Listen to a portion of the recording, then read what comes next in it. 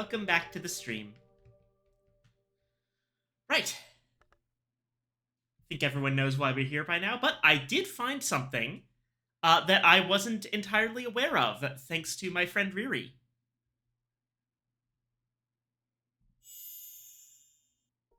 If you click on the title, you get a link to Hidden Papers, which opens up a computer window with a whole bunch of PDFs. I'm not gonna go ahead and read them all right now, but oh, 10K, thank you. Good luck, have fun booking those hours. I will.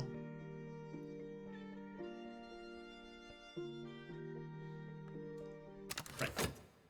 Where were we?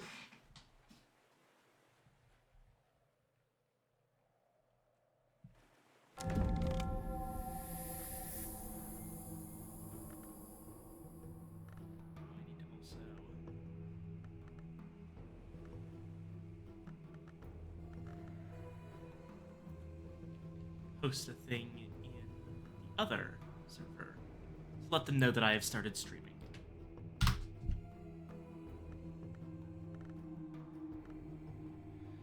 Right. So, hi base, Meowdy. You didn't know about the hidden PDFs? Hokeball gets annoyed by a whispering oracle.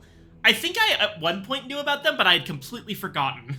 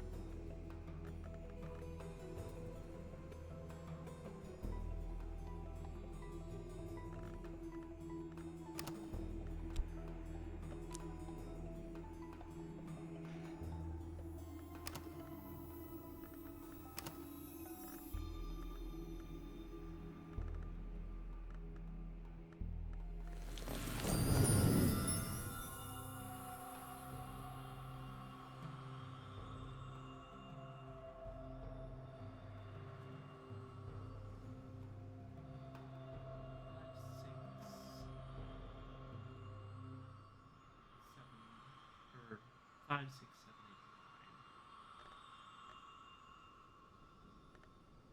eight, nine. Right, I did have some kind of plan for Skolakosophy, I think I remember.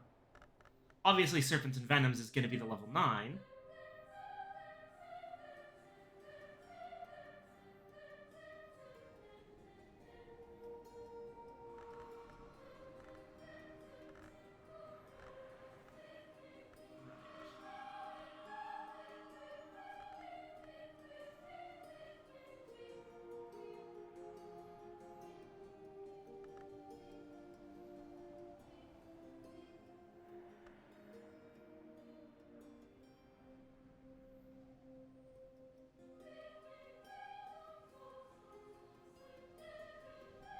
I had wanted Pentiments and Precursors, I know that.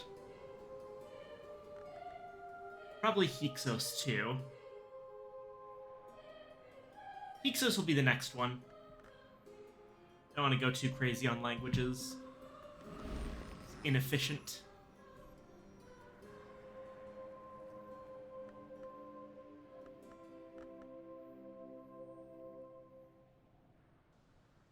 Though apparently,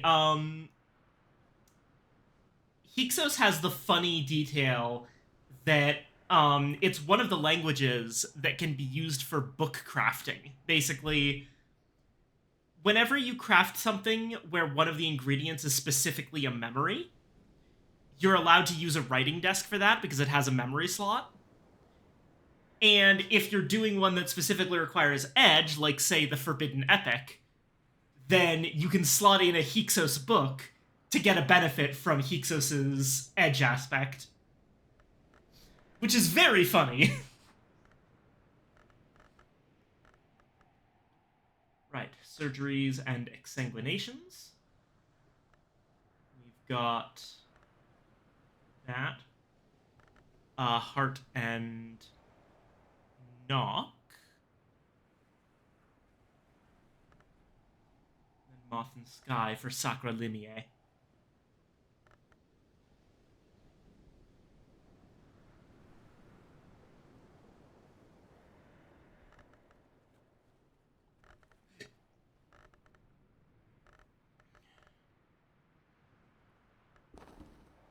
We've also got... I think the Affair of the Other Horizon is going to be concluded here, because I'm pretty sure it only has 3 visitors. I remember doing it on my other run.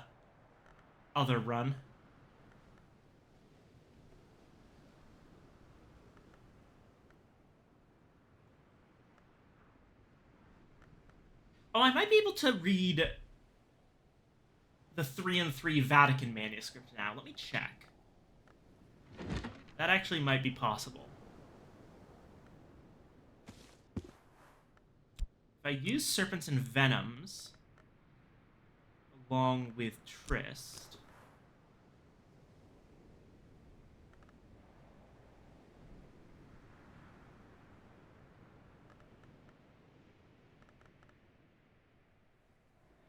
I can get up to 14 just through all this. Or sorry, 12 just through all this, if I put in a Clouds and this. So, if I were to, let's say...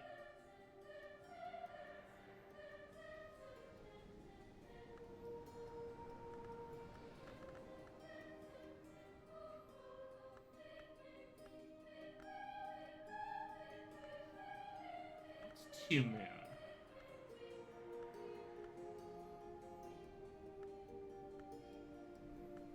Oh yeah, I'm also going to actually start reading these, because I haven't actually read most of the Tantras yet.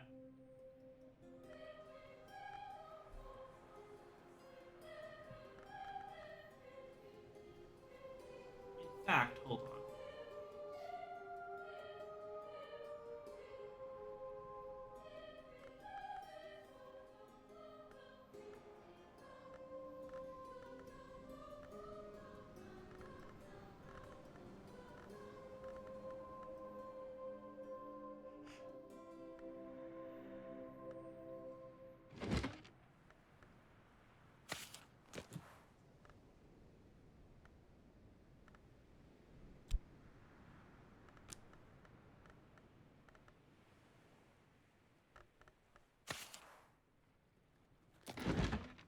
Oh, come on. That should have worked.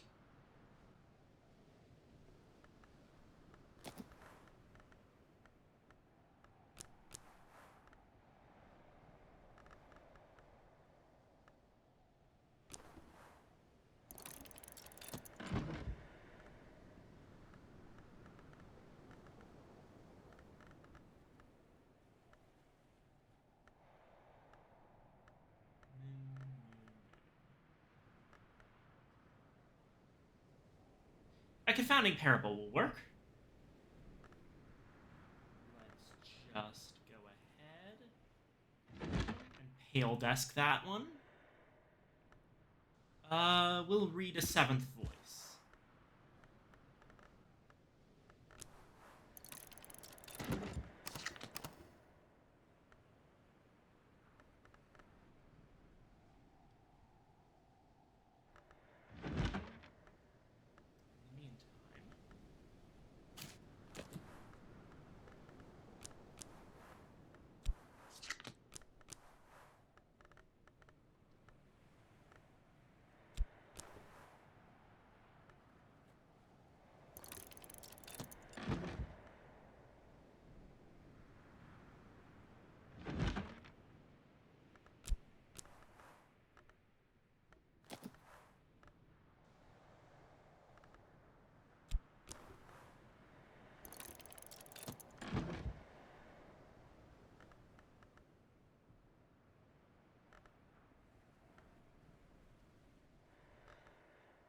You know what?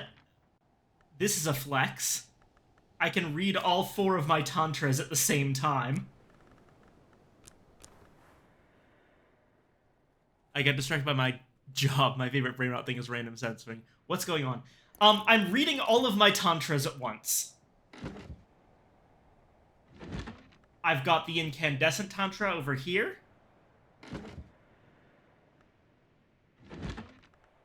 Watchful tantra up here.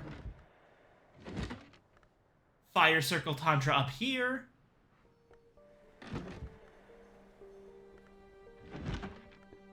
And thirsting tantra down here.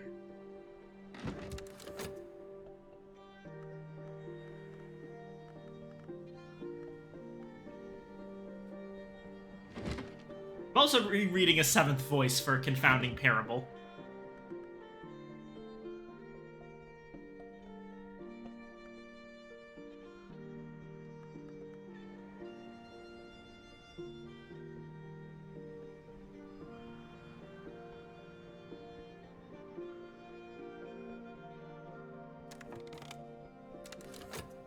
You know, I just realized I did it again. I'm going to have to go get my goddamn cheat sheet. 1 second.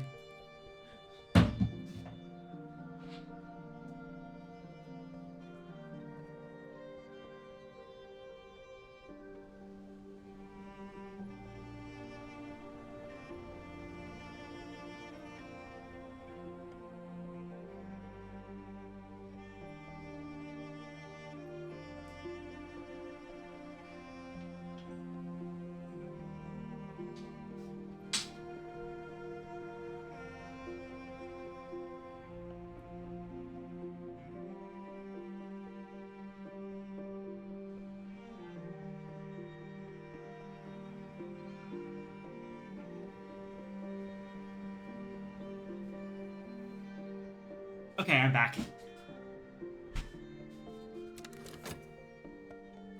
I remember that last time I had a plan to, I think,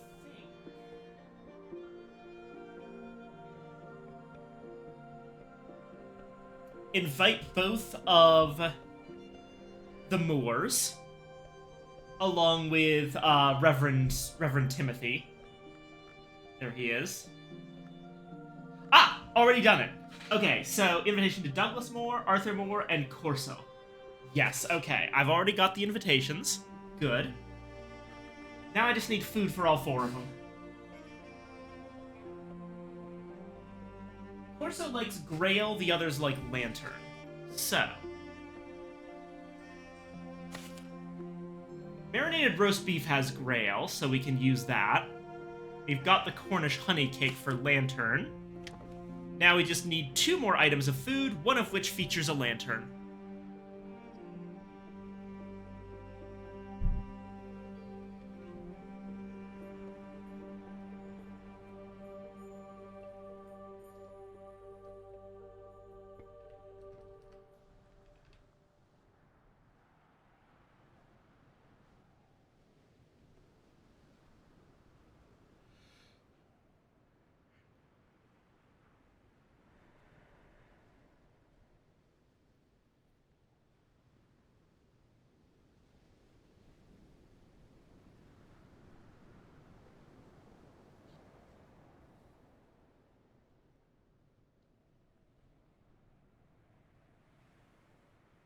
Let's see.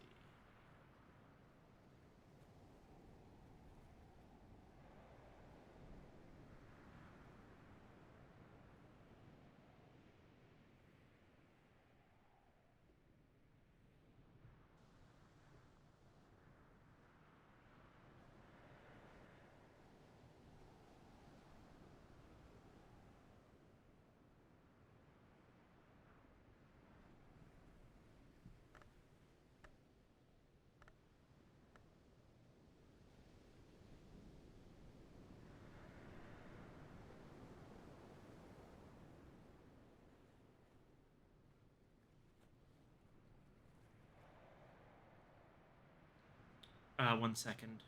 Need to do something with the audio.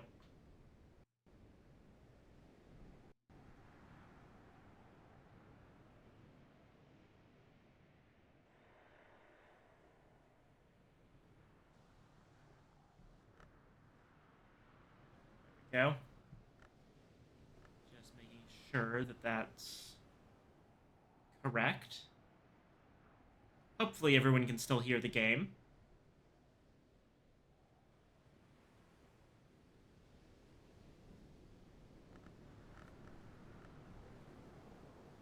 Right. Um... Hmm.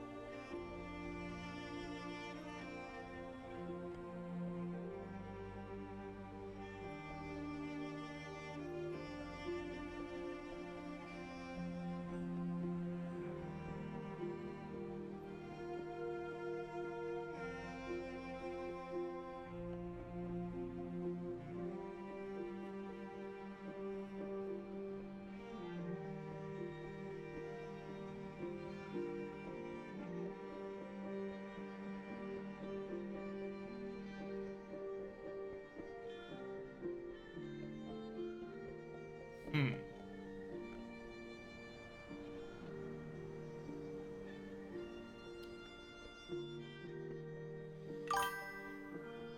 I am considering foods. You know what? Apparently, I can get more from the keels. So, I'm going to take a plunge here.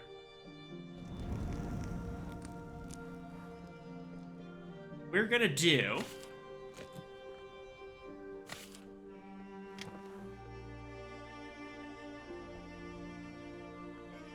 That's not...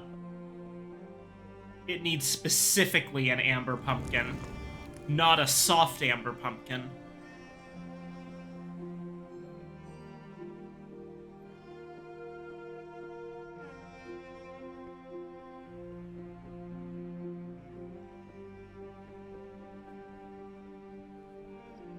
Ah, shit.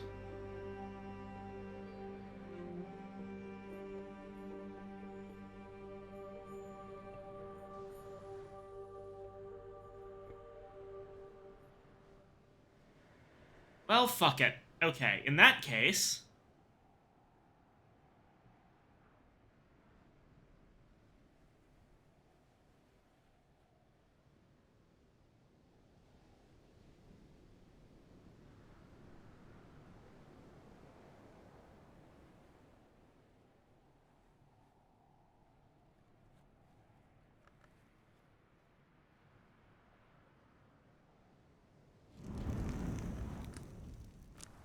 How about...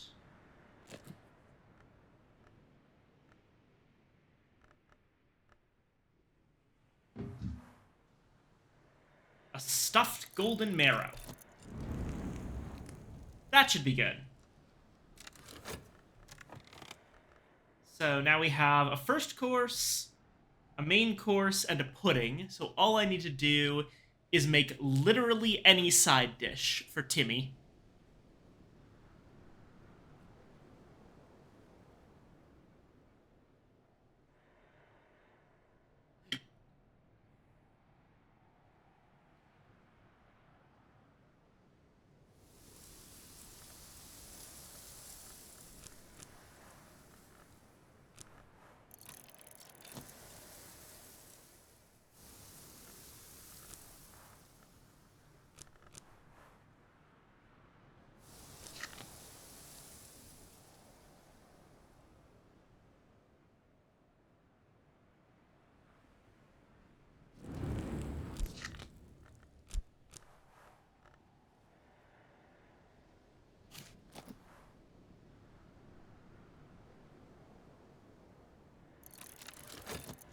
grape salad.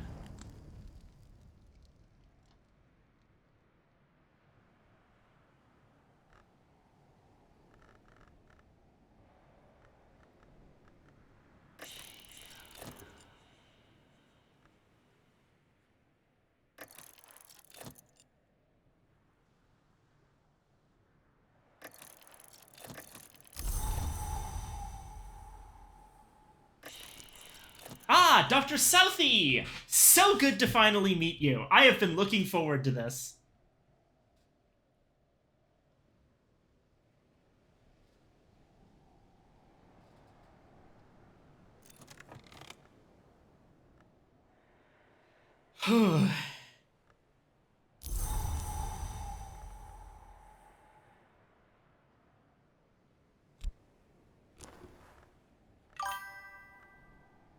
I have not. I don't remember if you just get a language from someone, if you still get their calling card. So it might be a good idea to give her a consultation, then invite her back for language tutoring, because I desperately need Erikapian.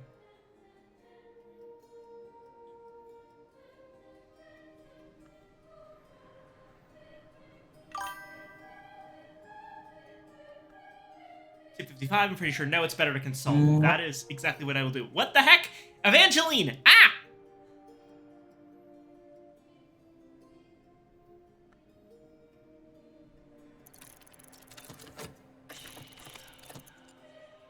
Okay. She likes moon and winter. Well...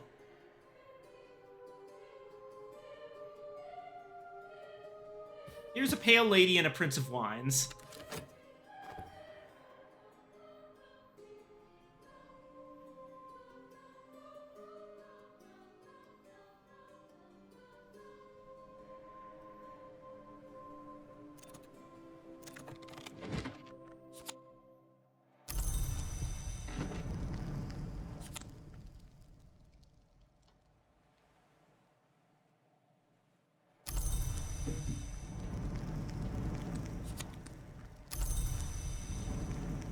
Yeah?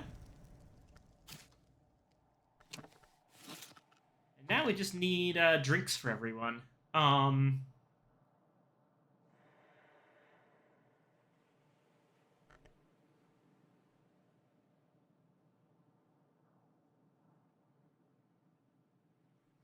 What the heck. I'll break out the deep sweetened Assam.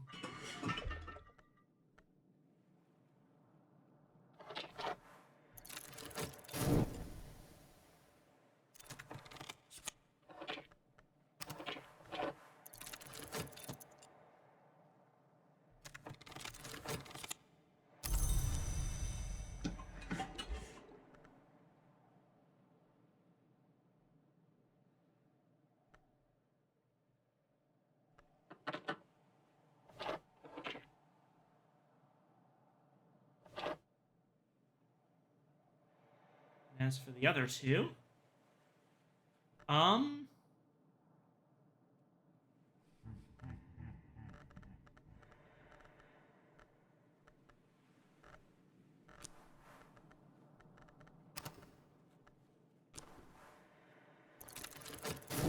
probably just 2 witching Tizons.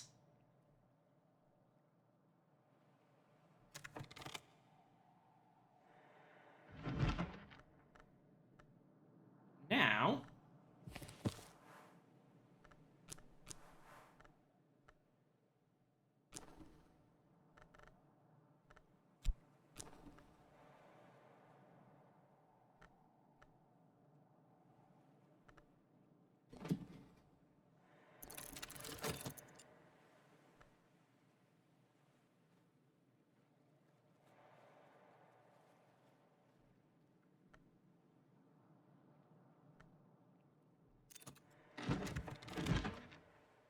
here we go, 4 tantras at once.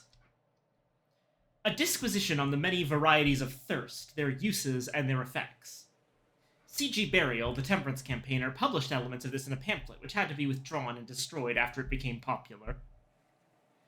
The Tantra describes how the satisfaction of thirsts may allow a mortal to rise into the service of the thirsting power, but warns of the consequences of rejecting those rarer thirsts for common ones. A man who thirsts, O mighty one, whose mind clings to actions in this world, will return to this world of action from that other place.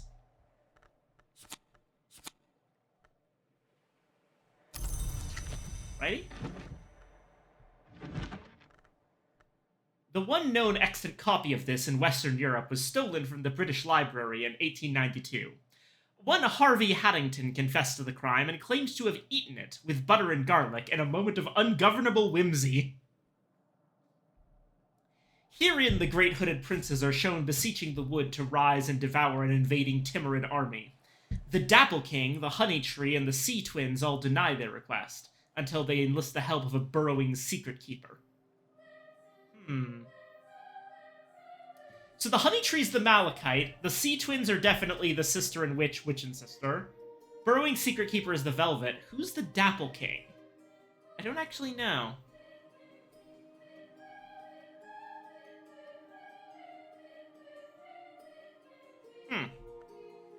Armed with blackmail material from the Burrowing Secret Keeper, the Great Hooded Princes petition the powers of the wood for a second time, and are successful. 1/4 of the Timurid army is devoured by bees, 1/4 drown themselves, and 1/4 disrobe themselves until nothing remains. Well, okay, if we assume that those apply to the 3 powers from before,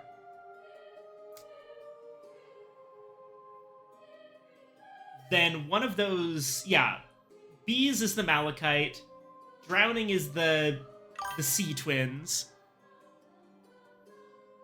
Dappled Rose, right.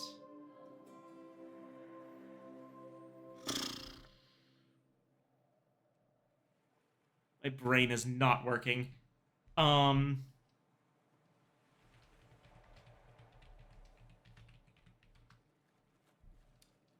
Rose, Dappled Rose.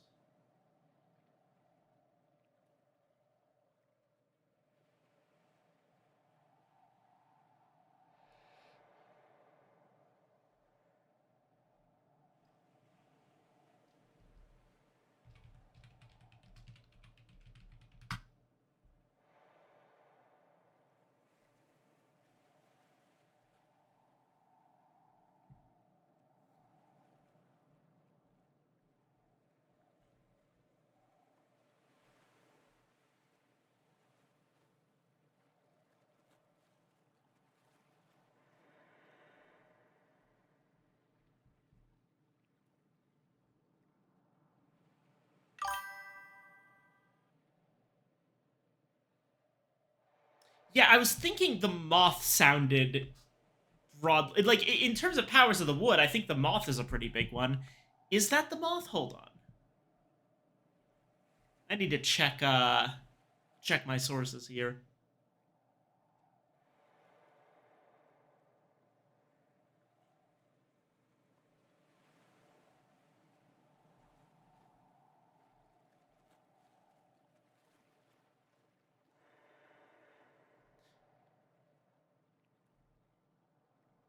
Yeah, okay, it's the moth.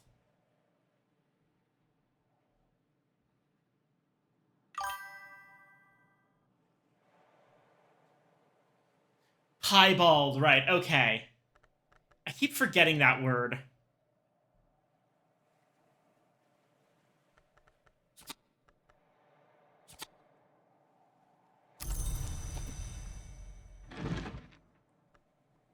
Michael Blockley, the eccentric iron magnate, was fond of quoting from this tantra. Blockley died in a factory fire. Dialogues with an entity called the Crucible Prince. The prince warns about the appetites of his mistress, the Burning Queen, and the peril of the naked desire she shares with the sun, but professes his loyalty nevertheless. A rite which changes is necessarily a rite which destroys, but a great change requires a destruction of savage extent. That one's pretty self-explanatory. We know that,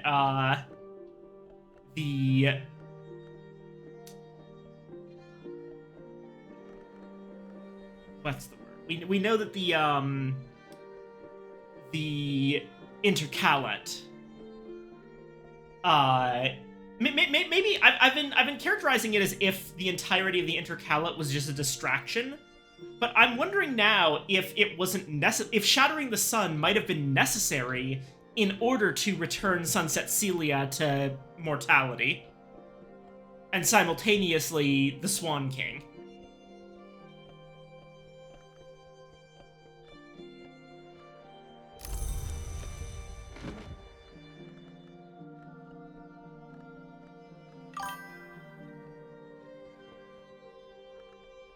Wonder if that's only the first history. Possibly so.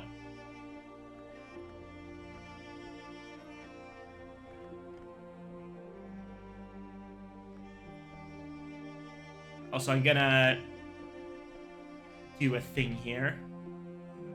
I'm keeping these in their little scroll shelves, but I'm gonna label them with their respective thingies.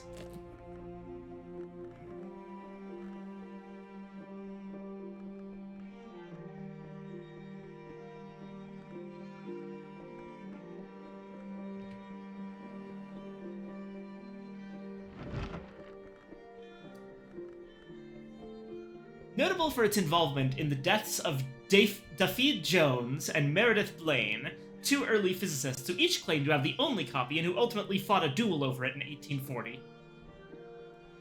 The Tantra describes processes of occult illumination, including a formula which may show the way from the Hunter's Gate to the Serpent Gate, which in the West is usually called the Spider's Door. The sun passes through the house at the appointed time. Since the sun's division, the time has become uncertain. Revelation, and Purification's Exaltations. Stag to Spider, yeah, that makes sense.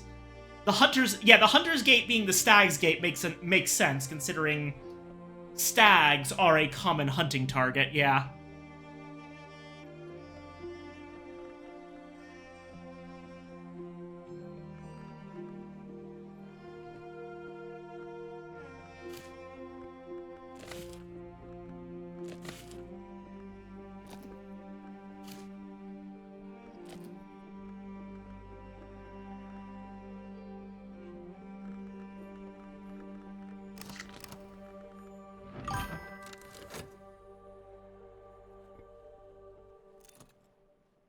I'm not certain it's the time of the Shadowless Kings, more the place of the Shadowless Kings.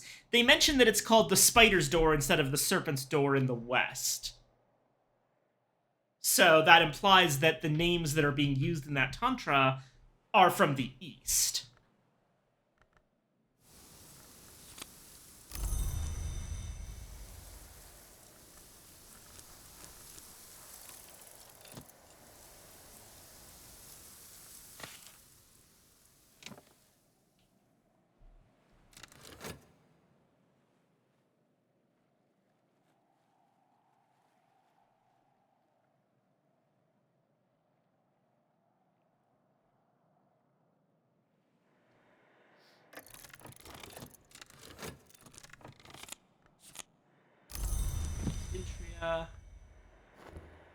And Yvette's card.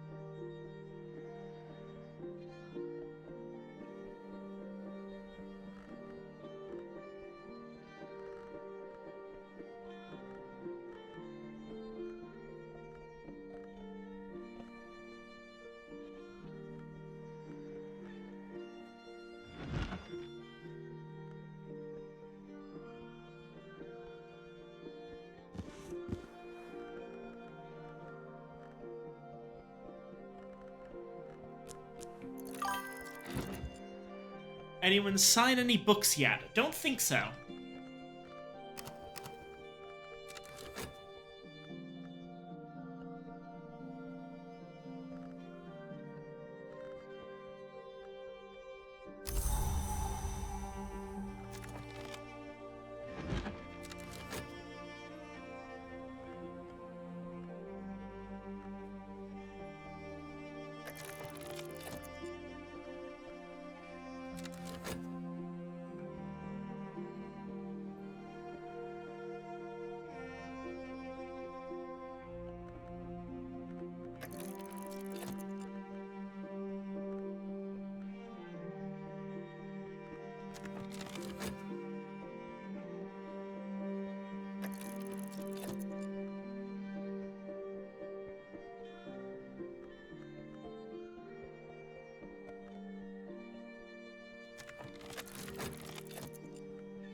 Okay.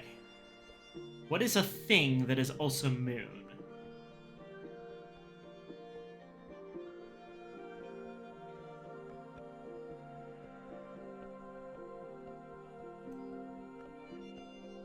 Ambergris chunk could work.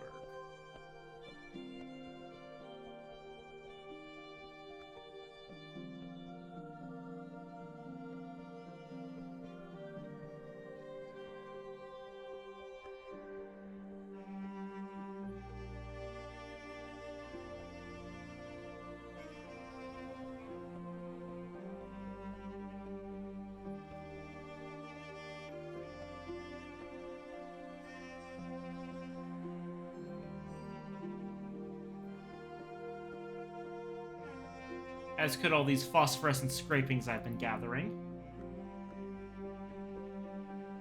Sand.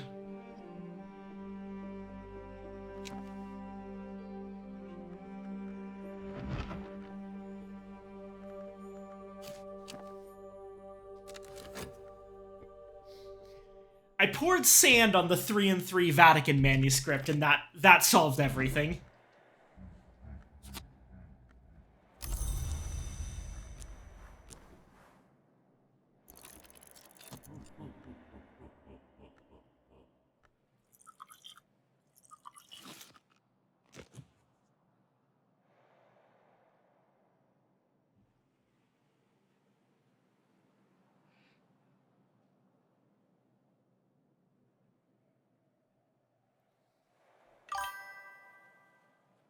We don't know why the occult works, but we do know it works.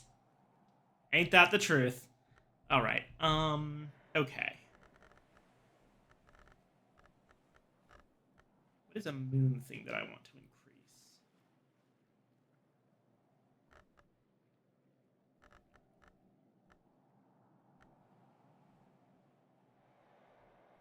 Desires and dissolutions.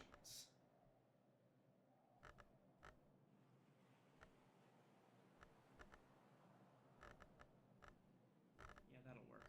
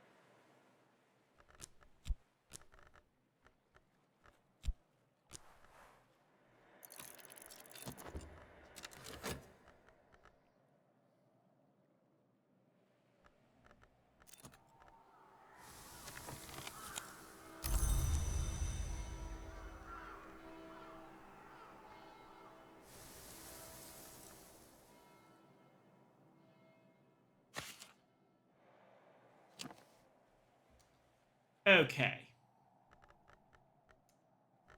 Right, I have an invitation to write.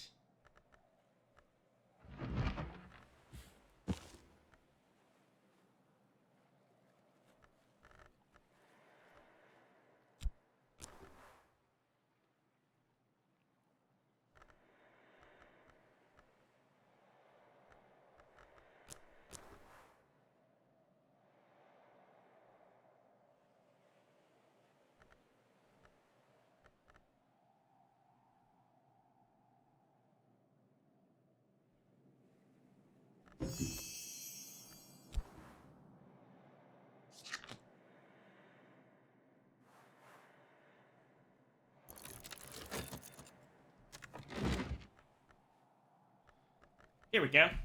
Okay. The 3 and 3 Vatican, a church-authorized version of an older text. This book describes the chancel and the calyptra, two triads of hours with subtle, far-reaching powers and responsibilities. It has clearly been reworked to fit church doctrine. The deepest knowledge is forbidden to all mortals except those who seek it beneath the Watchman's tree. It is Calyptra that planted that tree, but it is the chancel, the cruciate, that has elected Calyptra. Who then elected the cruciate, or as the saying goes, a matter of Janus. The sister and witch is cruciate, but the witch and sister is not. Even those powers that demand a conjunction are not always conjoined. When the sister is nowhere, does this mean nowhere sits in Crucium? Intuition.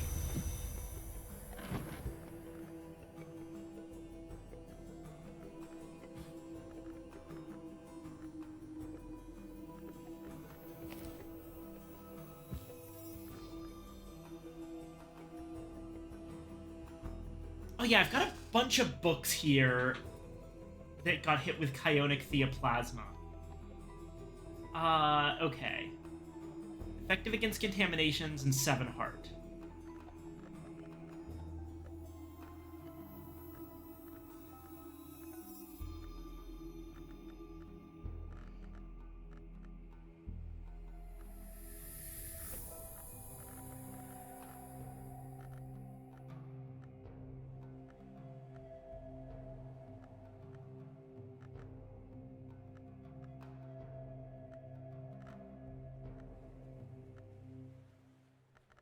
Effective against contaminations.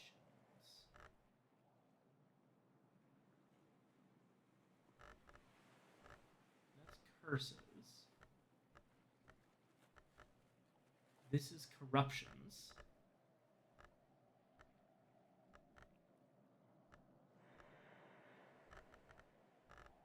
Different tactic. What has heart? Hopefully some of it's effective against contaminations. That's corruptions.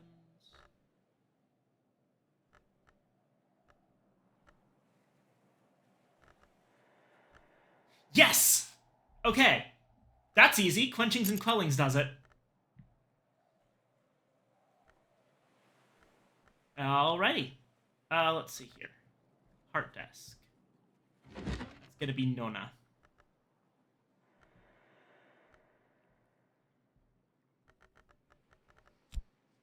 Let's begin the decontamination process.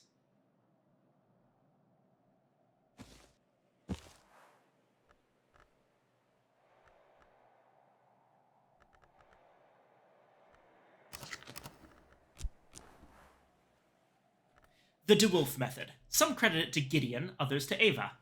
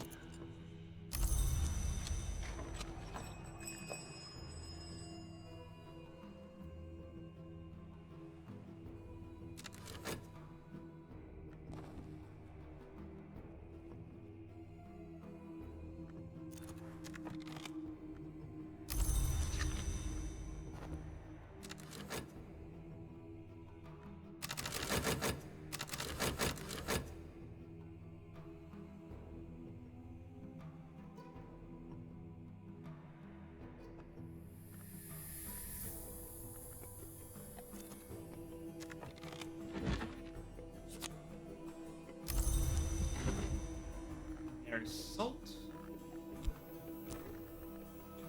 Use.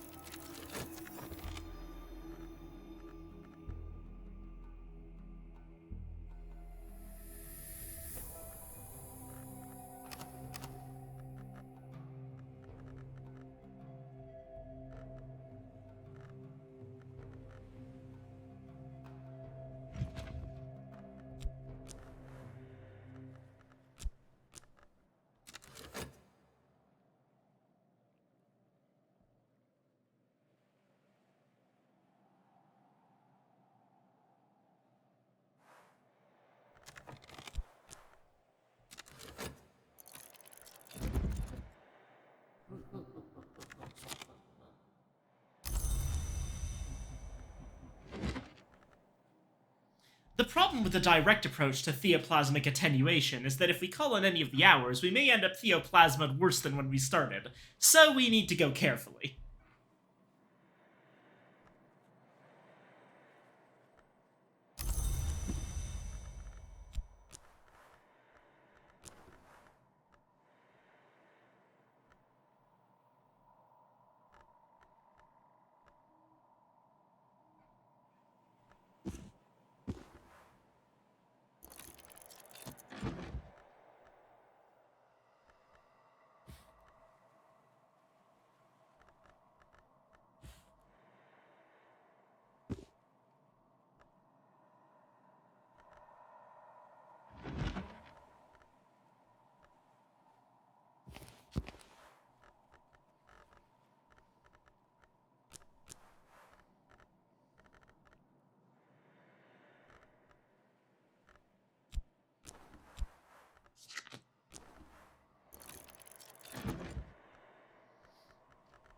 You can finally read a very basic winter book.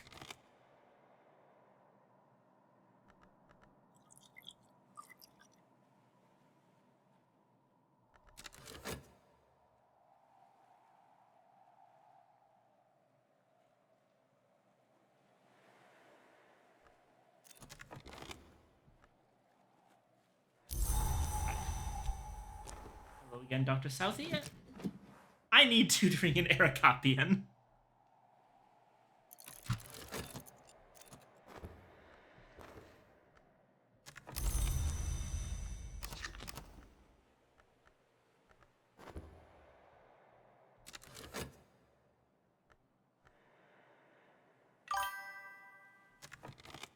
Then I can read cool Newman books. Yes!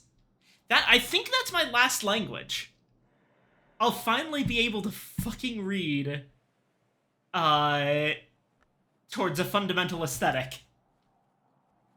This has been... Not just that, but also I'll be able to read Nin's Cages.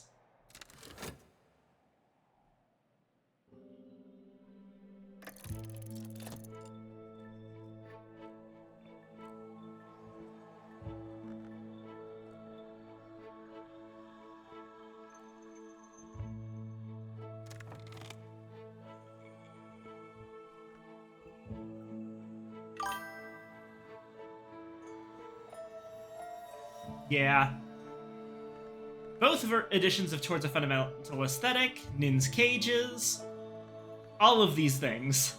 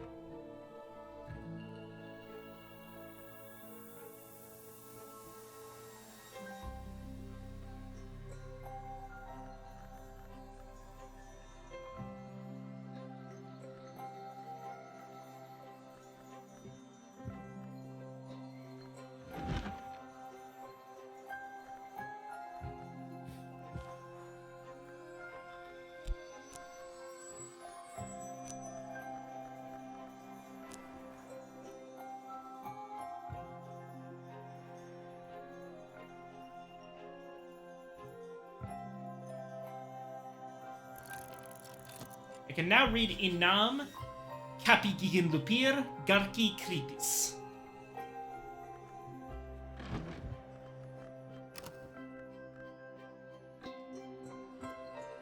Alright, now we have a bunch more lessons to get through because I read all of my tantras at once. Let's see. Which history does Nillikant connect to? That's Marakat. Nillikant. Third history.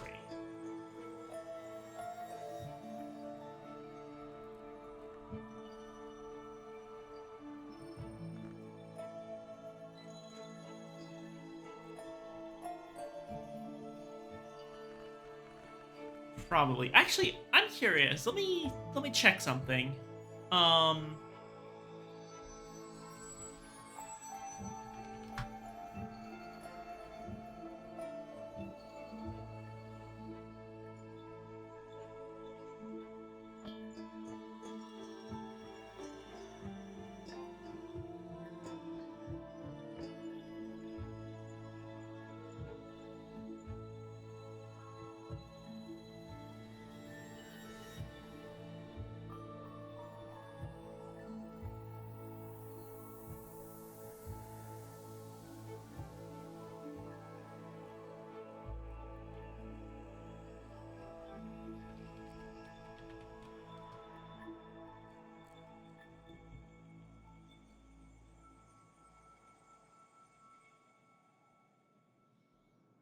I'm not immediately finding that there are any in-game books that are explicitly stated as being written in Nillicant.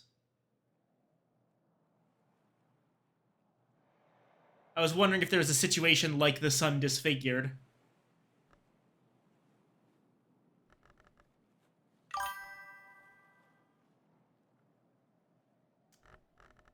I believe Orpiment Exultant is the second, yeah. No, Orpiment Exultant is fourth. So, okay. Marakat's the fifth, Orpiment Exultant is the fourth, Nillicant is the third, Uzult is the first, which leaves Porphyrin as the second.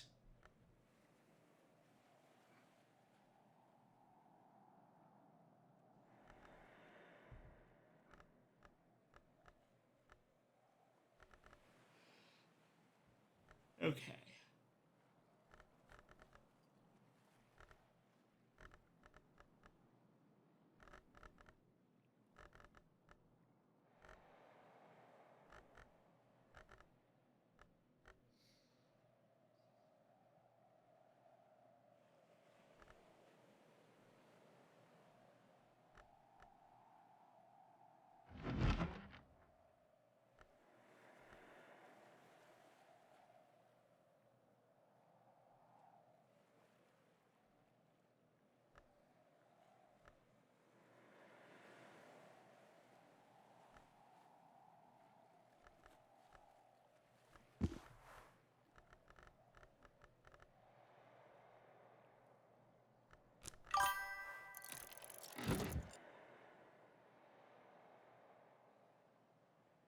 What the fuck happened in the second history to make Porphyrin like that?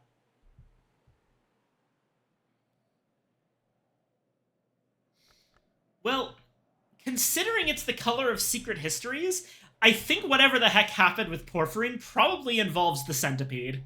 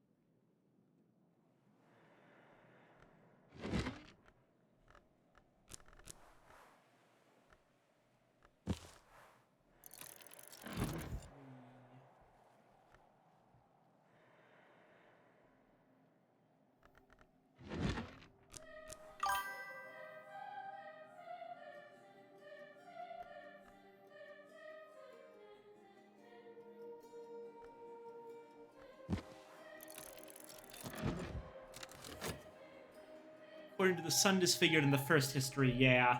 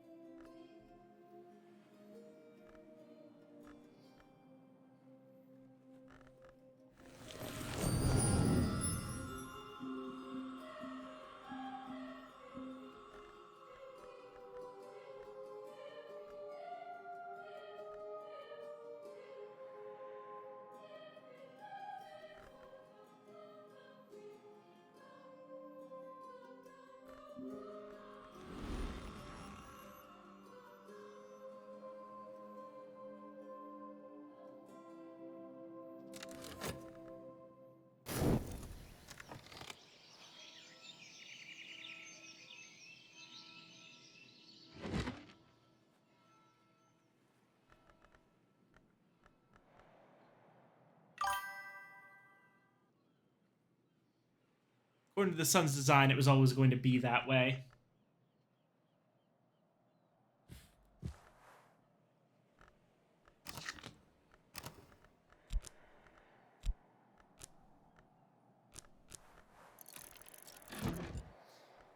Right?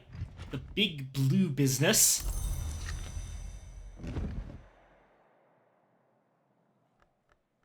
Pattern has some forge as well.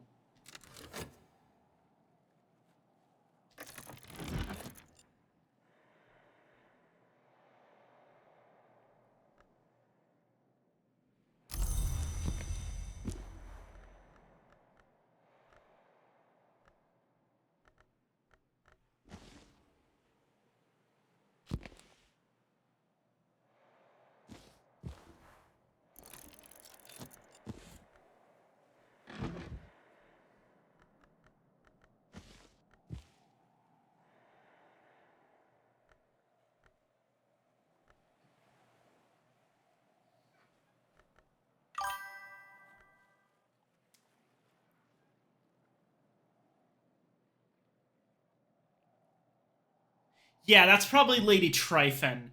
She was Sunset Celia's sister, and we know that she's a Greylong.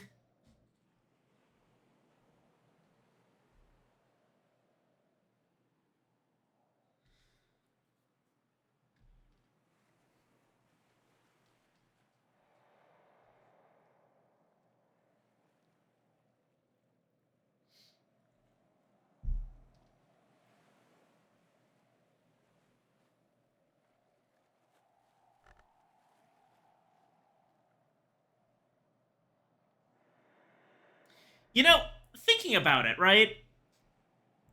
When I originally played Cultist Simulator, there's that whole lore that there's only a certain number of long that are allowed. Um, and I, like, figured, you know, it's probably not a massive number, but I'm imagining entire crowds of long in the house. But the more I've looked into this, the more it seems like that number is maybe even, like, smaller than I expected. Didn't you serve the Vagabond during the War of the Roads? See, I can make up lore too. Who's making up lore here?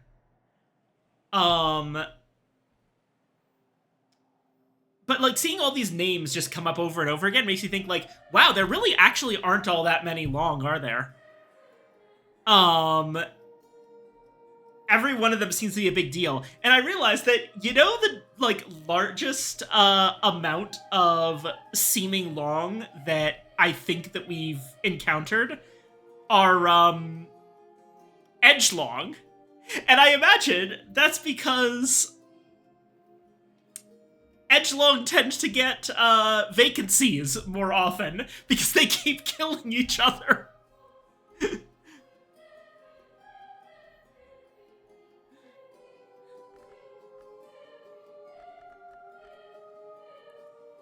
yeah, I think there might be more edgelong than most other types of long overall throughout the histories. Yeah, edgelong also need to be in a dyad, as in two fighting all that. That's exactly what I mean, right? But, like, they're constantly fighting, so a lot of the time, people who are edgelong end up killing each other. One side of the dyad dies, that means the other side dies too, which means there's another 2 spaces empty. So, edgelong are like a revolving door. At least on the grand scale of things. Obviously, they probably stick around for a while, and there are some edgelong who are good enough that, and evenly matched enough, that neither of them ever gets the upper hand.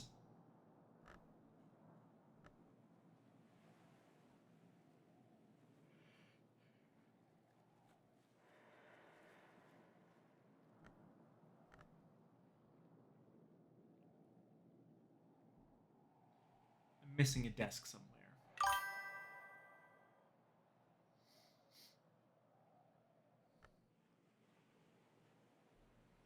Real names / long are weird. Like, there's a book about how the legions are names of an hour. Huh.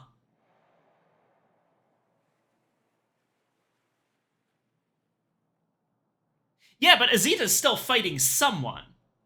She's presumably still fighting her other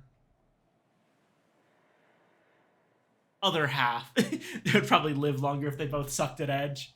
Oh my god. Yeah, you're right.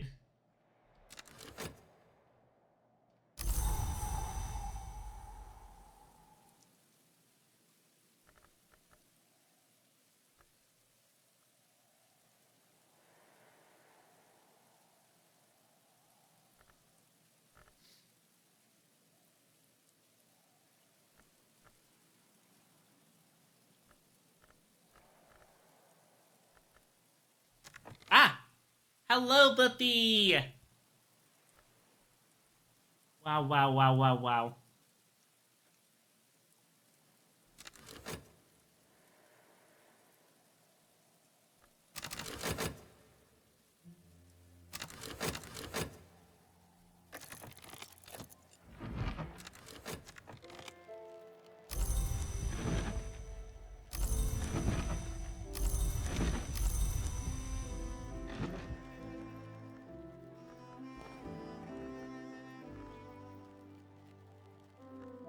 Plan was, as I recall.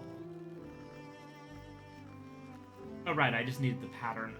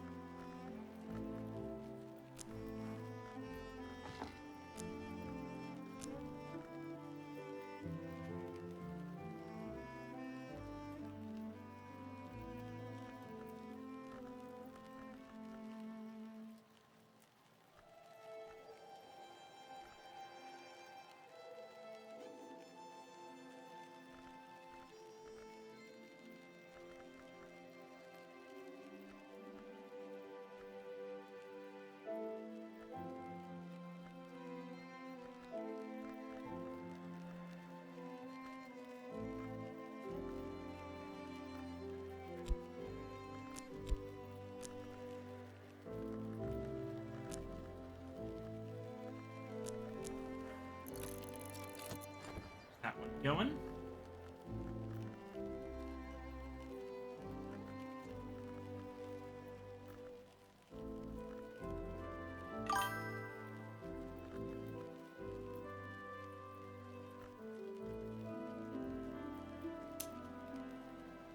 All the legions of it need at one point been a name of the Grail. Sun Tzu said, force is mass squared times acceleration, and the best way to get the most mass moving in a certain direction is to make friends. I don't know why the Edgelong aren't friendlier. What, you don't try to stab your friends?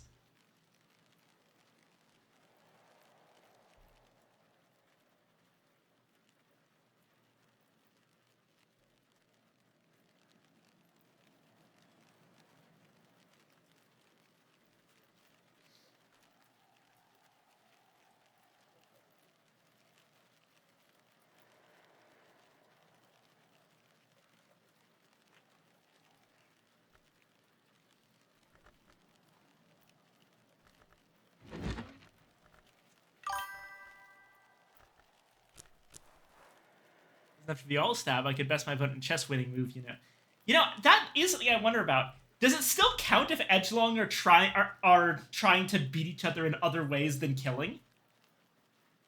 Like, if you had two Edgelong who were cutthroat business owners that were constantly trying to undercut the competition, would that work?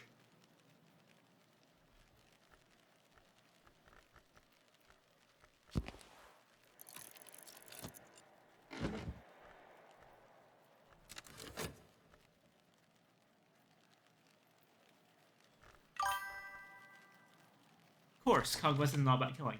Huh, neat.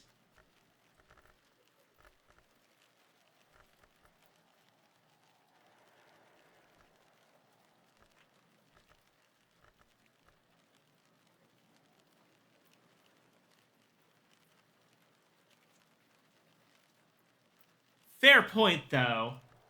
You still need something that can be kind of drawn out for a really long time if you want to actually stay alive. Though I'm not certain. I'm genuinely not certain a lot of that many edgelong care that much about immortality rather than taking out their rival.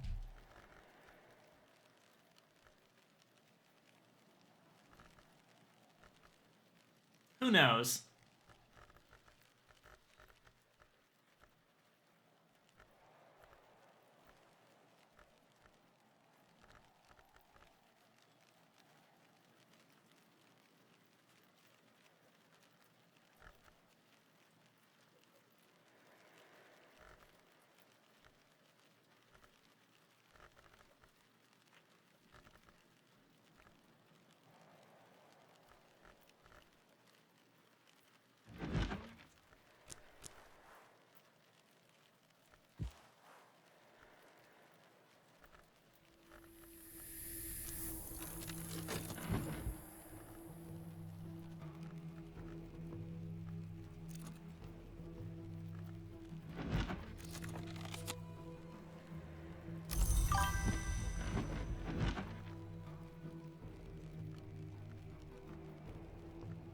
Over 100 years of the Abbey's annals, from 1230 to 1350.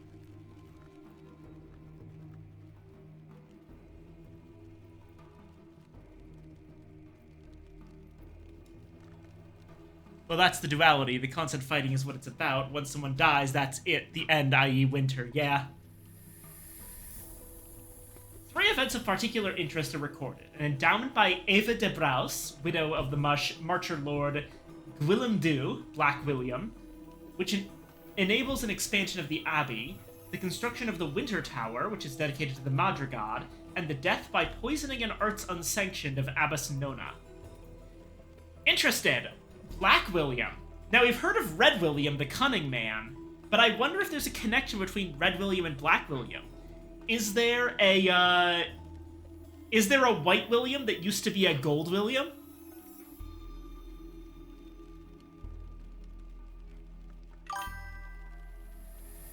White William is racist. Ah! Inks of Containment! Excellent! And a regret.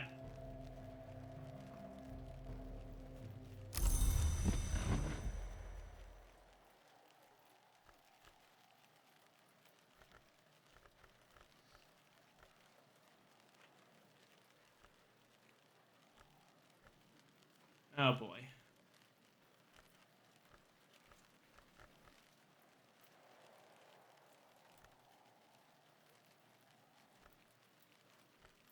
I am out of space for regrets.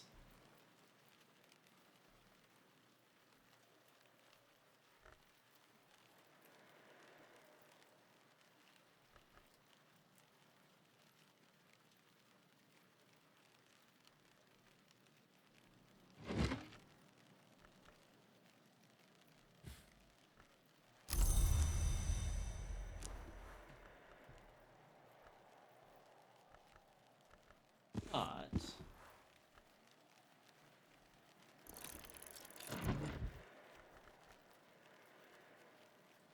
here's an idea.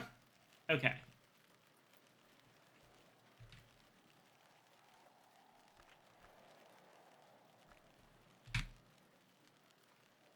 Now that we've successfully removed all of our Chionic Theoplasma,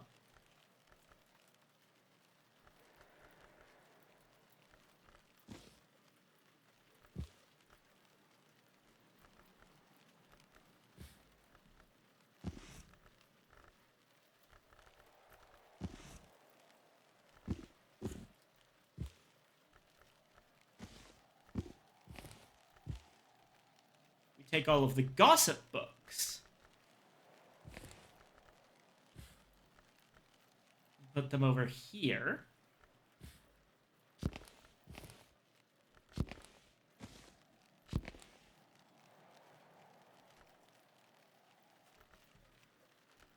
And make this an overflow shelf for regret. What William is evil, Black Betty? Yeah.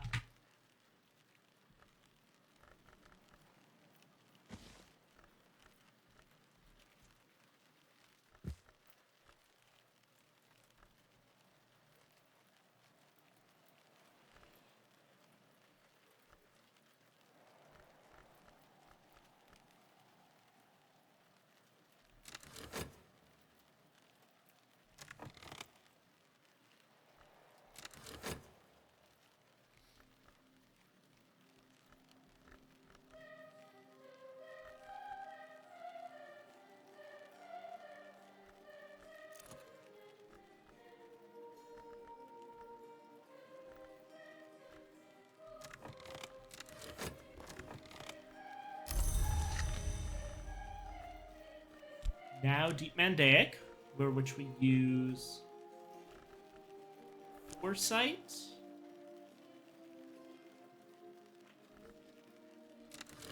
And I think it's still giving us the pattern. In that case, then instead, we're going to learn Inks of Containment. A new skill! An actual new skill after all this time.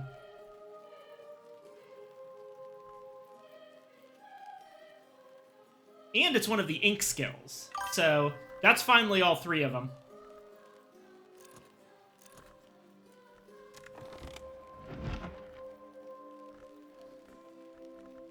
Ah, right. Inam. Has not the beach crow shared his treasure? Garki. Not the rarest. He takes those things most precious, which he claims found, not stolen. The beach crow, Kapi Gigan Lupir, suggests, is not only a thief, but also a spy and even a voyeur. He has hidden the memory of secret couplings among the hours and their names in the corners of the house, as treasures to gloat over. There is particularly fevered speculation on a liaison between the Ringyu, that fervent hour of the wood, and the mare in the tree, who sometimes has been the witch's sister. Huh. More transformations and liberations. And yet another foresight, which just replaced the previous one.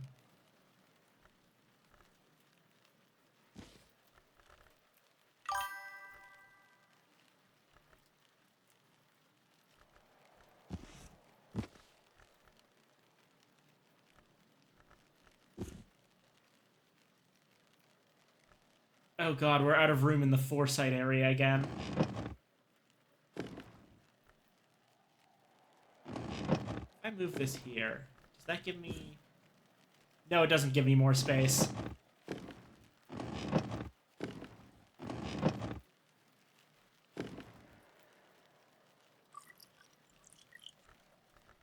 Oh, for the love of God.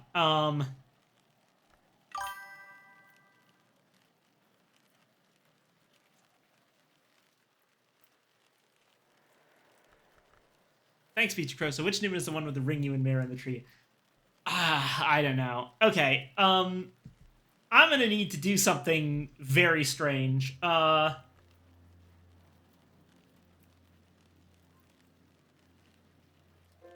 don't like splitting things up too much, but the foresight situation has become somewhat untenable.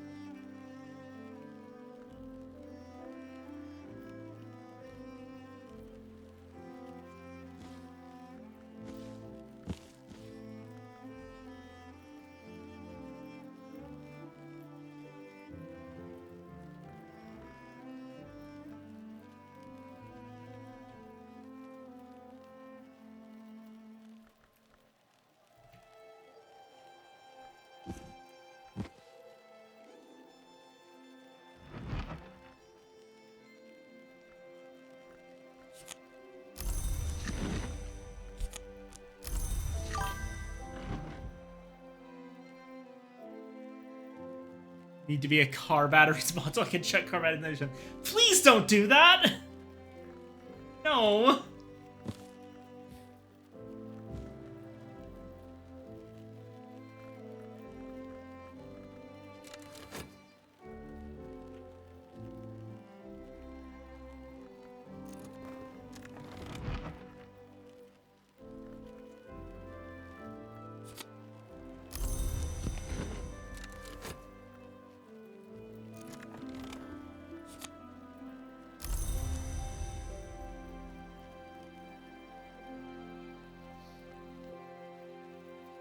Ah, it's potentially preservation.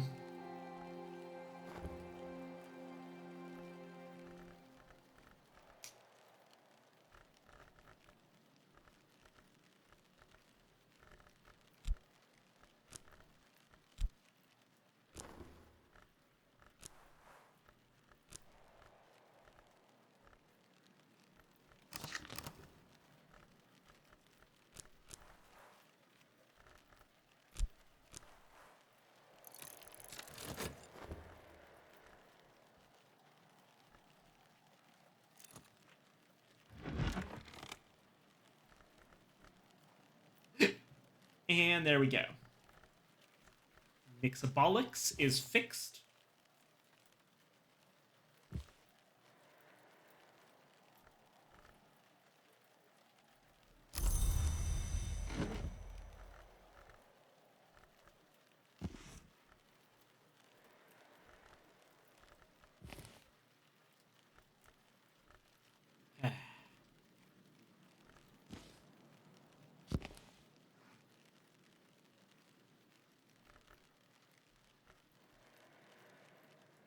Eels need to recharge. No! They're already too powerful.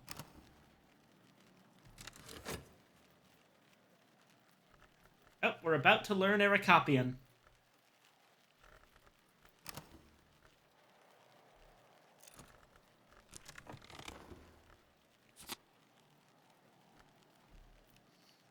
Ah.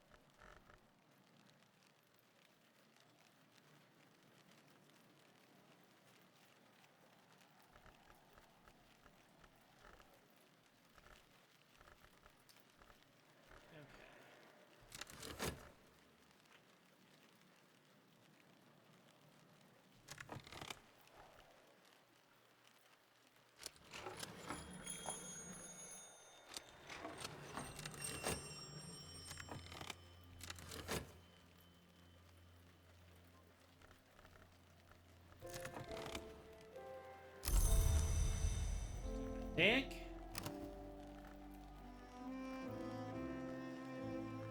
Next up. Plan was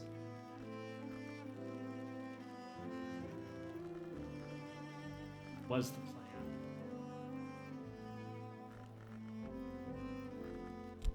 I think I was doing something with Sky Stories.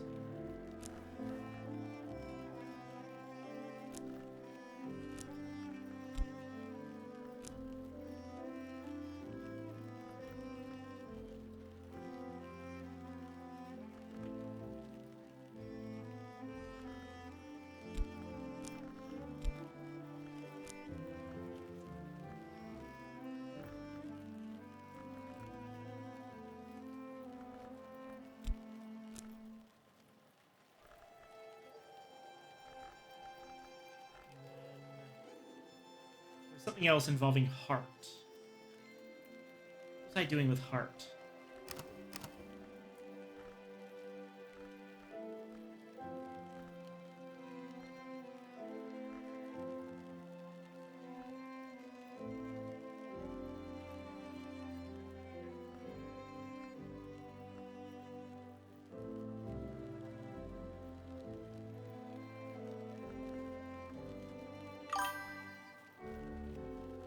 Has Sneck made a flute yet? Yes, I have. Flute is secure.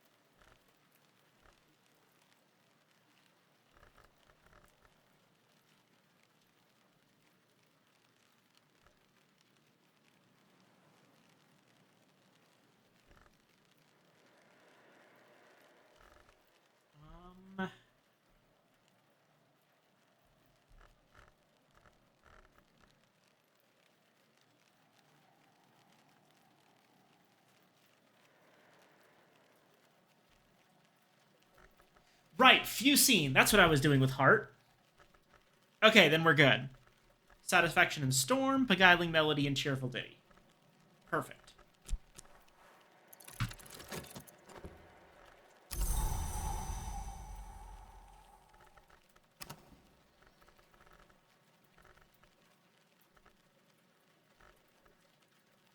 Ah, and this reminds me.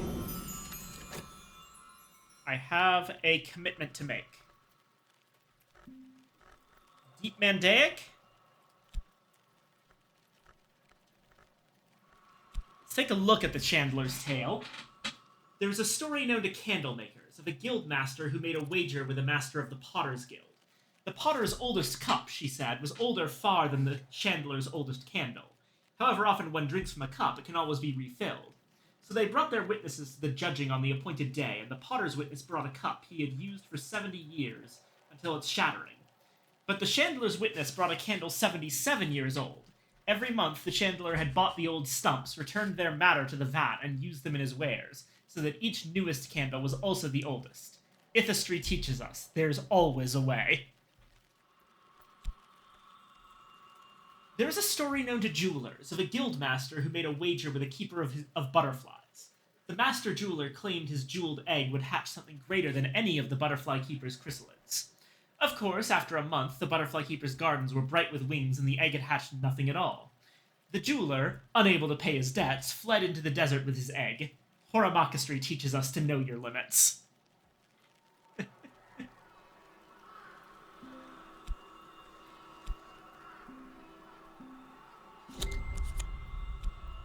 And that's an extra medal.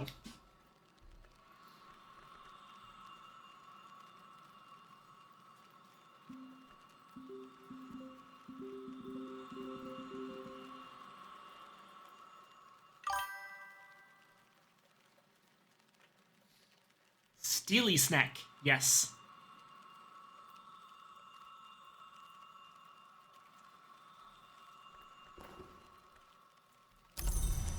Oh shit, hold on. Timer was running that whole time, fuck. Alright.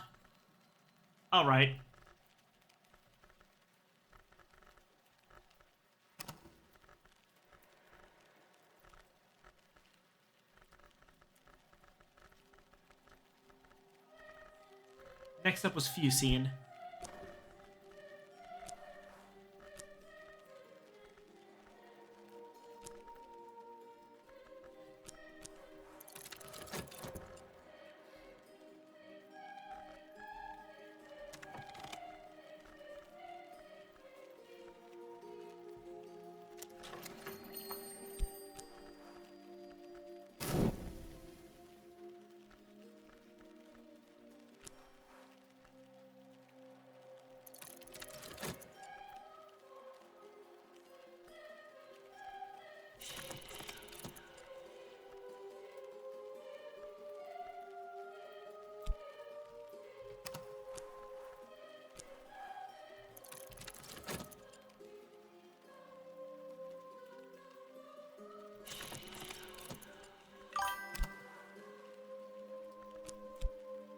One more to go. Ha ha ha! If you're leveling the languages, you must be close to finishing the tree. Probably, actually. Tree's looking like this. I haven't made a ton of commitments yet, but I've maxed out preservation, and I'm planning on definitely maxing out Skolakosophy. I just need to get the middle sections done. I've been doing a lot of leveling without actually all that much commitment.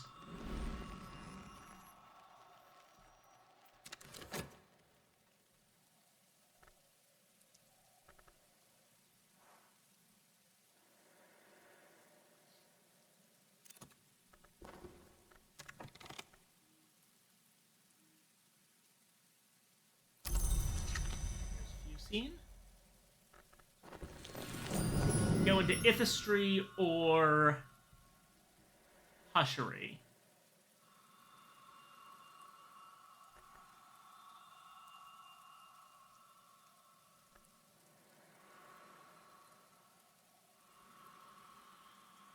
Needs one more level before I feel comfortable putting it in Ithistry.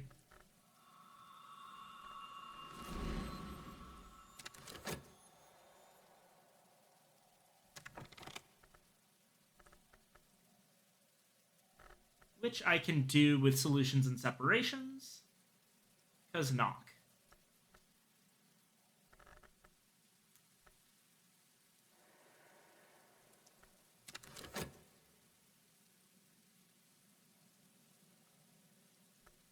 Oh, right. And we're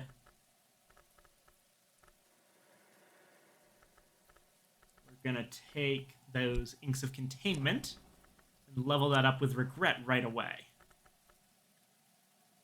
Lesson will be Edicts Inviolable. And we can use Whist for that.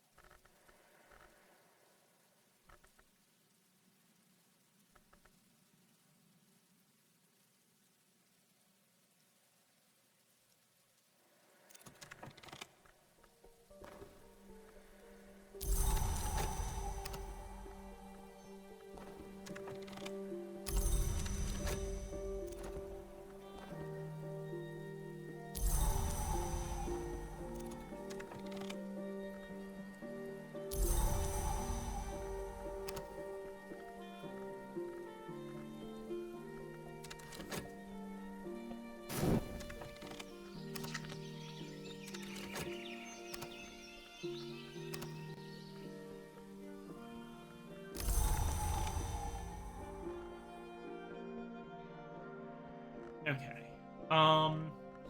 Clouds are nice. That's Moon right there.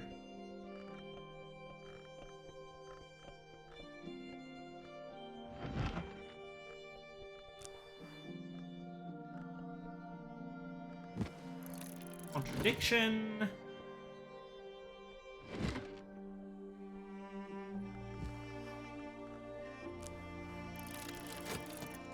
And Salt.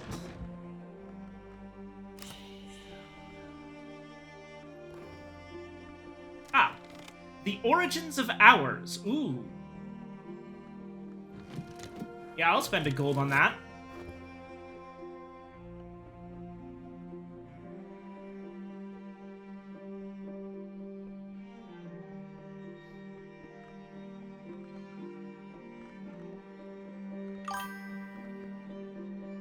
This is the book by Soham I keep referring to. Well, we're about to get it. Oh boy, that's a lot of sky. What's my best sky? It's gonna be Glazierian Lightsmithing. I see.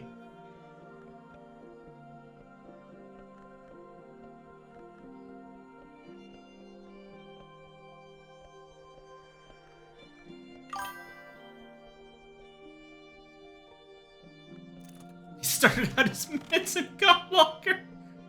Ah.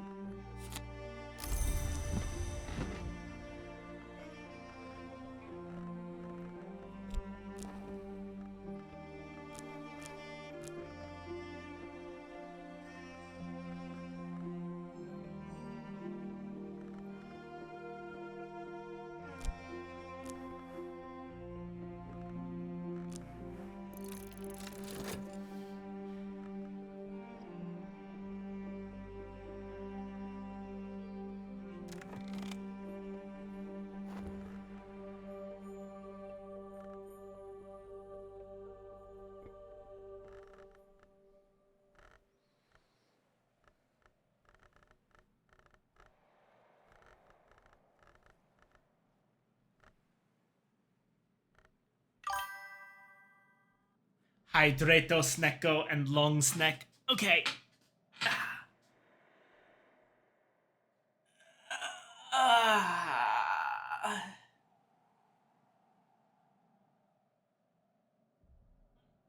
There's the Long Sneck. And hydration.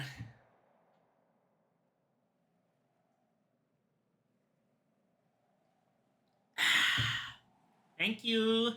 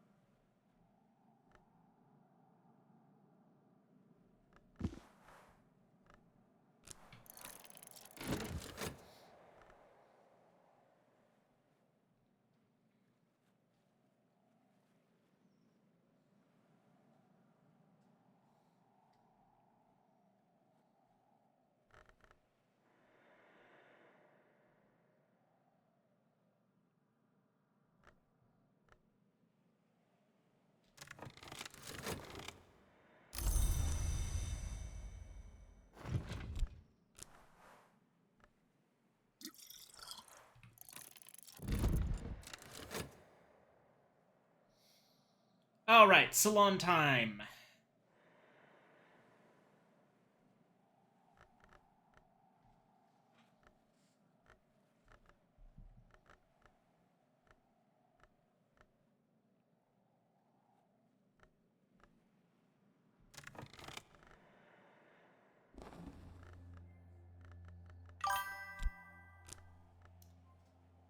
Villager. There's Timmy. Moors. Senor Corso.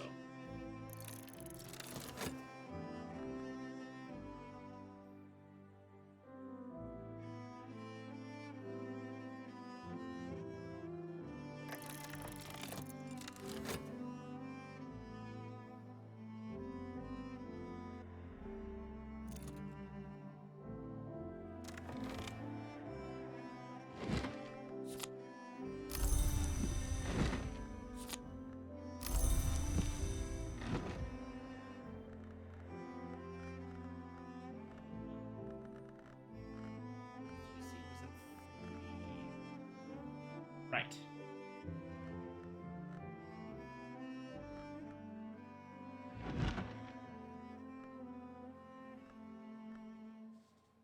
I'm gonna try something new here and actually attempt, and I think I can, to get stuff done during the salon. If I primarily use my health, I should be able to manage it, because I don't think salons ever ask for health.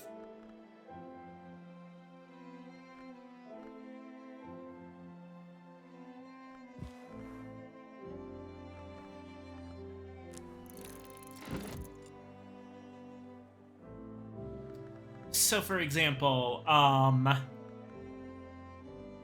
now I'm planning on upgrading Fusine one more time. But after that, Vac also needs an upgrade, so let's go ahead.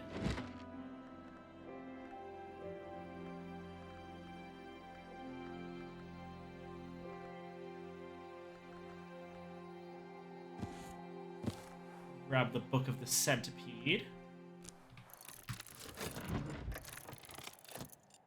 And then after that,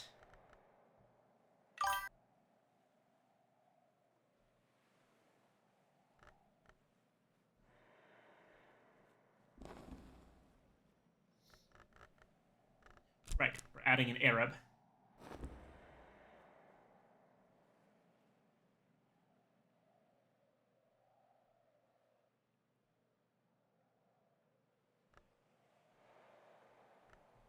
Let me plan some things out. We're probably going to get a lot of lantern lessons this salon.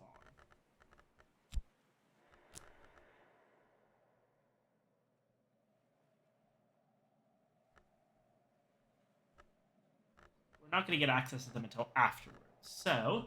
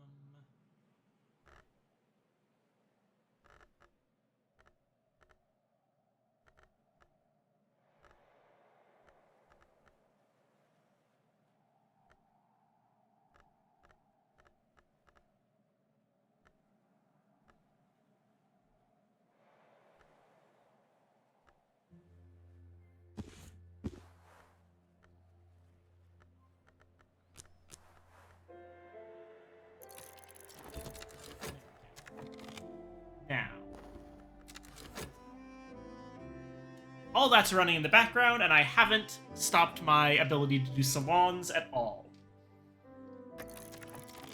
Timothy is relentlessly regaling Corso with his favorite moorland walks. Aww.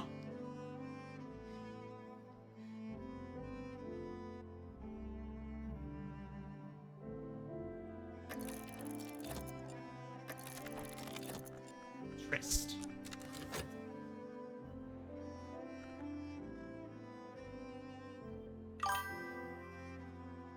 Corso deserves good moorland walks, yeah. Douglas and Corso chat affably about church. Douglas used to be a chapel-goer, but Mrs. Moore disapproves.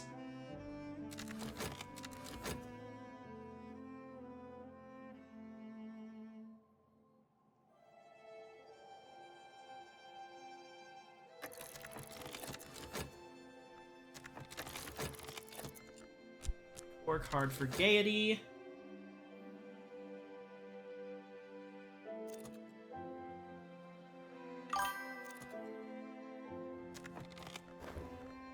Ah, there's the origins of ours.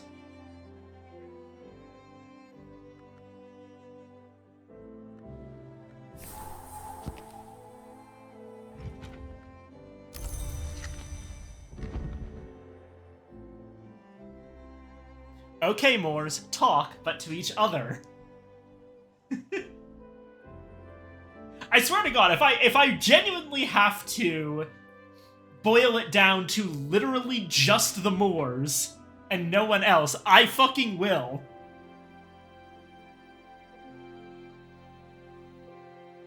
I don't want to be that obvious about what I'm doing, but if that's what it takes...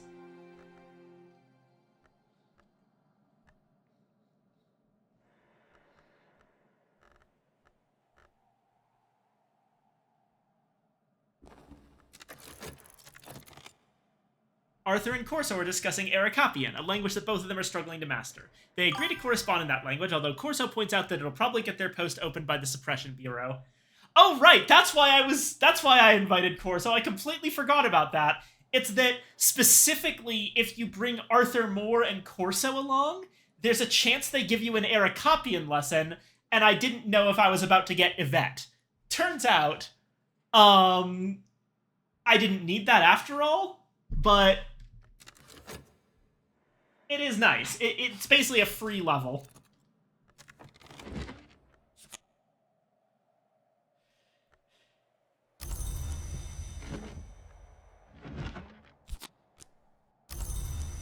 Okay.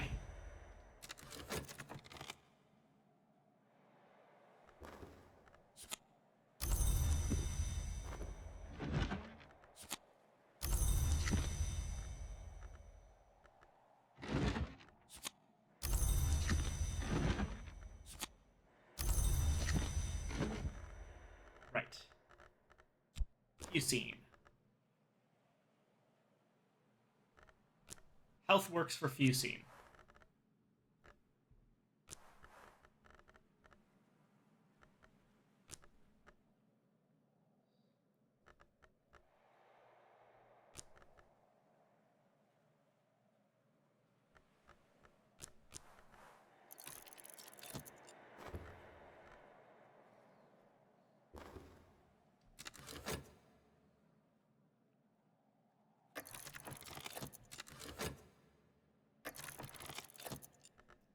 Trist. Come on, come on.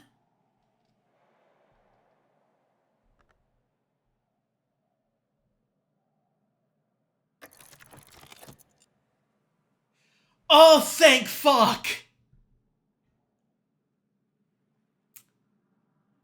Douglas and Arthur have a businesslike chat about the edge dyad known as Dearday and Torg, and the trouble they've caused over the years, which is abruptly derailed when Douglas, who is after all a detective, pierces the veil of discretion surrounding Arthur's family history, and realizes that the coincidence of surnames is not a coincidence, and that he's Arthur's great-nephew. Douglas's emotions are manifest only in his repetition of the phrase, "Well, I'll be blowed," and an unusually long handshake at the evening's end. So that's what they just didn't know? They didn't figure it out? The librarian's going crazy over here! Oh my god, they never figured it out.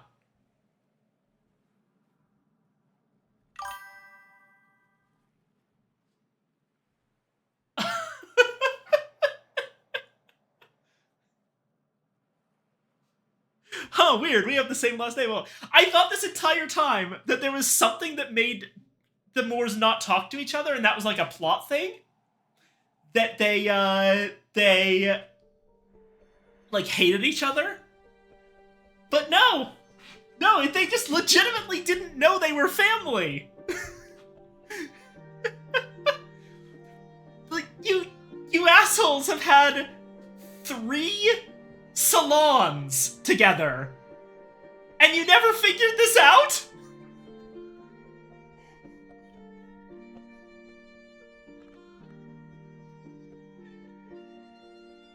Arthur agreed to correspond to Ericapian. These two might have something else to say on the matter if you invite them both back for another salon.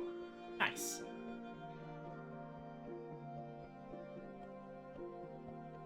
Oh my god. Douglas and Arthur realized they were family. Yet, no shit!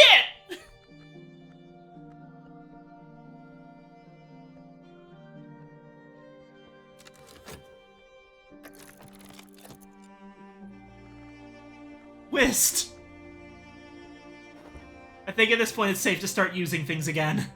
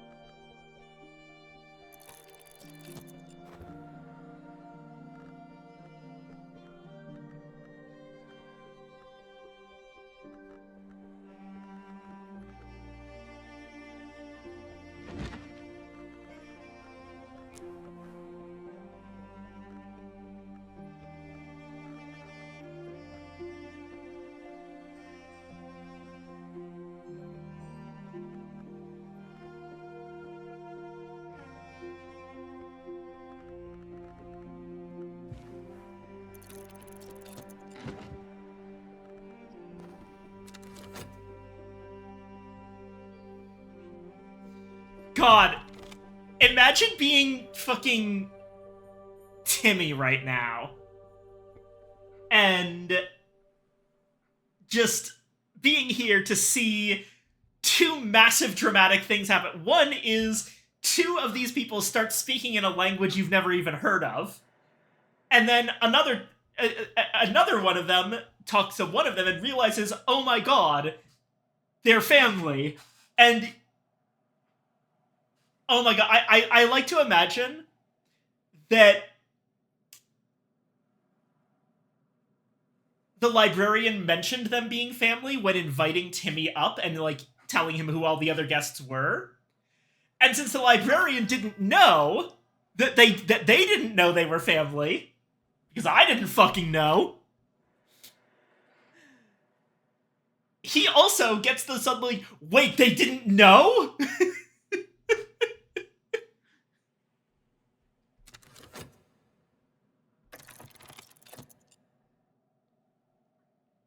Reverend Timothy is in possession of a manuscript on ink mixing that he proudly believes originated in the Labyrinth of Lions. He and Arthur discuss the content and provenance, until at last it becomes apparent to Timothy's obvious disappointment that it's a much more recent forgery. No! No, no, no, no. I'm so sorry, Timmy.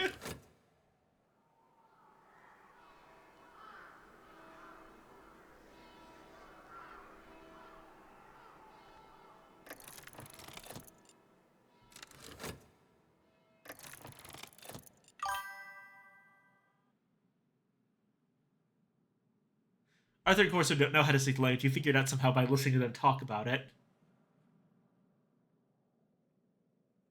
Ah, right. They're not speaking the language. They're corresponding. They're writing to each other in Aarakocrapan. Got it.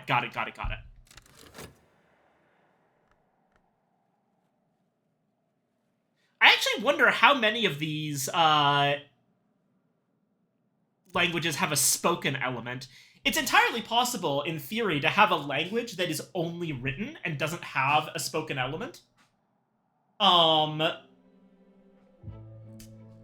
It would be weird, and there's a couple ways you could. One of them would be much easier than the other. You could have a language that's just a script, where you use it to write out words that are in a different language. I believe Japanese has one of those, but I cannot remember if it's like hiragana or katakana. I think it's hiragana, but I might be wrong about that. But on the other hand, it could be a language where there just isn't a correct spoken pronunciation for any of its words, so it can only be written down. Sign language has no spoken element in its own language because it has its own grammar. That's true, I didn't think about sign language. That's another one.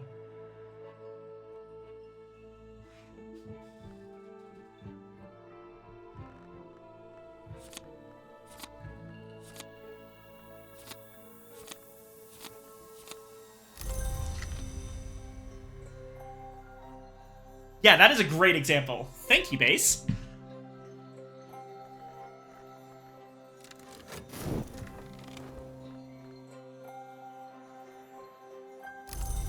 Level 2 Vac.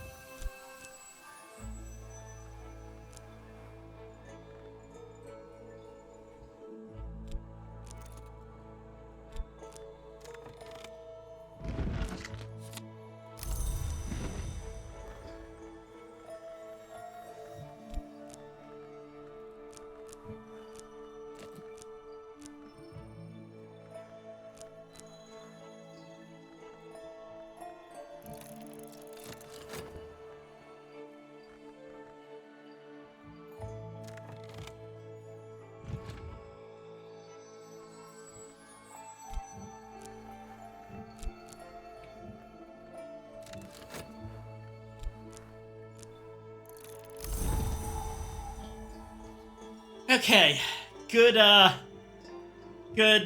salon, everybody. Everyone go home and hit the showers. Ah, Jesus Christ.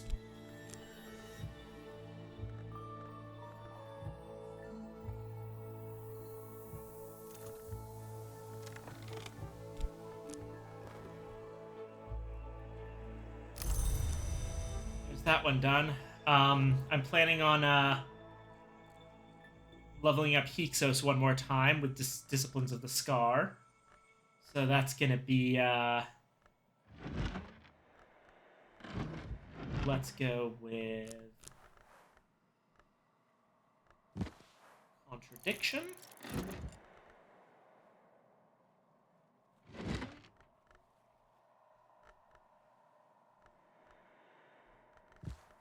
Fear.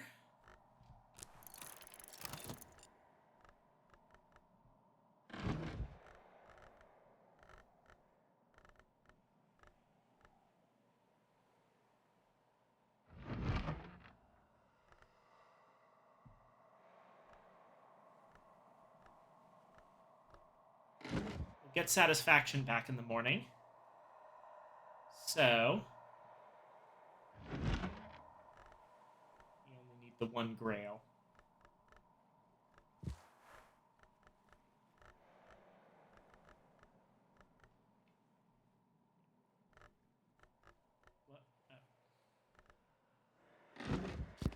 desk.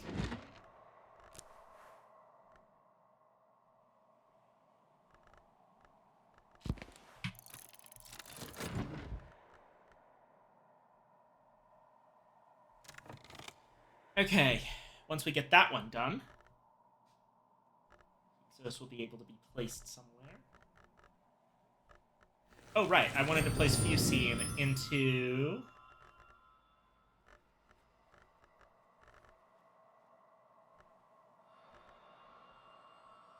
I think the plan was Ithistry. Yes, the plan was Ithistry.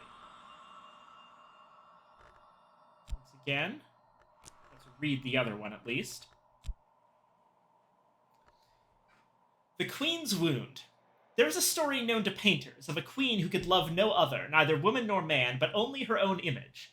She sought 9 colors to grace the image, and the last was the turquoise of her eyes, a gift from the shadowless king. Her court poet hymned his queen in her image, and in his poem she heard the truth, that the image was greater. So she fled into the wood, and the image ruled her domain with the poet as its consort, but it always remembered her kindly. Hey, it's Miss Naenia!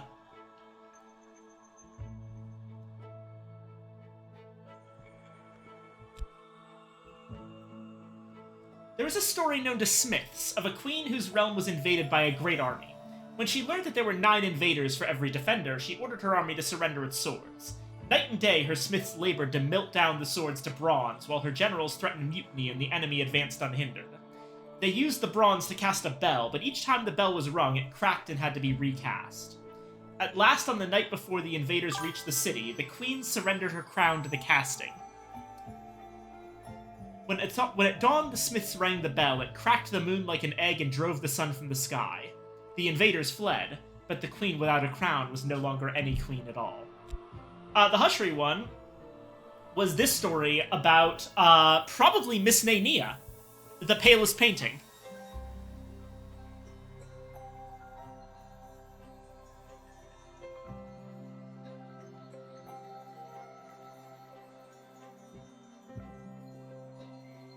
I mean, I don't know if there are any specific queens in these cases, but the connections between the palest painting and everything in the Ghoul Legacy in Cultist Simulator really seems to connect to this Queen's Wound story, you know?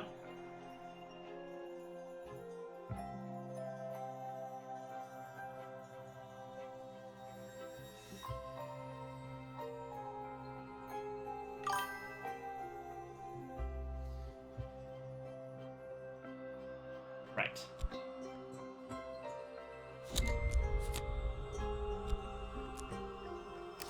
You've seen goes in Ithistry.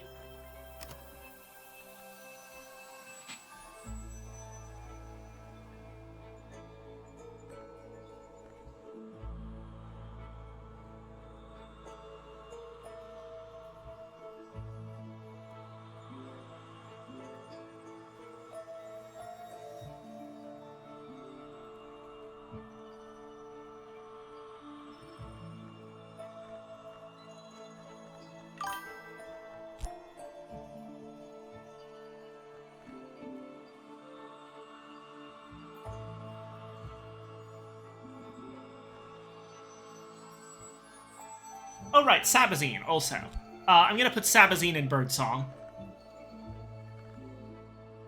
Probably Queen Unsated, if I had to guess from the Hushri description. I do like guessing. The Queen Unsated? I'm unfamiliar. Hold on.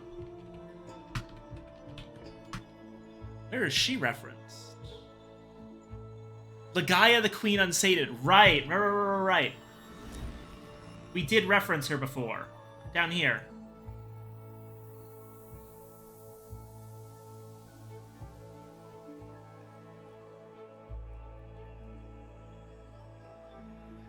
That said, I'm not 100% sure that,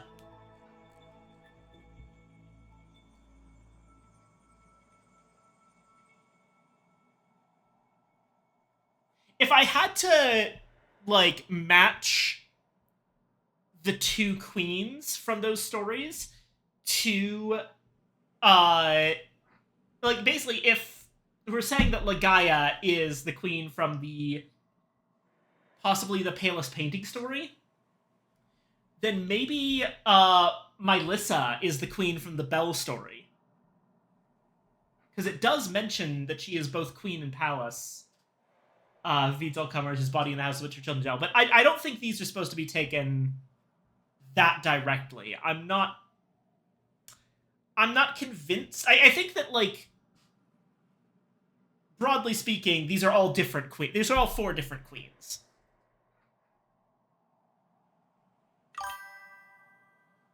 But I want to take them that literally. Okay.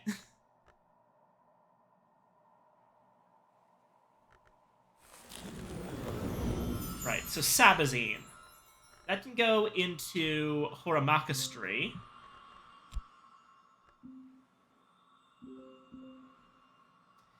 There's a story told by sailors about a city of ivory and iron across the sea.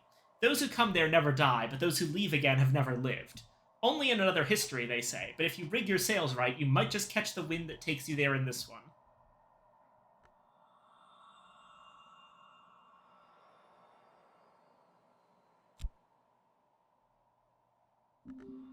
There's a story told by fisherfolk about a city of amber and orichalcum that lies behind the waves. Those who eat of its fruits can breathe water and drink light, but they can never drink anything else afterwards. Only in another history, they say, but if you tie your nets right, you might just catch one of its citizens in this history, and they might just tell you the way.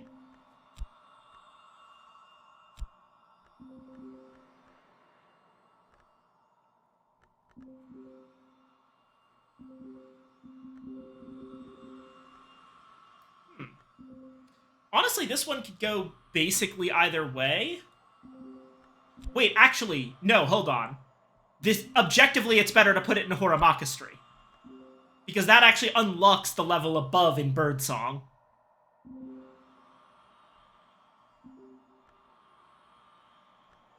I like this one better anyway, the Sailor's Tale. There we go.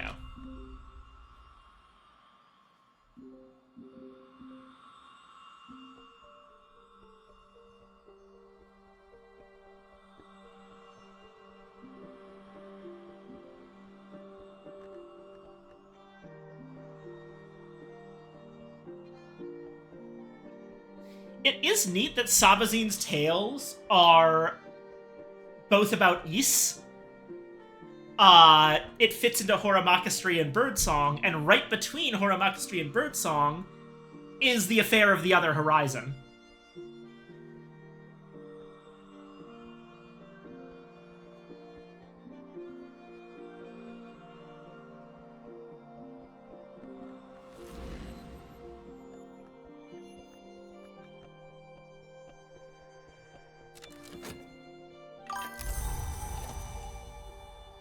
Coincidence? Most likely not.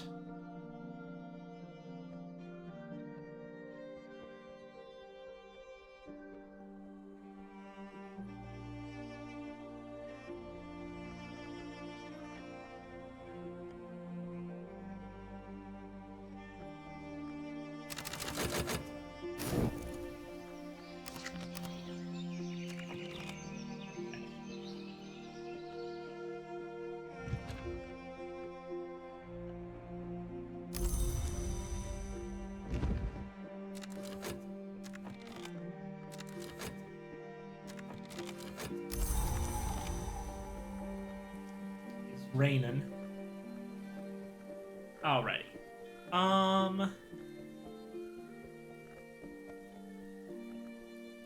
Rain unfortunately doesn't help with all that much. What am I saying? I can get another level of spices and savors off of it. Let's see.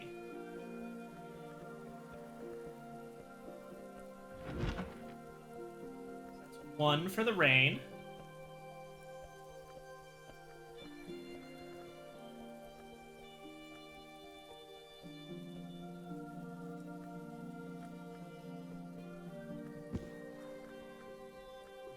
Cinders.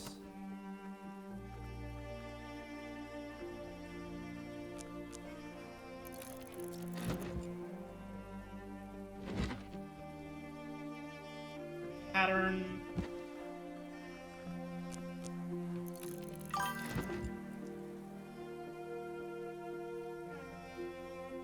Spice and Savers count as the most useful skill for the inks and the cooking?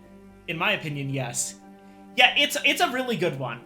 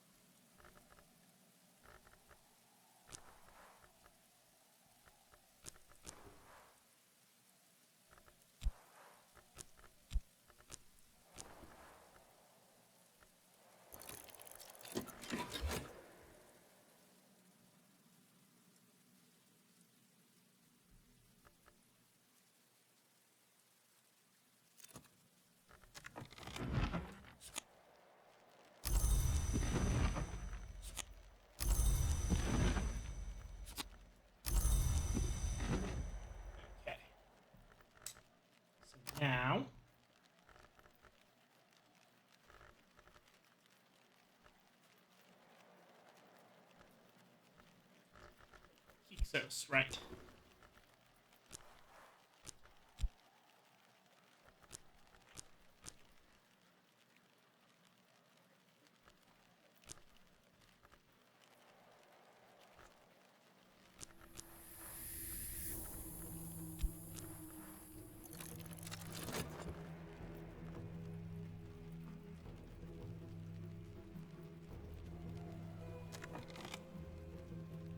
So after that, we've got set up for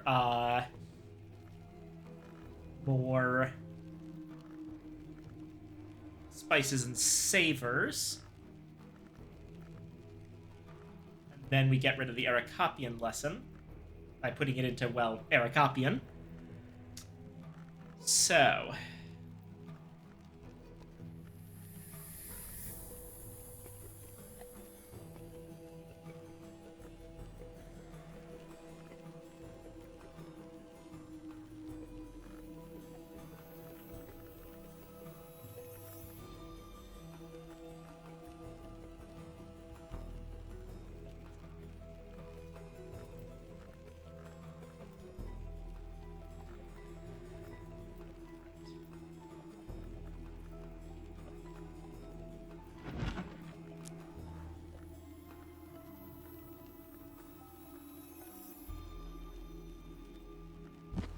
Revelation.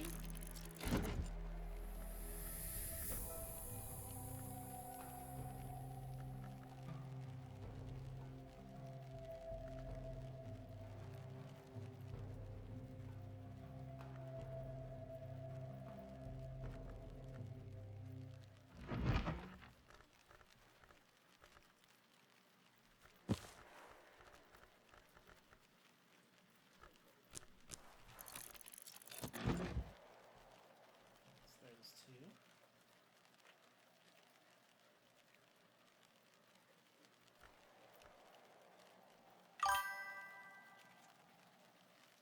I demand you stip and stretch, for I have a pittance of channel points.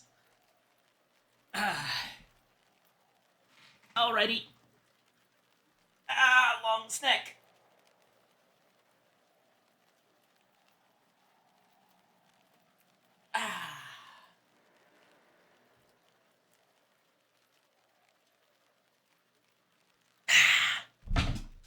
Thank you, Bippy.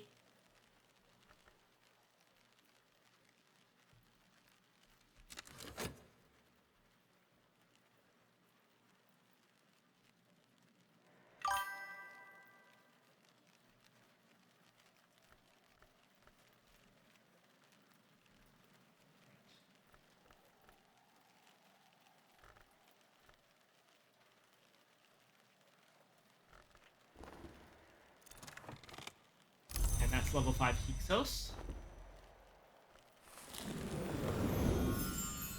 Which we're putting into...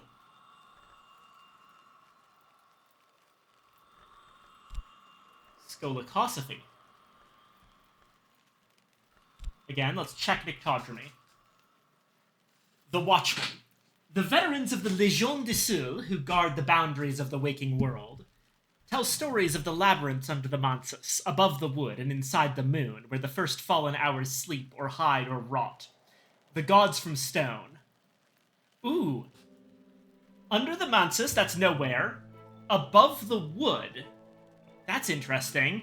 I thought the Mansus rose above the wood, but I suppose above the wood could also mean wherever the low red sun went. The wood the wood surrounds the Mansus, so what's above the wood? I guess that's partially the glory. And yeah, and of course, inside the moon. I mean, that's the House of the Moon, yeah, where the first fallen hours sleep or hide or rot, the gods from stone.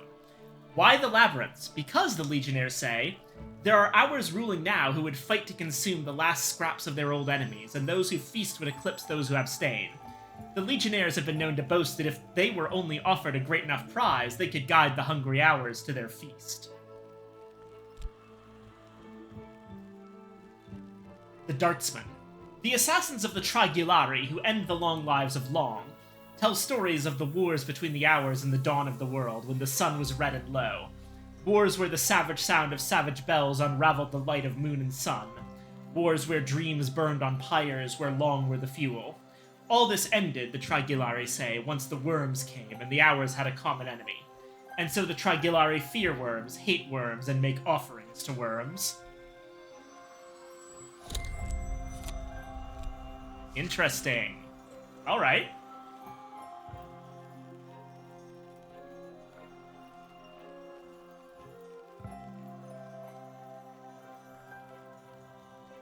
So 4 more spaces for Skolakosophy.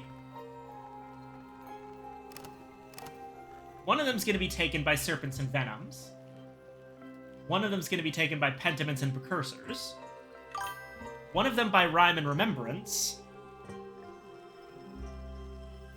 And what was the 4th one?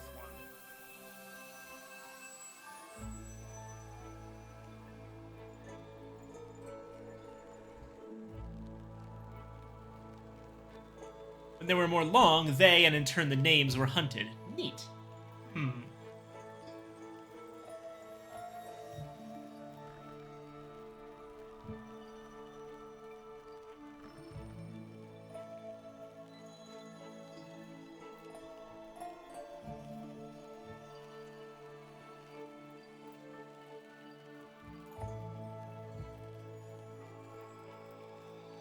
Alright, Lockworks and Clockworks. That'll be it. So, okay.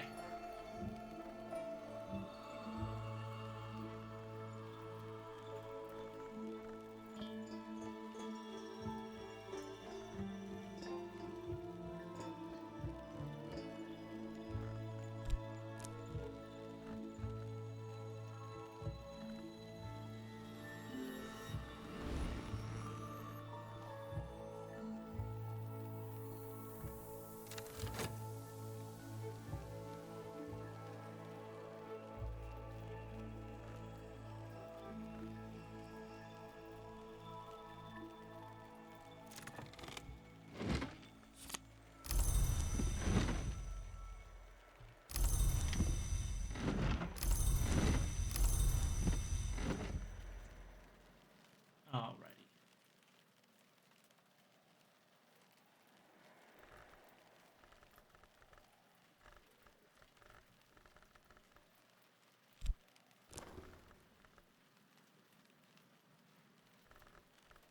Wait.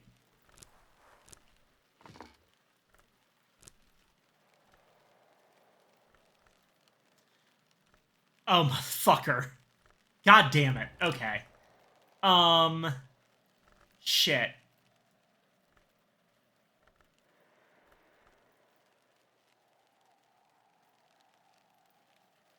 Three and 3 was intuition, not instinct. That's my fuck up. Oh, god damn it, we're out of room. It's going on the table. It's just...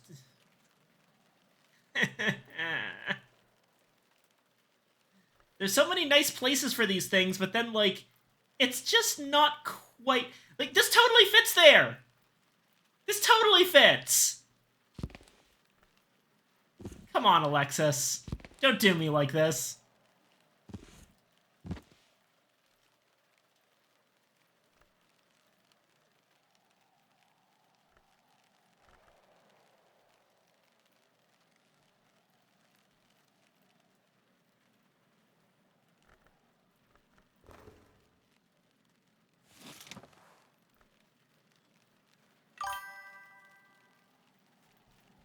Some books don't fit because of the ridged binding. Yeah. Yeah. Oh, right, I had a golden arrow here. Right, so... I take something like leaks.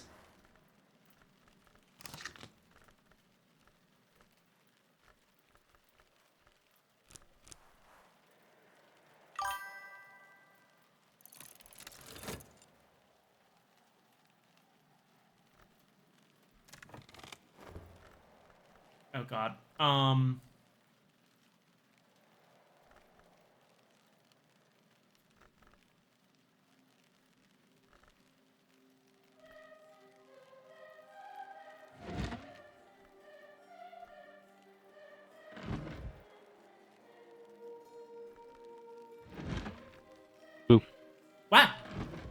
Hey, hi. Hi. Let me pull up the stream real quick.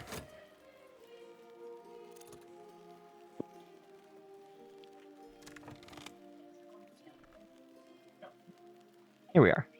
I can appreciate that one of your highest level skills is Serpents and Venoms. Yep. It's Serpents and Venoms, Quenchings and Quellings. Serpents and Venoms is going to be my capstone for Skolakosophy. I would hope so, yeah. But yeah. Meowdy. Meowdy. See, you have a lot of lessons there. Yeah, I'm trying to get some stuff done, but things are being a little bit fucky. Oh, that's a fun ink you've got there. Yep. Your, I forget the name of it, but I know it's a, Porphyrin. Porphyry, thank you. It's an ink custom. Specifically, it's the I know one... that much. Did you know that you about can use to petition for Numa. Yeah, exactly. Yep, I know. I've made it before on other save files, so... Do you want to admit to the class, by the way, what I taught you about last time you played? No, I will not be doing that, actually. Okay, I will keep it quiet Because then. I got as far as I did without it. I think that's an accomplishment. You know what? Fair enough. In that case, I'll tell everyone about your accomplishment so that you can be celebrated. Is that okay? Yeah, fine. Do it. Okay. So I found out last time that I saw Riri playing this that she did not know that you could use a lesson from a different skill on any given skill as long as they shared aspects. She thought that you had to only use lessons of the specific skill that they were. Or the special lessons learned that you can get from Numa. I Yeah, was using exactly. those to level up. Yeah.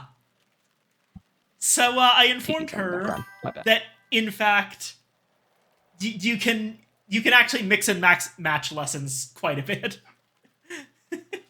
Face says, "Oh yeah, same for like a I've been while." using this. It's honestly impressive how far she got. I got to Evening Falls. I did pretty well. Except I didn't know about Numa skills. Oh no! No, that's the worst. That's just as bad, honestly. So, same. Okay.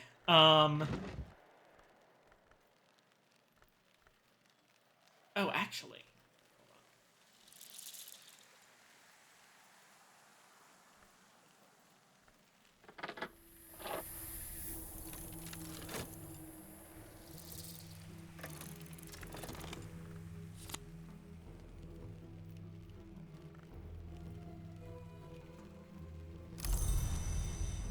That's not what I intended, but that'll work. I think. Ready spaghetti. I think that'll work. Shit. I now don't know. I guess we'll find out.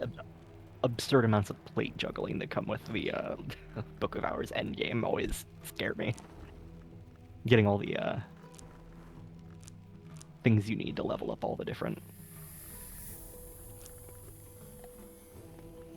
skills is just a little overwhelming. Understandably I'm doing so. well with it so far, though. Newman's and persistent memories help a lot, which is why I always seek those out. Because Yeah. they're basically just one less that you have to worry about. Okay, now things are cut down a little bit.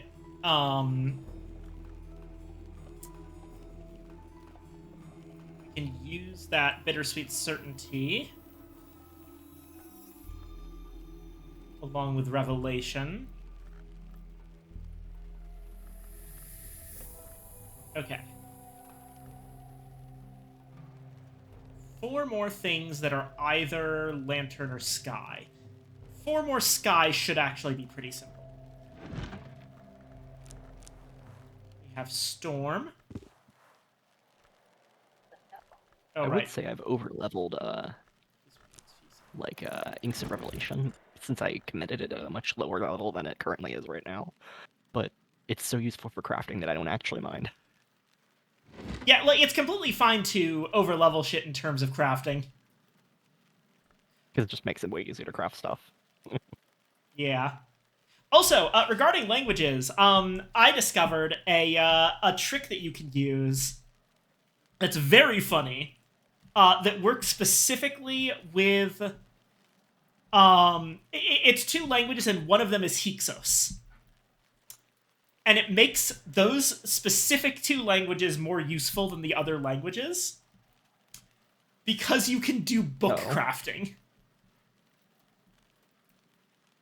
Book crafting? Okay. So, if the thing you are specifically trying to craft is a persistent memory of a high level, like say a forbidden epic, right? Because the necessary ingredient for that is another memory, you can do that in a reading desk. And if you put in a book that requires Hyksos, when you do that, you can use Hyksos' aspects. I see. Yes, that makes sense. I suppose you can do that. It's an extremely funny concept.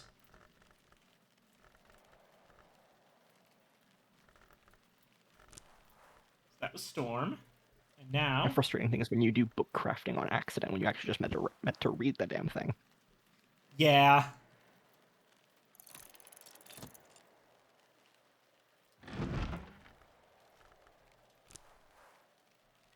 And any other fun secrets like that, like the one in the altar that gave you the scroll? Base has quite a few of them.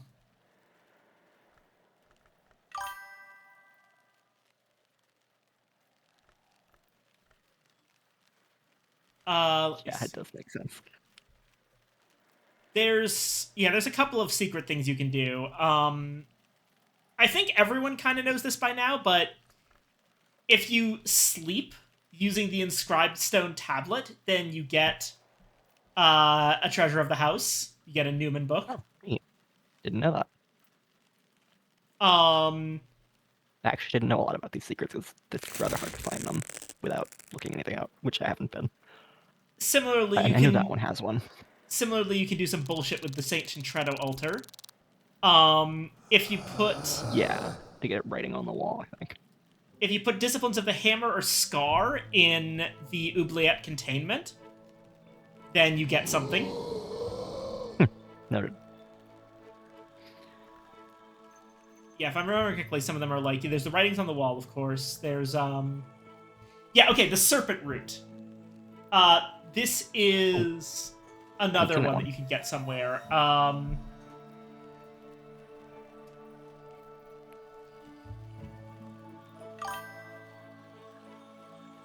No, the Triple Knot Shrine has one. Neat. Right, yeah, you... The only one I found was Chancel, and that was on accident. And I know about the writing on the wall, but I haven't actually been able to reach it, because it's at the very bottom. Yeah, there's tons of little secrets. I think by now I've actually managed to get, like, every Numa book. I just haven't read them all yet. Let me see. Hey, having every book that can give you a Newman basically just means you have every ending. So. Yeah. Okay, where was I?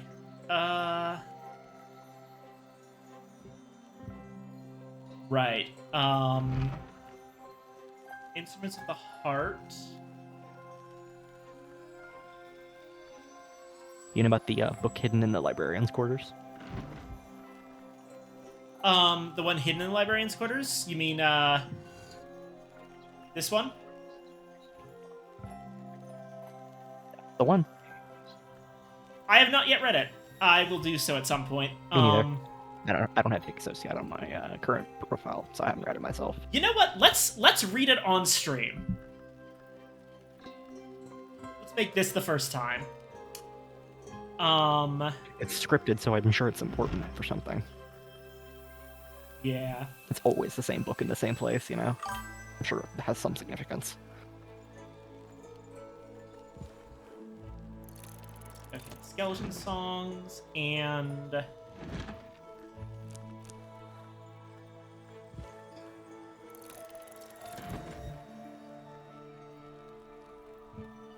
that should be enough, I think.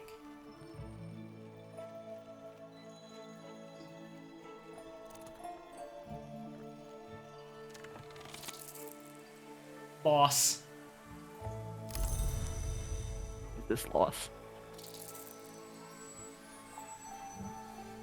God, there's so much like echolalia stupid references I can make to the Tumblr blog CAD comic, but no one's gonna get any of them, and I'll sound like a crazy person.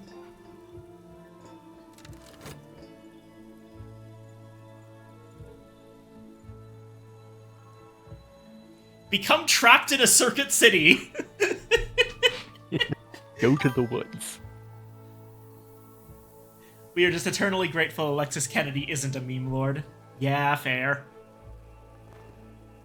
Because if he was, the loss memory would have loss somewhere in it. Yeah. Okay. The next step was going to be Eric Hopien.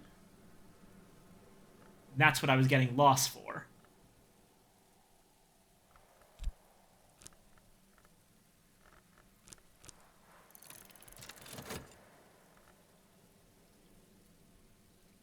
You can level up languages? Was that added later? Because I don't remember that being possible. Yeah, you can totally level up languages. They work like regular skills. Yeah, I just thought they were, because you, in the same vein that you can't use them for crafting, I thought that you couldn't level them up either. I'm pretty sure that was a thing. I think they've always been able to be leveled up. I think there's just not really much of a reason to. That's weird. I could have sworn. Alright then, well in that case, that changes my plans a bit.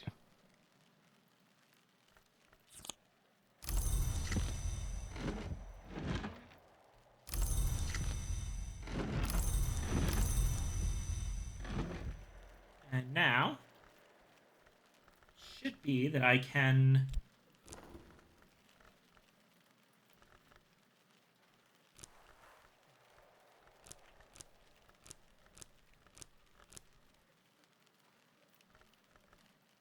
Oh. That was almost a disaster. That was almost a huge waste. Yeah, that would have been slightly disappointing. Right. Faust, Sacra Solus Invicti, Cheerful Ditty, Beguiling Melody, Bittersweet Certainty, Revelation, Storm, and Savage Hymn. This is the part of the game I find incredibly overwhelming. What do you mean? See, this is where this game starts to get really engaging for me. It's the fact that basically all the memories are on a timer. It feels just like Cultist Simulator all over again. That's fair, that's fair. Let's see. Got Intuition, which I'm not certain we can do anything with. That was an accident. I guess if you could get all of them from books, that would be less airy, but... Yeah. You can get most of them from books. The ones you can't get from books, oftentimes you get them from... For any of the very basic memories, there's fairly like sound, smell. Yeah. There's fairly straightforward ways to get them, like... And reproducible, yeah. Yeah, reproducible ways, too. Like, for example, this particular Paradise Palm, I believe, is just an infinite source of one of them. Yeah, it's probably scent. Yeah. Most other plants are consumed when you consider them. And they do produce scents, but they're consumed in the process. Yeah. This also goes for drinks, most of which give taste.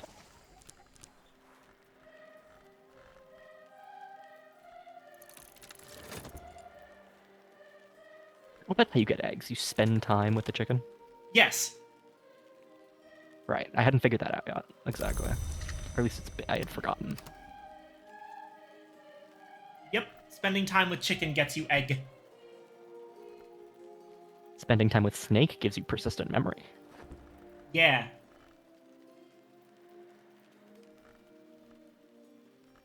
Spending time with the living relic gives you an old moment, I found out. It's pretty funny. Yep, that's a big one.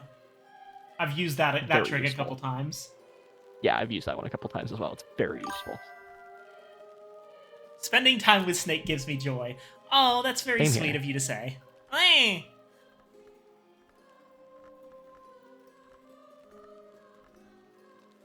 Okay. Next up, I'm going to use stone stories here. So... I'm finally getting used to the things like inviting guests over and having dealing with further stories and things like that, which are really interesting. So I'm enjoying the House Yeah. of Light content. Yeah. It's thankfully not actually as like painstaking as I had expected it to be, considering it's an expansion to a game that's already difficult.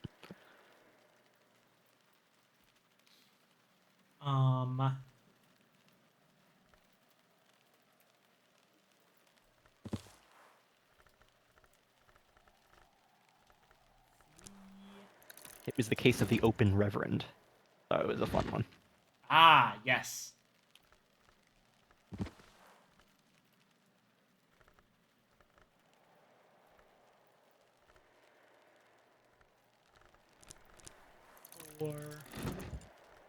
And I need scale and grail. Gossip.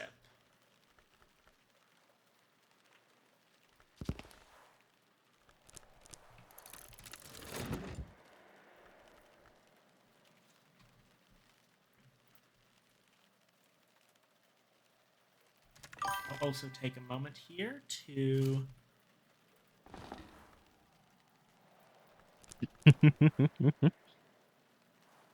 Thankfully, not all of them do. You know, at first I thought each House of Light guest needed one type of meal, so I made feasts of like 25 food items.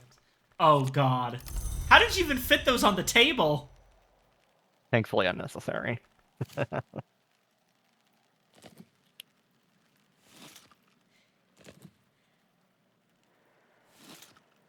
Hey, wait a second. There's like a locked thing here. But it doesn't appear to do anything. Oh yeah, I tried that. It doesn't do anything. It's red herring. Removed the plants and did it in the biggest salon room. It's probably the mirror hall. Yeah, you removed the vases? I've actually removed the vases specifically in order to make those flowers into Ruby-Wise Ruin. Neat. Because they're some of the few Grail flowers that are just sitting around in the house. So they're very useful.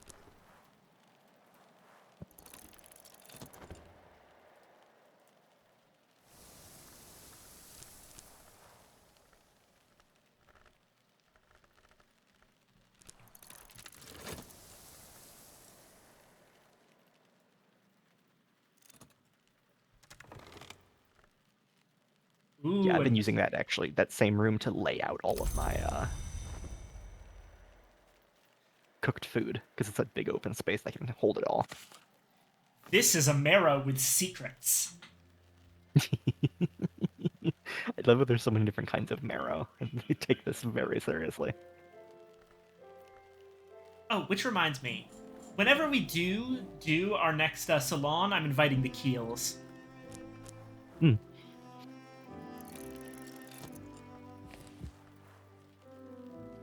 Oh. Can't. I can't even invite them if I've already held a salon this season. Oh, that's unfortunate. But thankfully, it doesn't take my core.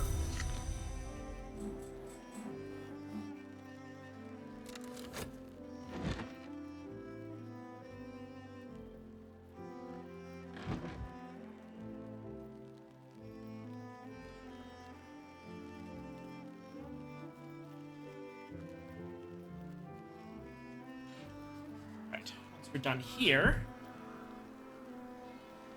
we should only have 2 real lessons to go through before we're back to basics. At that point, I can activate Numa.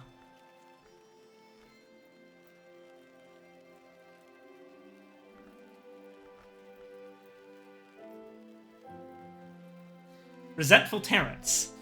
Cluck. Cluck!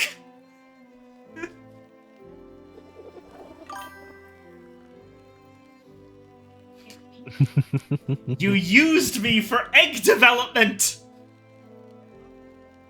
Jail. Jail for librarian for 10,000 years.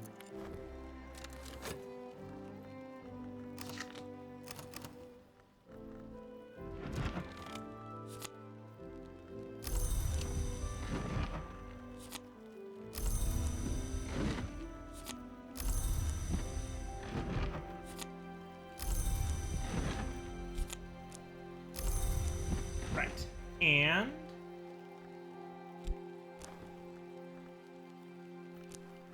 Yeah, I guess if you really can get most of them from your books, then that solves the problem. I haven't explored as much of the house, so I don't have as many of the rarer ones like Beguiling Melody attached to books.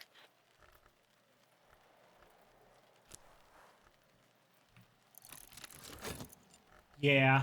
That's actually why I have all of my books organized by memory.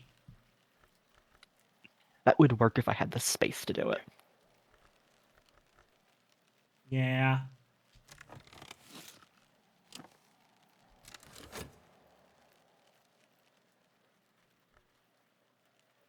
I suppose I could start doing that now, but it would be a lot of restructuring.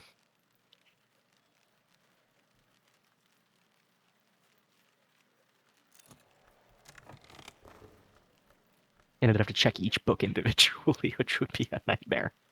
Yeah. Or, you could use the wiki. There's no shame in that. That's true. I tend not to use it, but I did use it earlier to check just text search to see which book had the phrase "a tower rises, a tower falls." The answer was Against Vitruvius.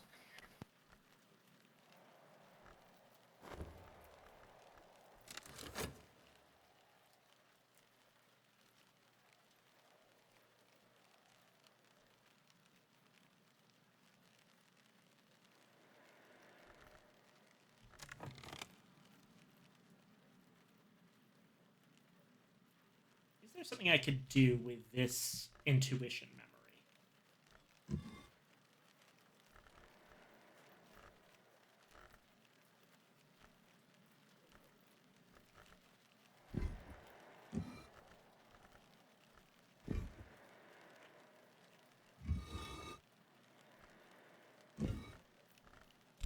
First off, let me check something.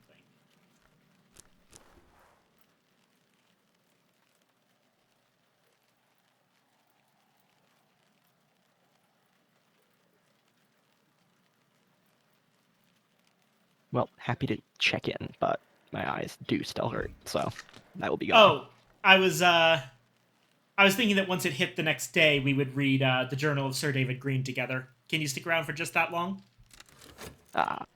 Sure. All right, we'll do that first. We'll try to do that first thing. The one thing I was thinking of, I'll just save this manually. See if I can do anything with it tomorrow.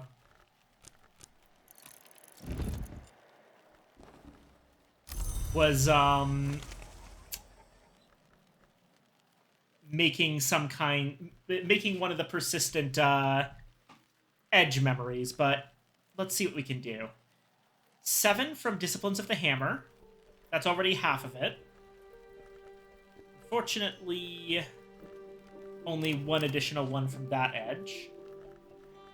But it's written in Hyksos, so that's another 5. We can do it. The fact that it's written in Hyksos makes it much easier. There you go.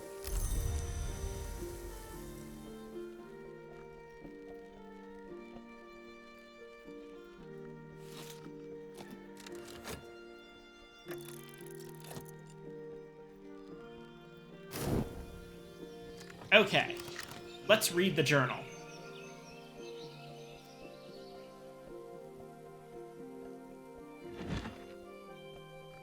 We'll use the governor desk. Hyksos? I think it's funny that the jail is purple. Yeah. It was remodeled at some point, I believe, to be that way. Something like that, yeah. And we should be able to get there with 1 extra implement, great for reading. A knife! The knife. I knew it. I knew it was gonna be the knife.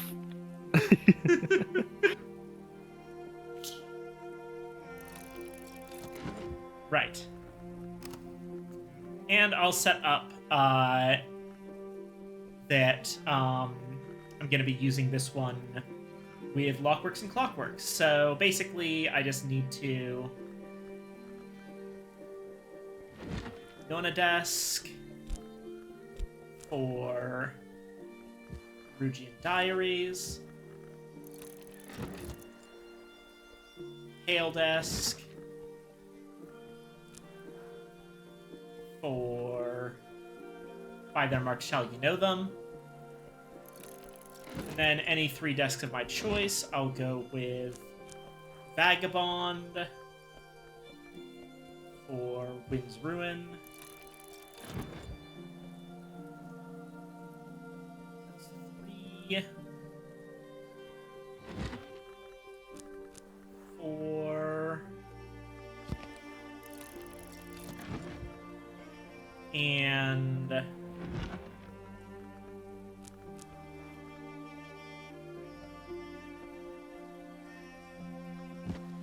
5. There we go.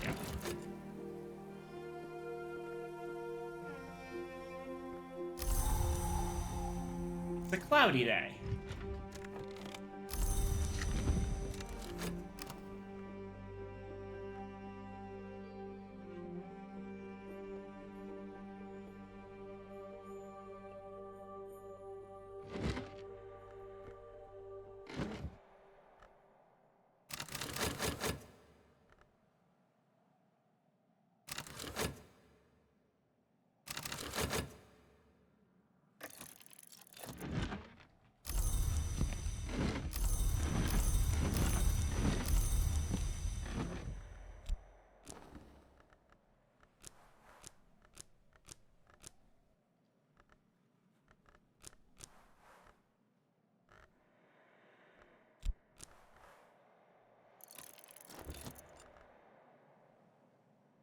Yeah.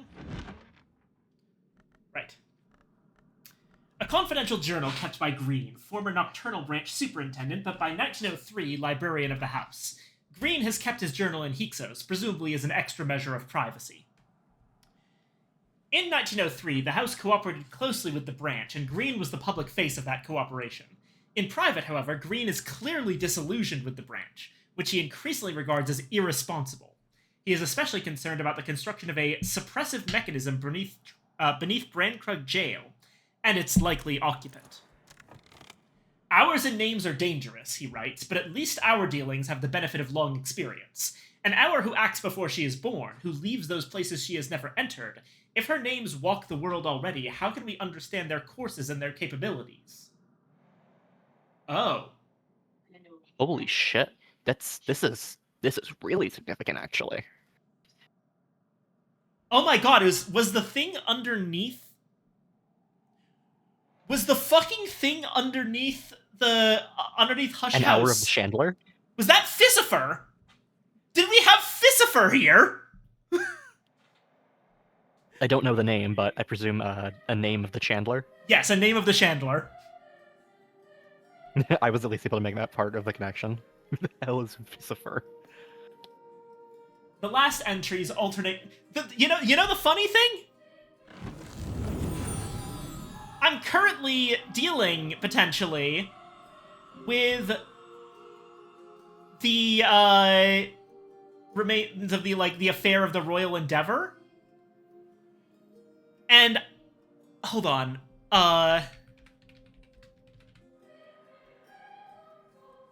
Hold on, what did Dr. Blackwood say about that one? I can check if you'd like. I'm checking right now.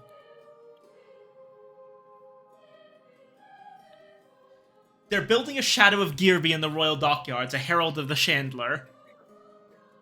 Yeah, okay. That's what Fissifer is. I'm literally dealing with Fissifer right now. Oh my god. It's entirely possible that that's what's been underneath Hush House this entire fucking time. And we had no And idea we just because found out on stream. who the fuck would be that stupid? Who would be that stupid was always the question. And we kind of knew. Oh my Like, god. oh my god, I thought he was just grabbing King Crucible. This is so much worse than that. It's a name of the Chandler. Yeah. Christ. The last entries alternate between calculations, tides, dates, financial calculations, and expressions of fevered longing for AF. It seems that Green intends to run away with AF, and some of the calculations imply he has been embezzling funds to that end, under cover of the chaos caused by the Ortuccio incident and the subsequent reorganization of Nocturnal Branch into the Suppression Bureau. The entries, however, stop abruptly before the year's end. It's not clear whether Green did in fact abscond with funds and fond friend, or whether he abandoned this journal for other reasons. AF. Ironically, the first part of this journal is way more interesting because it tells us a lot of information. Yeah, let me see if there's any speculation on who the heck AF is. Yeah, it's a tough one. I don't know anyone by those initials.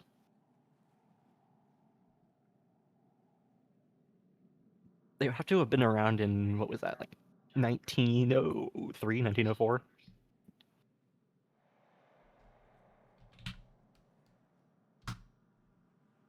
Let me see.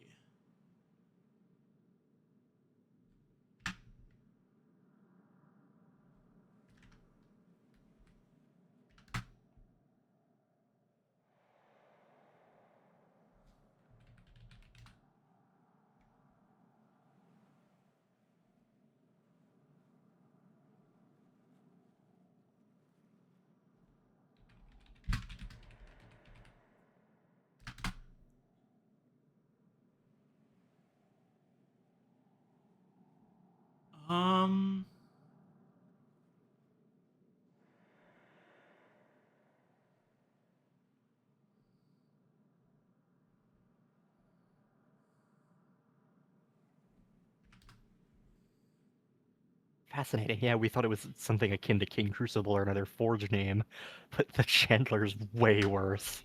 Yeah. Because it's like an unknowable thing. The equivalent of an trying to keep an eldritch horror in your basement is it's a name that you don't even know what it can do, and you lock it in a coffin in the basement. It's a terrible idea.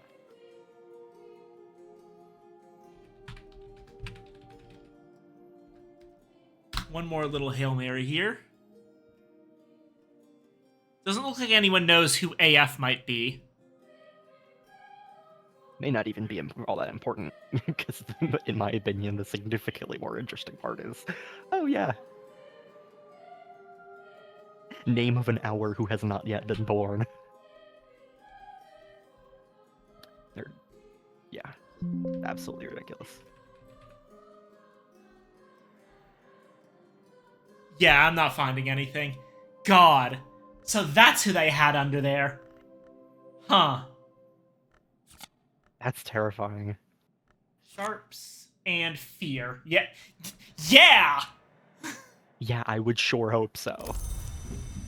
I'm keeping that... I would Sorry. I would also flee the Suppression Bureau if something like that was just...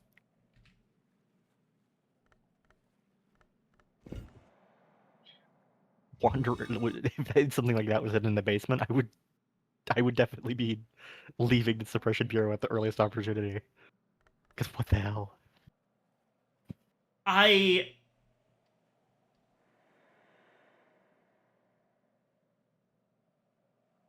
oh my god. So, okay. I want to note something, by the way, for how long this was a massive powder keg of a situation. Okay. Check this out. David Green is number 8. Right after Thyrza. Right when the house is being taken over by the Nocturnal Branch. And even then, they had fucking Fissifer or someone down there. That means that for the entirety of Levinson, Blackwood, and Van Loren's tenures, it was down there. And it Just finally waiting. broke out during Van Loren's time. That's screwed up. That's really screwed up. Jesus Christ. No wonder Serena Three, Blackwood got the fuck out of here. yeah, I mean, yeah, any like promising adept would be able to tell something is here in the basement, and we do not want to screw with it. It's Yeah, not worth it. Christ. That makes Um, sense.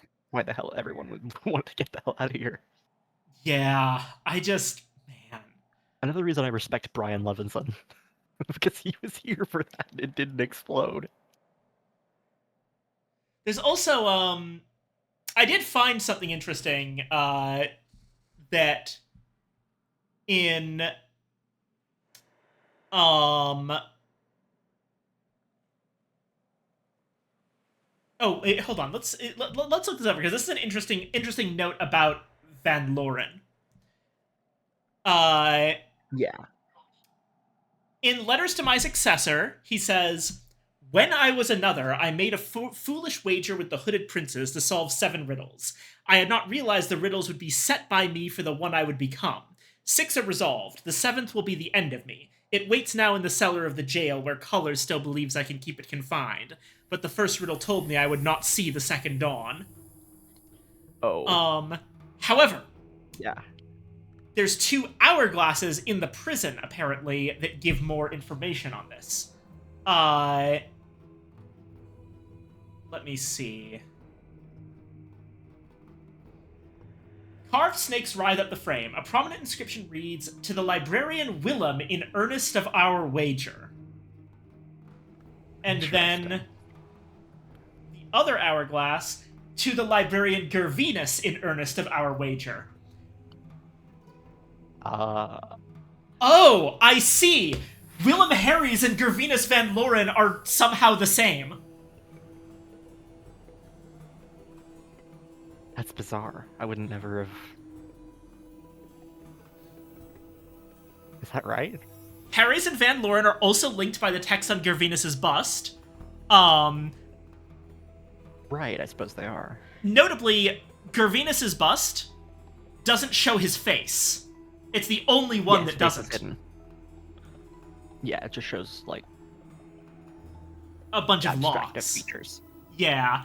And it says, "He was as skilled at closing ways as his predecessor Harry's was at opening them." Also notably, this bust is cast in highly polished bronze.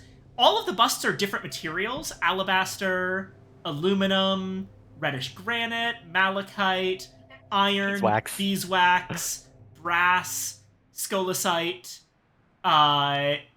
Doesn't say for Valentine, but it looks like it's obsidian. All the ones for the librarians are different materials at least. Yeah, cherry wood, terracotta, black limestone. But Willem Harries is also highly polished bronze. They have the exact same text. Oh my god. That would do it. Yeah, you've convinced me. They're the same guy, I guess. That's weird. Yeah. And Gervinus outright says, "When I was another." So William Harries made a bet with the Hooded Princes that came due when he was Gervinus von Loren. Interesting. I just got back. Hi, Vase. We've just discovered, through a Reddit post pointing out a bunch of evidence that we had missed, that Willem Harries and Gervinus von Loren were the same person.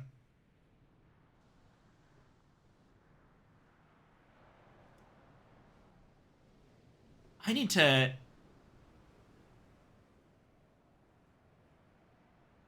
God, there's so many bits now that I'm... Oh my god. Oh my god, seriously? Has it been this obvious the whole time? Okay. Okay. Oh my god, I never looked at these. Okay. Oh, you never looked at the chairs? Yeah. All right. Let me start over for base. Okay. So Um, and feel free to rest your eyes, Riri. I'm just gonna be talking. Um, This is very interesting, so I will be thinking about it while I depart. all right, see ya. I'll let you know if there's any more to it. Okay, so we start with the text for letters to my successor, right? Quote, letters to my successor. When I was another, I made a foolish wager with the hooded princes to solve 7 riddles. I had not realized the riddles would be set by me for the one I would become. So, Van Loren's talking about once being someone else and becoming himself.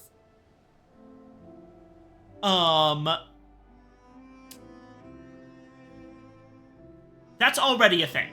Now, second note.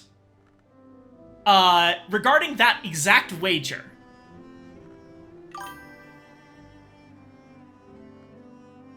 You've seen the description of the Serpent Styled Glass, right? To the librarian Gervinus in earnest of our wager. So this was given by the Hooded Princes to Gervinus Van Loren regarding the wager. But the thing is, there's a second hourglass. Oh, all the way over here. To the librarian Willem in earnest of our wager.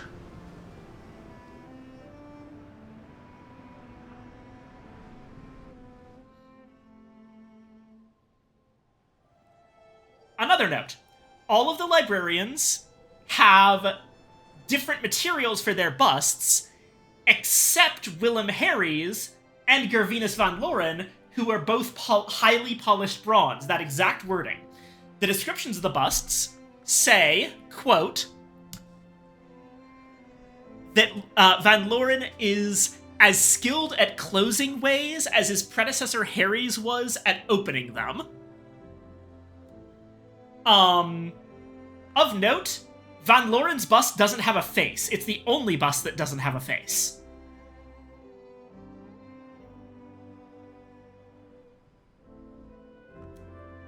Then, my attention was drawn to these chairs. And this is where it starts to get crazy into how did I not notice this. I never looked at the descriptions of this sofa and this chair right here. Did the prince's riddle along to that? It mentions that the 7th riddle would be his end in Letters to My Successor, and specifies that it has something to do with whatever the hell is underneath the prison, which we now are pretty sure is a fucking name of the Chandler, possibly Fissifer.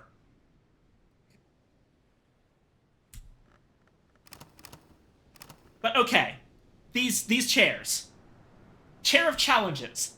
Here the librarian Harries sat to formulate the paradoxes he would bequeath to Van Loren.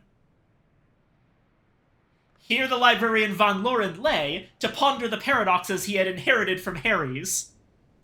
Yeah, so, again, we know that the paradoxes were given by Harries to Van Loren, and again, what Letters to My Successor says is, the riddles would be set by me for the one I would become.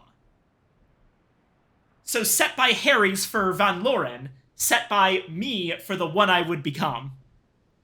That's what that means. That's what that's meant all along.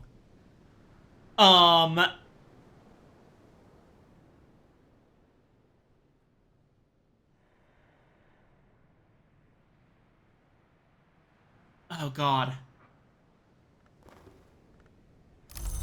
There's so much. There's so much evidence for this.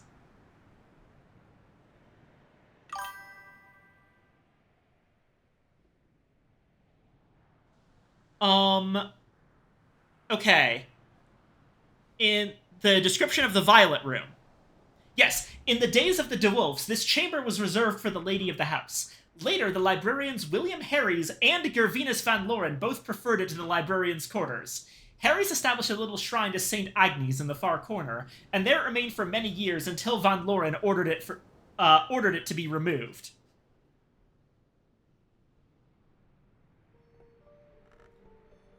There's also another confirmation that I can point out. If you examine these items, apparently. Agni's the Threshold, name of Nock.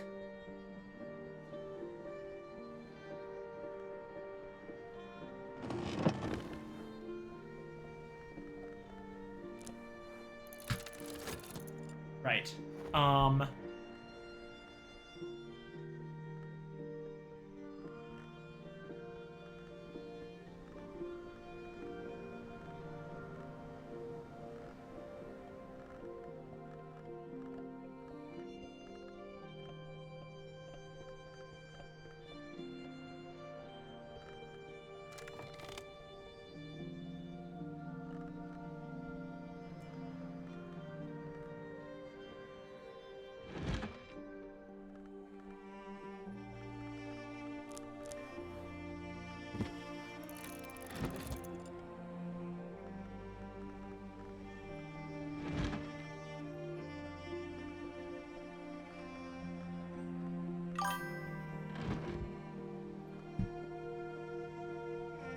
So when did the Nocturnal Branch take over and add the jail? Okay. So that is actually something we addressed. So basically, were you here? Were you here during during the time that we were reading Sir David Green's journal?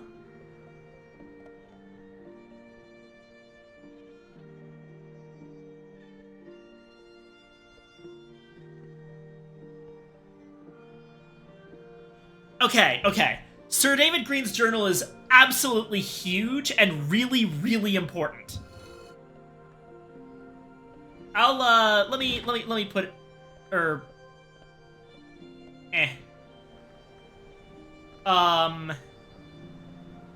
yeah, I'll put it back in the thing for you. Hyksos.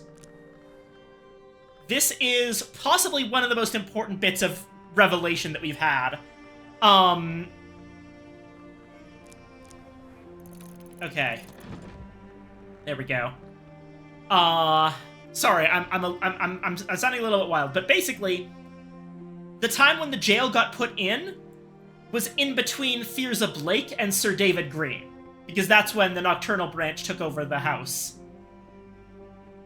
I believe it's explicitly said, beginning of 20th century, yes, surrendered a portion of the Isle for the Branch's prison. And it's pretty heavily implied in Green's journal that that's when the Oubliette containment was filled.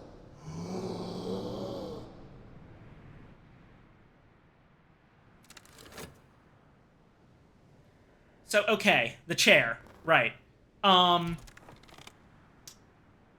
So, from this chair of challenges, right, perhaps the faintest, driest voice murmured, "Who will see the second dawn?" Or perhaps that was only something that once I read. So that's one of the riddles set by Harry's. And we know that because in Letters to My Successor, Van Loren says, "The first riddle told me I would not see the second dawn." So the first riddle is who will see the second dawn, and the answer is I will not. And then meanwhile,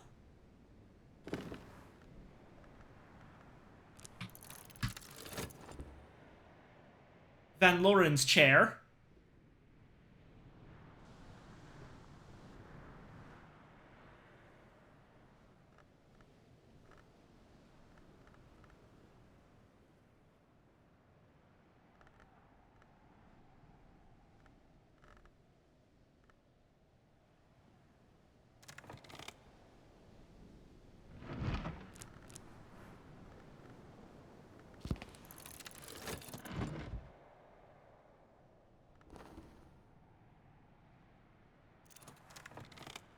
Perhaps the faintest, driest voice murmured, "The librarian that comes after is not the librarian." Or perhaps that was only something that once we read. I don't know what that one means.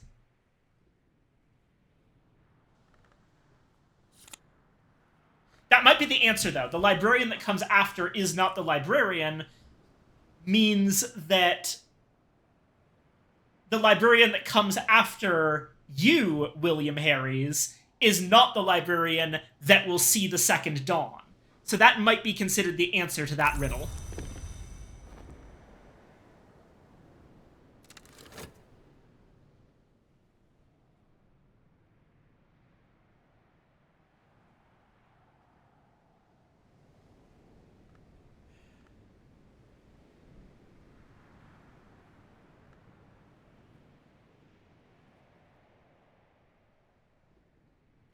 What else? What else is there in this fucking theory?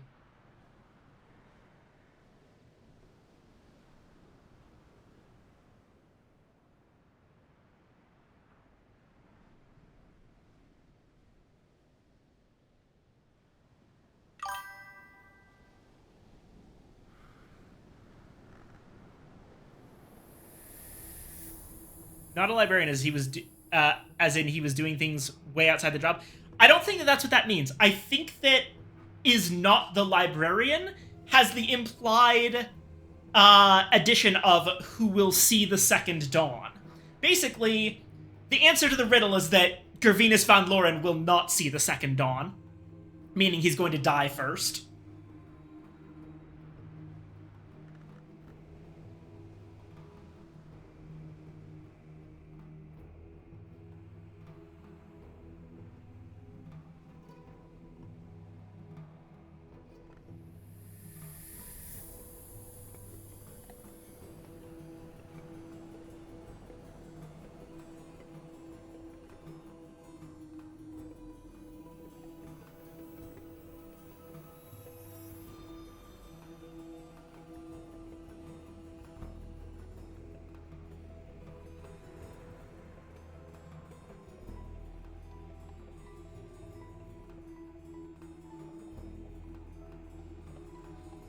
God, my head is spinning.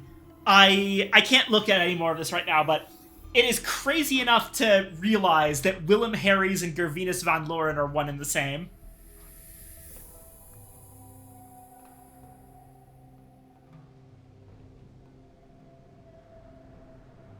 Oh my god.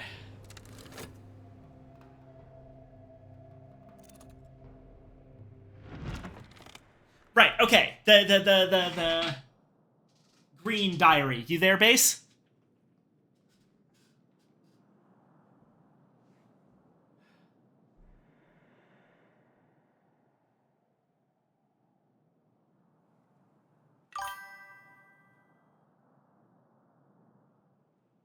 No, you're not here. Sorry. Do you need me to wait?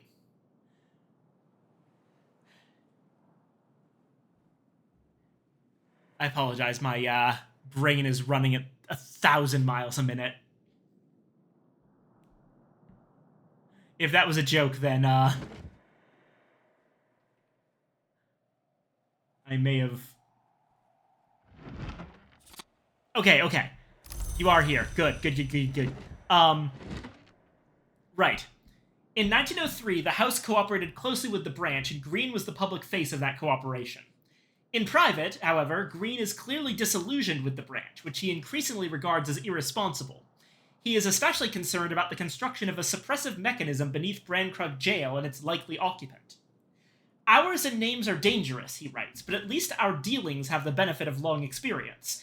An hour who acts before she is born, who leaves those places she has never entered, if her names walk the world already, how can we understand their courses and their capabilities?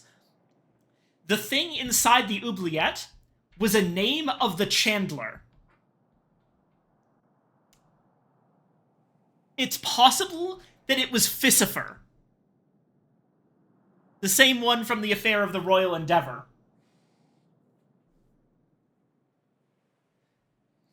The last entries alternate between calculations, tides, dates, financial calculations, and expressions of fevered longing for AF.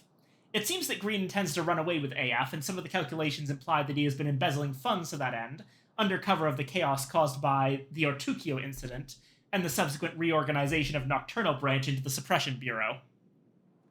The entries, however, stop abruptly before the year's end. it's not clear whether Green did in fact abscond with funds and fond friend, or whether he abandoned this journal for other reasons.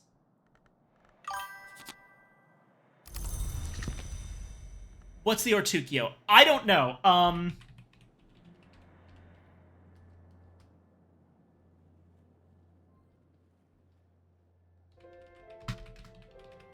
Some incident.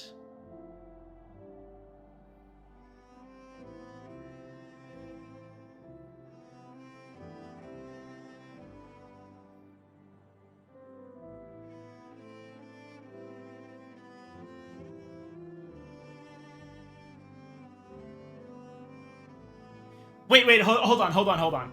Okay. So there's something about this, but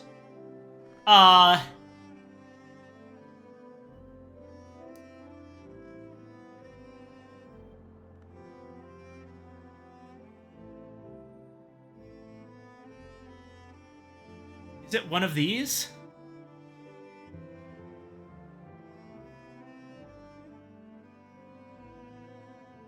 No, it's not this one. I'm looking through the documents. Okay, no, I'll just read this directly from the website. So on the Weather Factory website, there's this document, which is to Superintendent Winford of Nocturnal Branch and consists of an assessment report of materials seized at Ortukio. They seized, okay, skull, deformed/abhuman, abnormalities consistent with La Malaise Raveline and the standard assessment suggested the expected oniric risk, destroyed. 3 cases, domain Raveline, painting, oils, late 19th century, artist unknown, Abatus uncrowned, significant oniric hazard, destroyed, incineration. Diaries of Lord Franklin Bancroft, 1762 to 1770, 1989, Cater and Sons reprint. Muriabolic Mirror, composition unknown. A Child's Treasury of Golden Afternoons by Jacob Gristwood.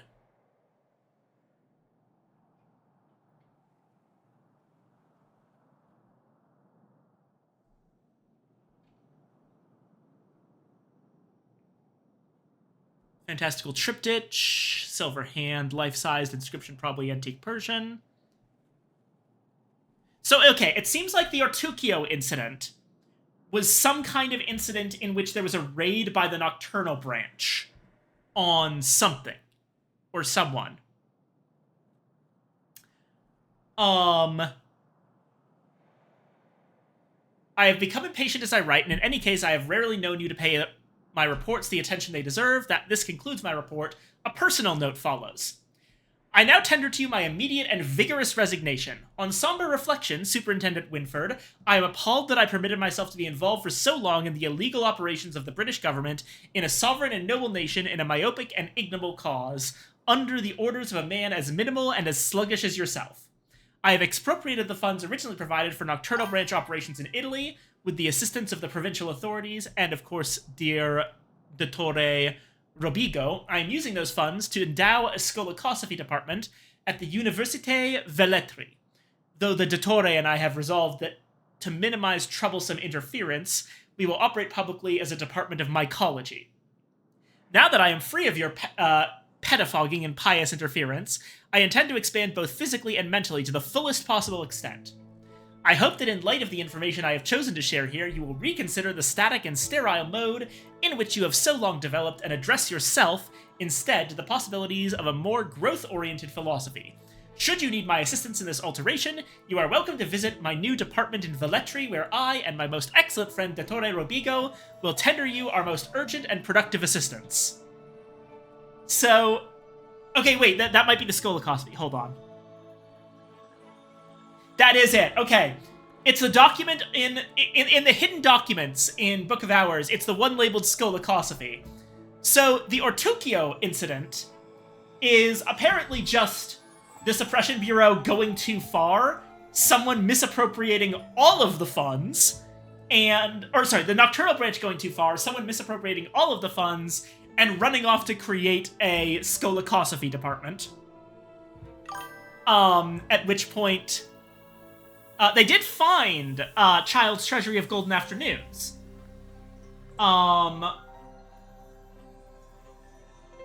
It's unclear, I will say. The guy mentions that maybe a Child's Treasury of Golden Afternoons, like that copy that they found, is the only one in existence. But I think there's a possibility they just missed this one, considering we found it in the Iron Vault. Considering that the Iron Vault was, something put in by the Curia during the Curia period. Which is... yeah, that's 18th century. It's entirely possible that they locked up all of their shit there and managed to hide it from the Nocturnal Branch the entire time.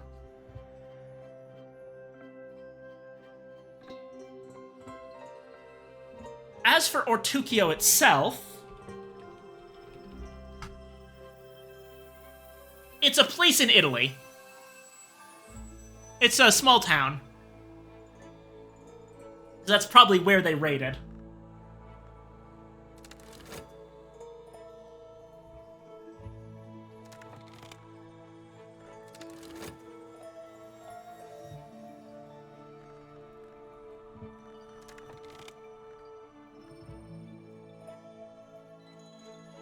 Okay, hold on a moment here.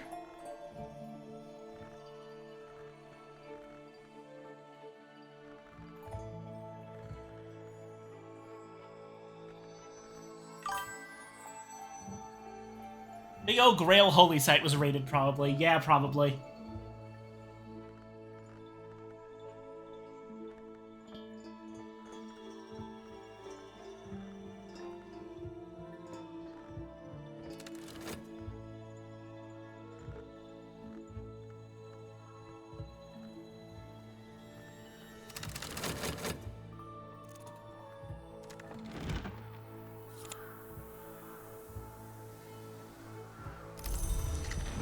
Okay,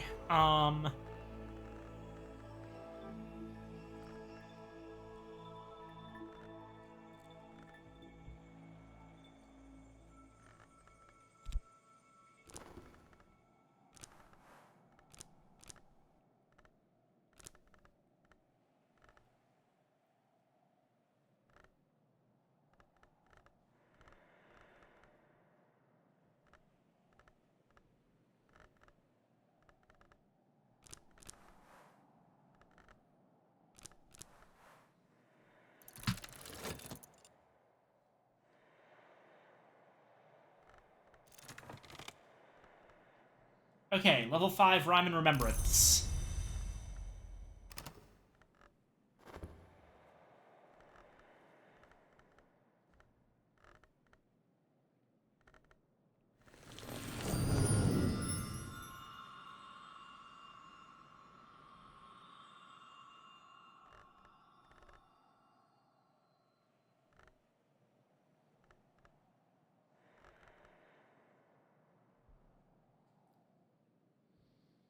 So between Rhyme and Remembrance, Lockworks and Clockworks, and Pendiments and Precursors, those are 3 of our Skolakosophy disciplines.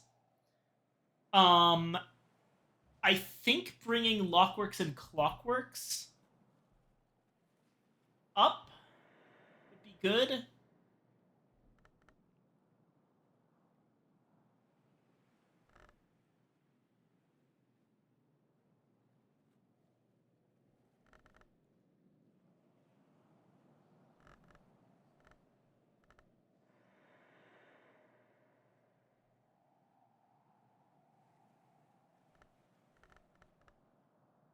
Yeah, okay. Lockworks and Clockworks is going to be our number 8.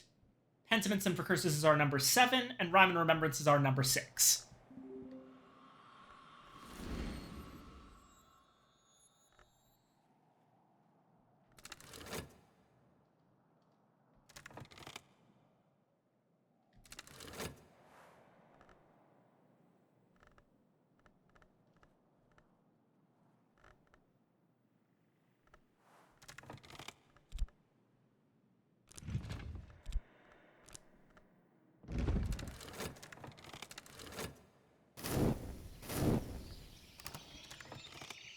Okay.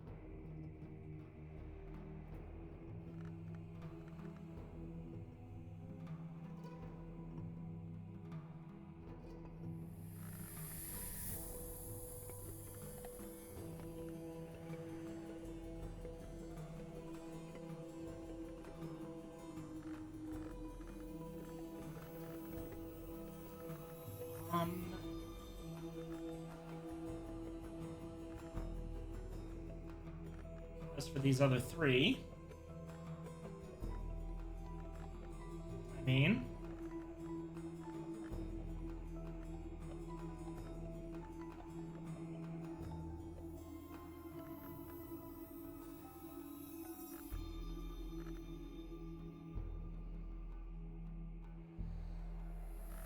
oh right, where am I putting Ericopia?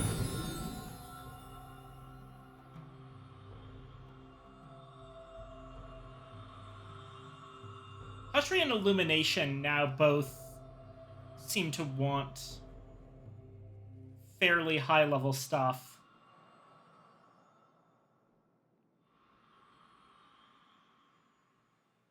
If we were to get an extra thing on Hushery, we could get it pretty high.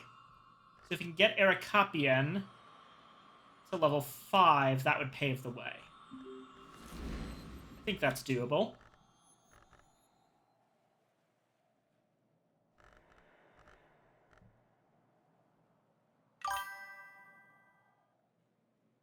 Birds in the Amazon fight over who has the longer beak. 2 can play at this game.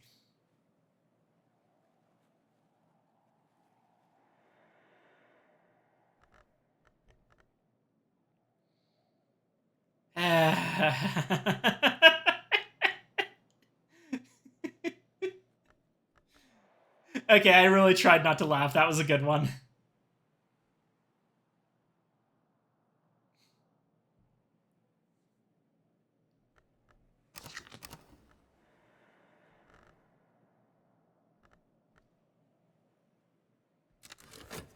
What's today's weather? It's a sunny day. That'll make things easier. Foresight and Revelation.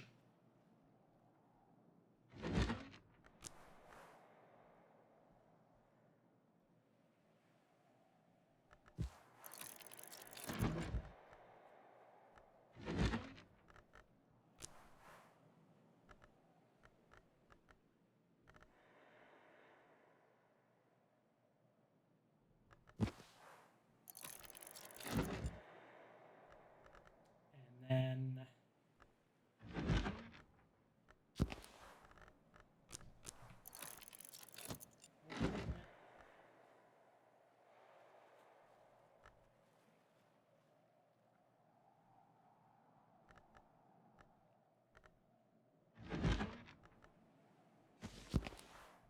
two. That's gonna be Salt, Contradiction,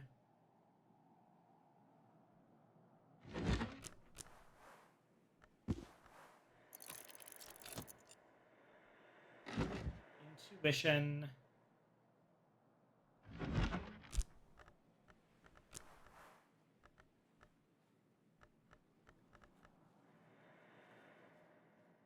Confounding Parable,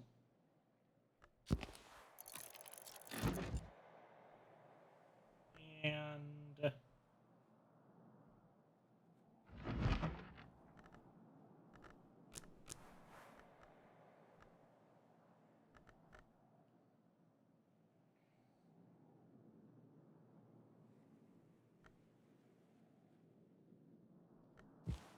Gospel of Zacchaeus.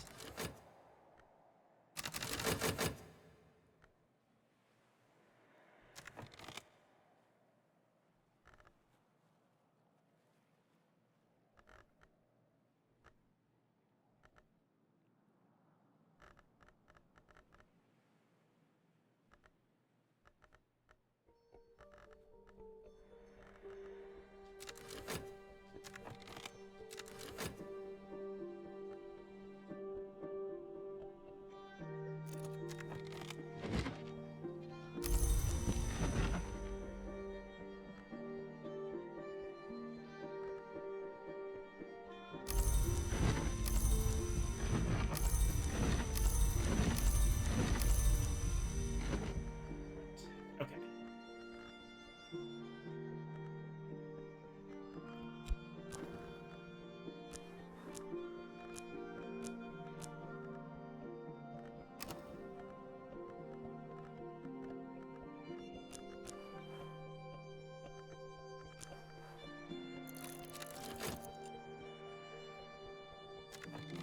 Sharp's lesson. Now we should be good to start of our last one. Spices and savors, one more time.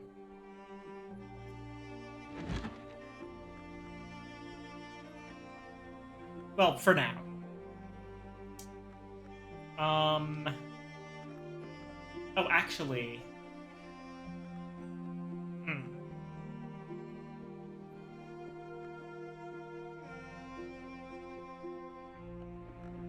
Do that one a little later. Okay.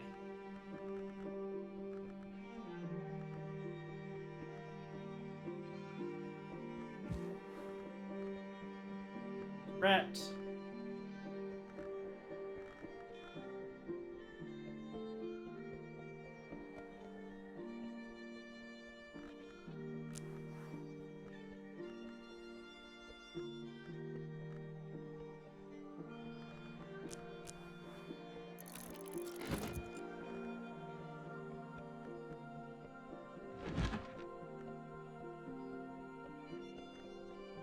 One. Pattern is 2.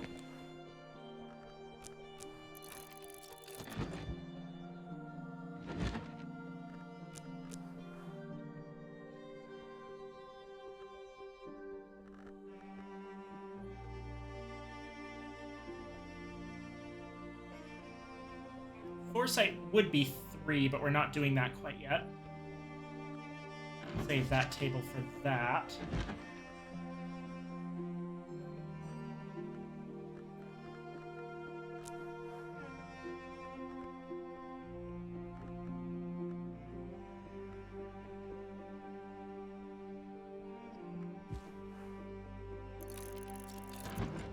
Sleepy Mysteries.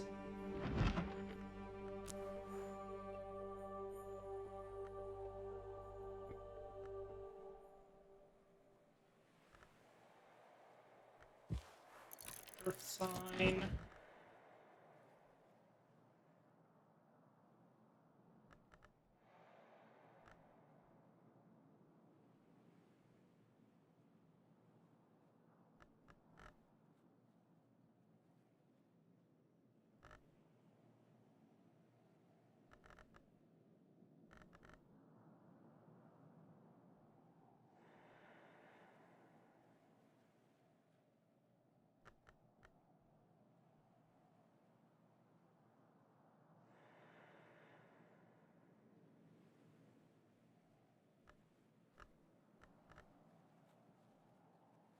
One, two, three,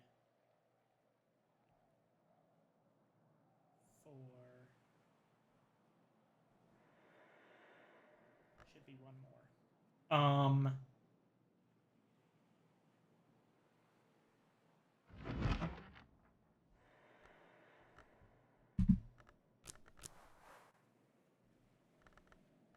And what else has either nectar or forge?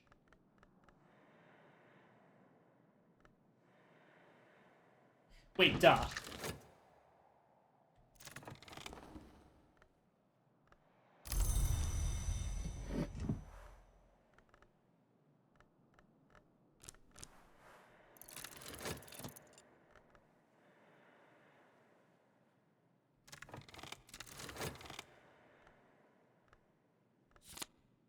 Yes. Sent. And now we can start up the Book of Cinders. And we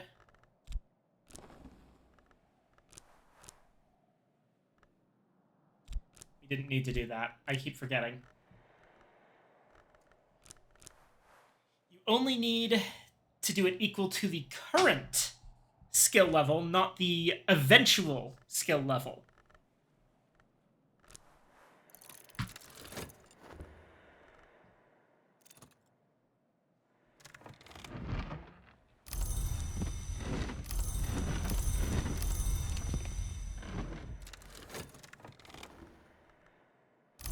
Copy on 3. And now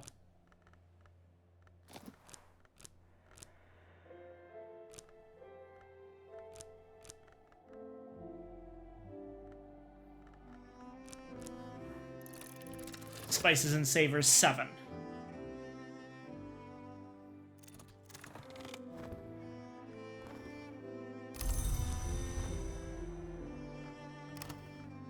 Okay.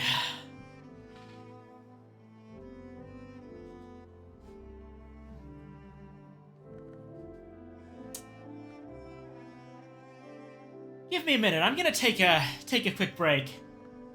I need to use the restroom. I'll be back.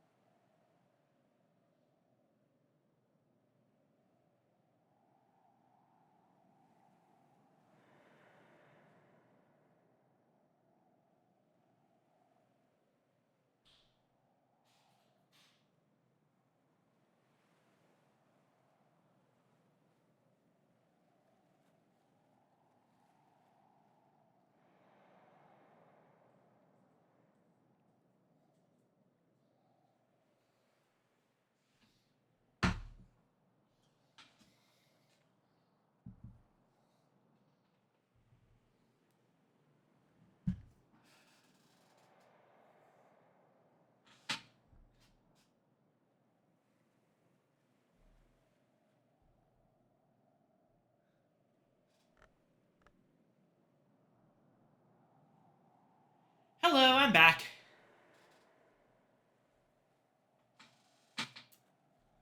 Okay. Good God. Where in the heck were we?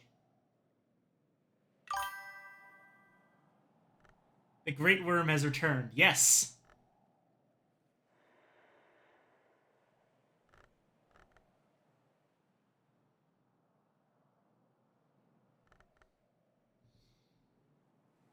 Now.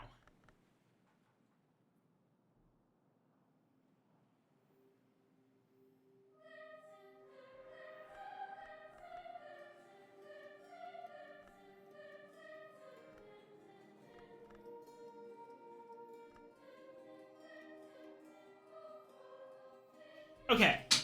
So, petition for Labyrinth season. That's what we wanted to do next.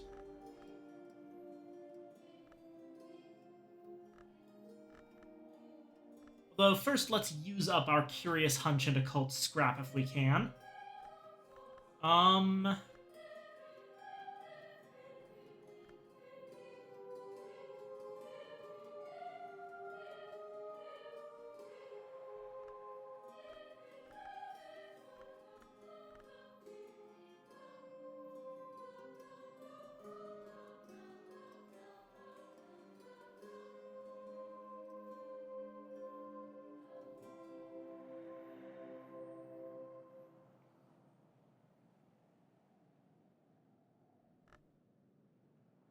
No, wait, we can use those. We can, in fact, use them. We just want to bring up some things that are knock-a-line. We should be able to. And we will need to do that with Lockworks and Clockworks.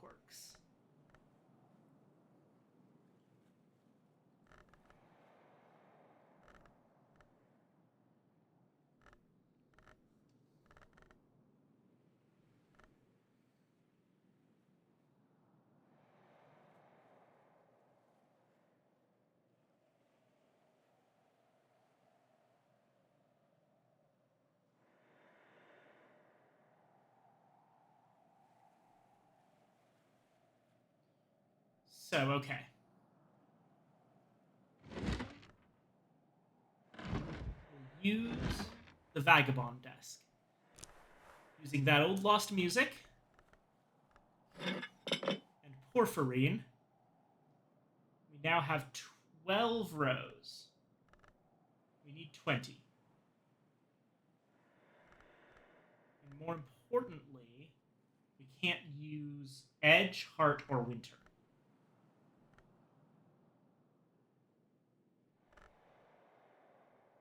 Either Path and Pilgrim or Inks of Power will work here.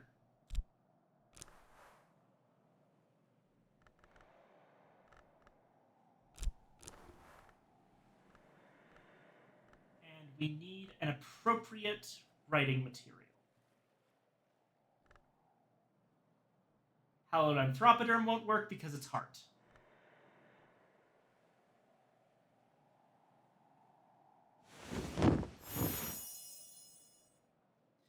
Compose a petition to the Vagabond.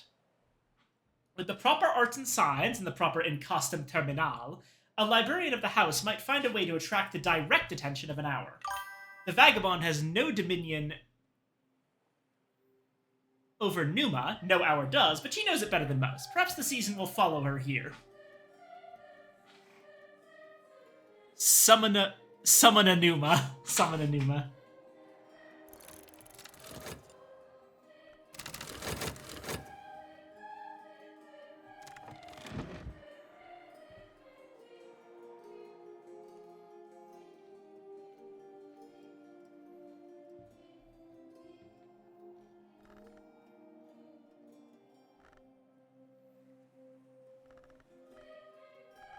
Alrighty. So that's happening.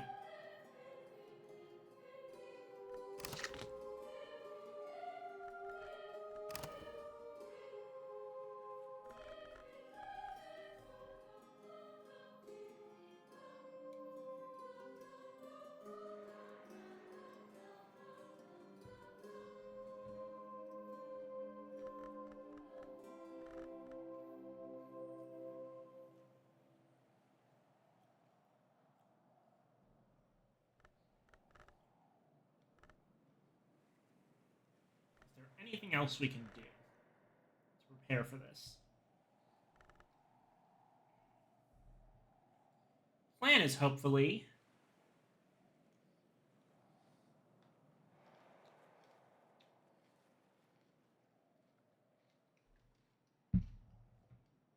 Okay, there is at least one thing we can do. We can plot in Rhyme and Remembrance where it's meant to be.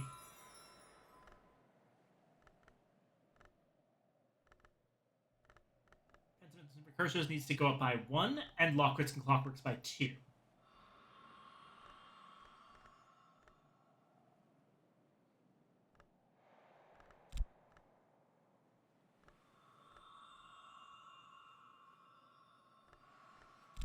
Wait, no, it was the other way around. Hold on.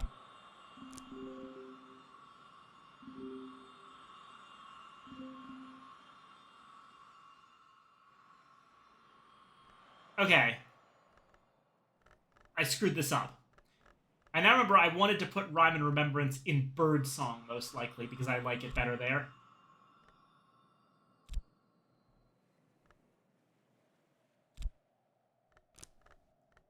So what's my Scolicosophy?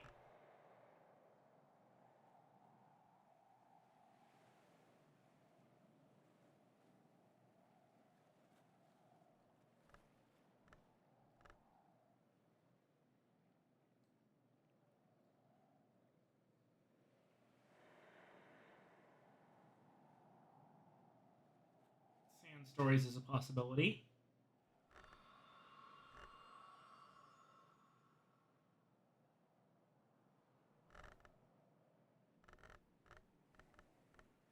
Maybe Ragged Crossroads instead.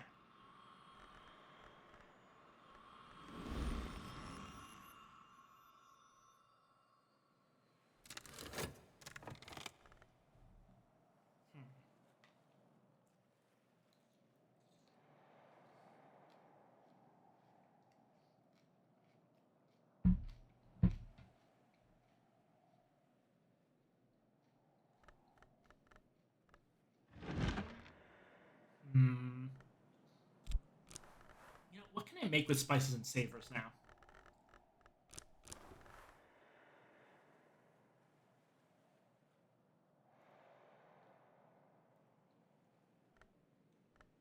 Add liquid to Scholar Level Forge. So if I take this and add literally any liquid, glass of water, you can make iotic. That seems like a perfectly fine thing to do.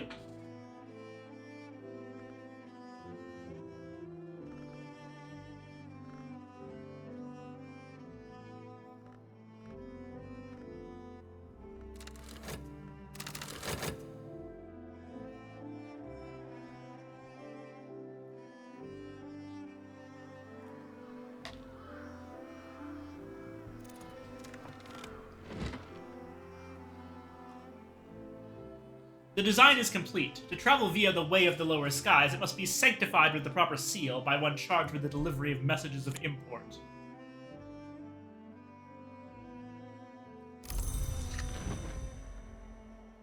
Do I just put this in the post office?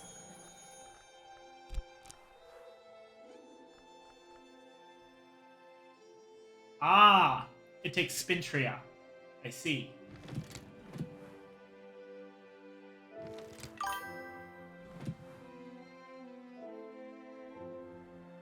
By a courier of the lower skies?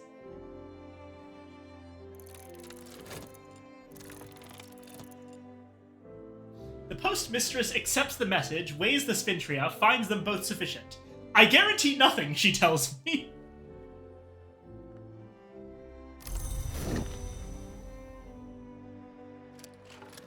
God, what a surreal day to be a postmistress. Like, what the fuck?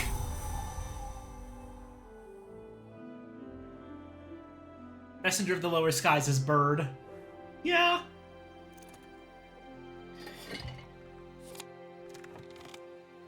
There's our Iotic.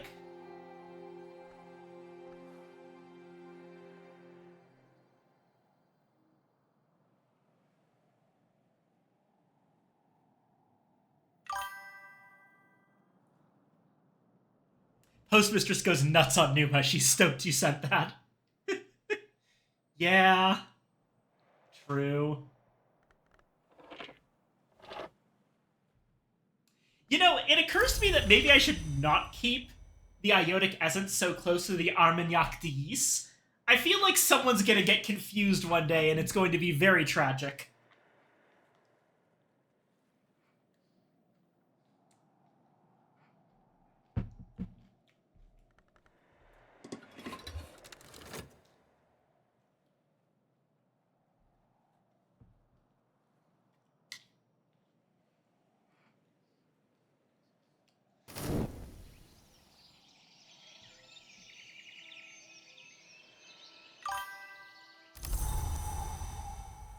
Real noble endeavor vibes, drinking Iotic Essence. Numa! Okay.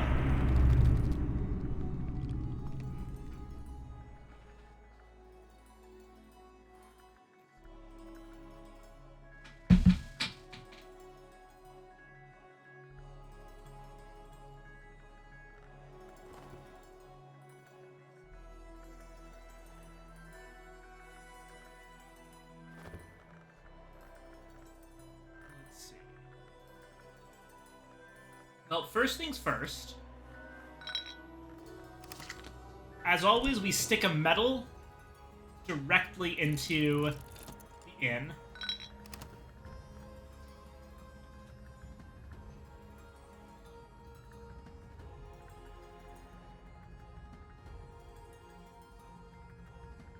Now.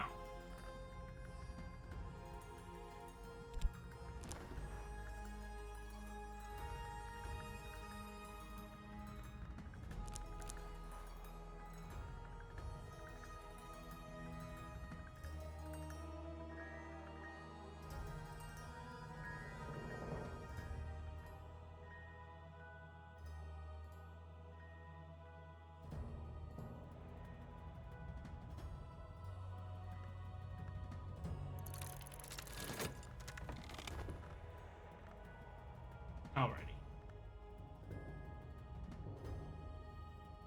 Lots of stuff gonna go on. Okay. We're gonna get 8 many-faceted lessons. Aspects of New are Nectar, Moon, Winter, and Grail for the events. Knock for the influence probably means something.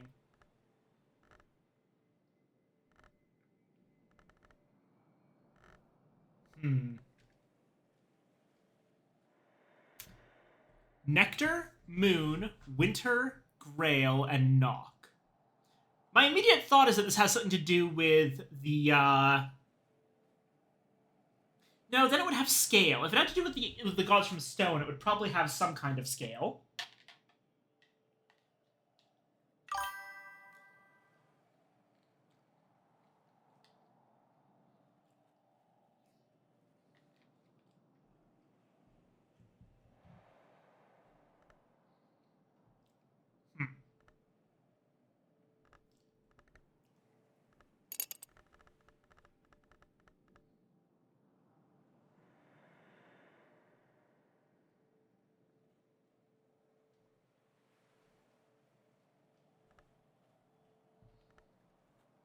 Alright. So, we're going to get 8 many-faceted lessons, so we can upgrade 8 skills.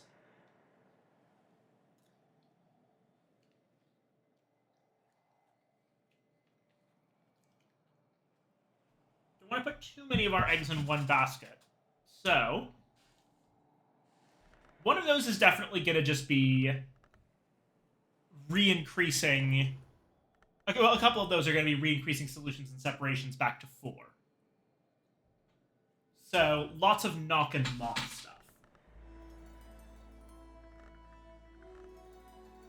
That in mind, let's start gathering stuff for Knock and Sky. I've already got the occult scrap for Knock, so that's one.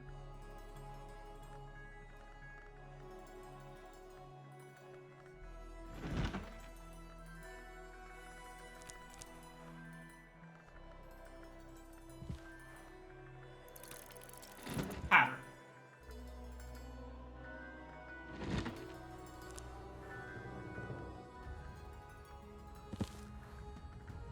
to the heart.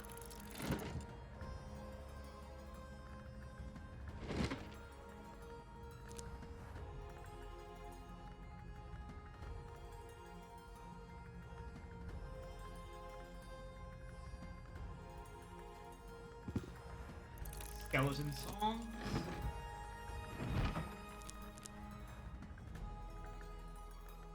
Singlefoot songs.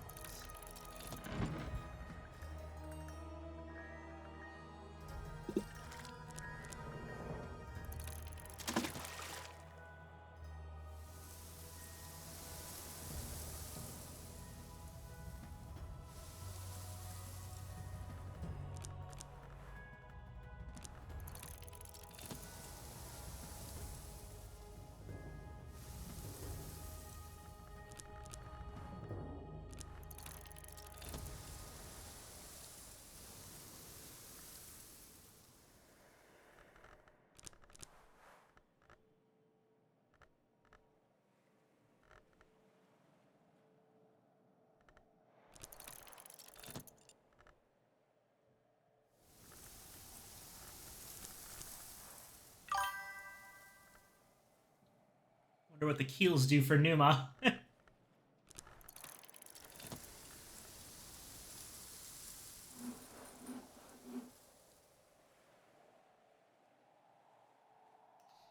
Well, apparently they start corresponding in I was about to say start corresponding in Ericapian, but no, we can read that. They start corresponding in some other language.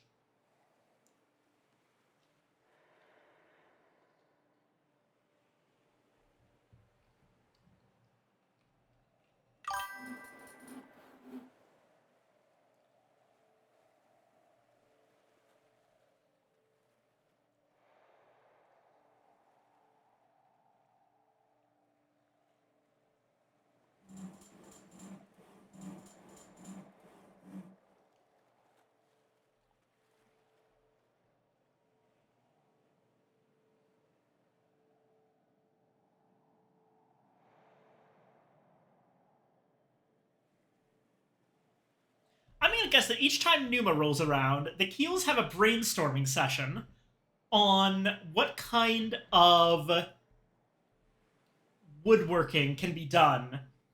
Like, okay, they have woodworking for the beginning of life and the end of life, so coffins and cradles. But what about the middle? What kind of woodworking can they do for the middle? That's what they're brainstorming and talking about. It's completely incoherent to anyone who's not a woodworker, which is why we can't read any of it.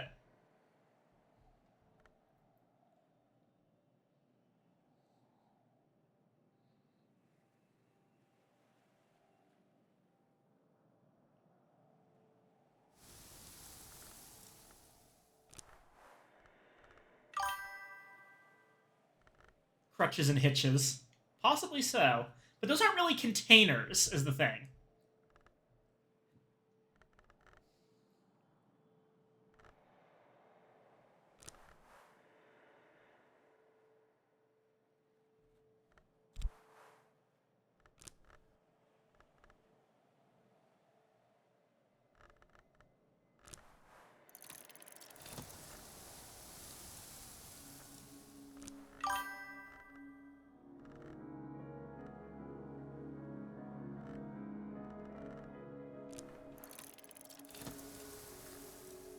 Carriages, maybe. That might be it.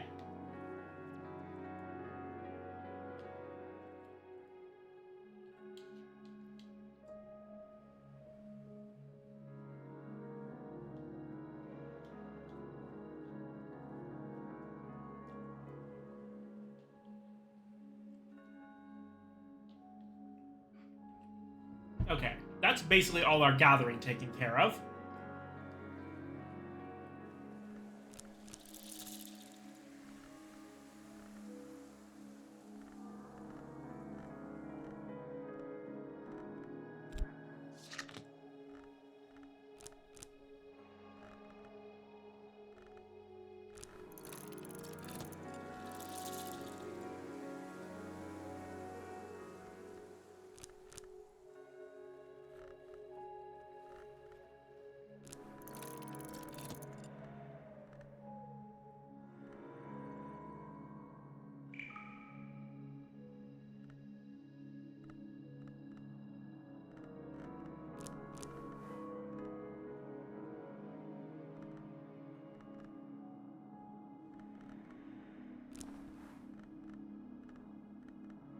Or wait, no.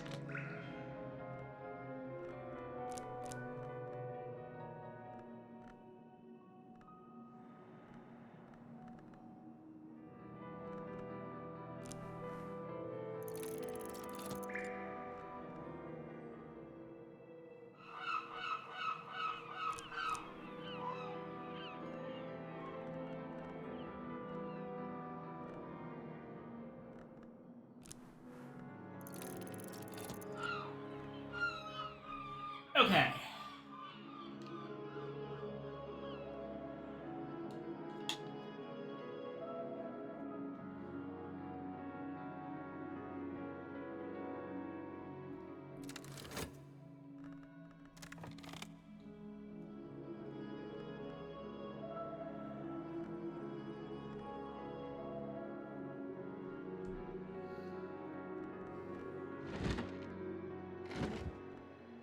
Getting everything ready for Lockworks and Clockworks, I know that.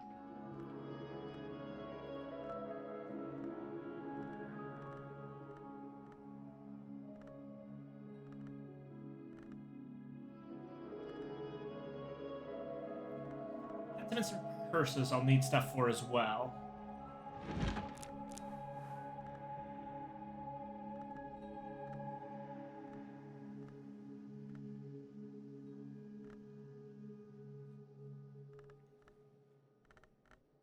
That's going to need some Grail. We will grab Satisfaction out of Fekri's Herbery.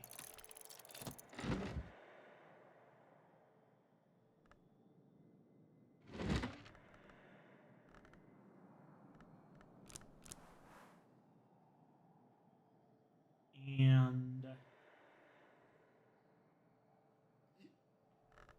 Gossip.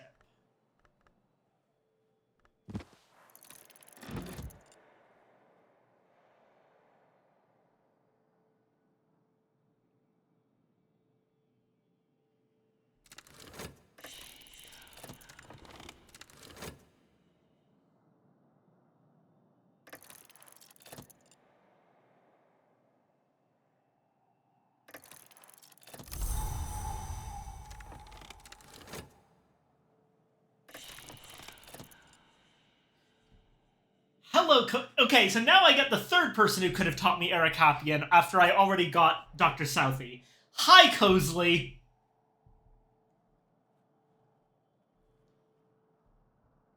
Magus Winterlong, controversial philosopher. For an immortal exalted by an hour of silence, especially one who might be dead, he has a great deal to say for himself over the years. Or he has had. He's got Moon and Winter.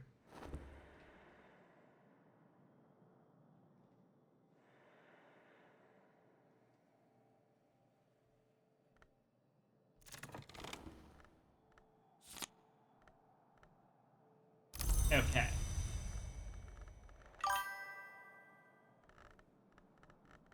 So right away,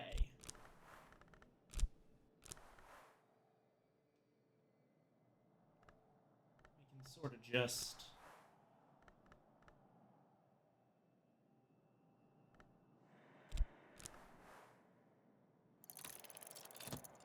We love the yappy worm.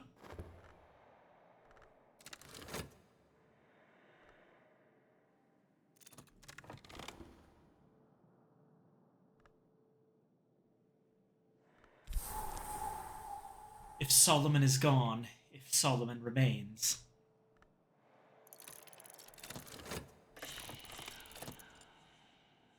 I have, an idea.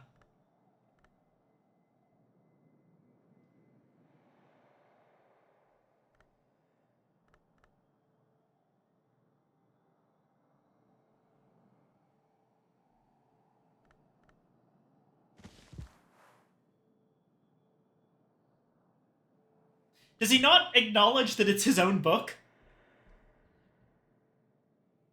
Will Julian Cosley not sign my copy of Towards a Fundamental Aesthetic 2nd edition?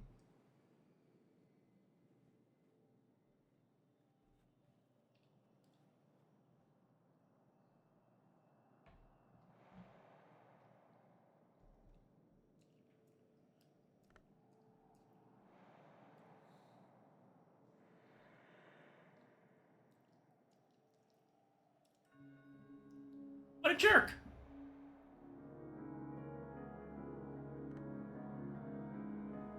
Fucking fine. I guess you get, what other winter books do I even have? Exercises in the Continuity of the Self.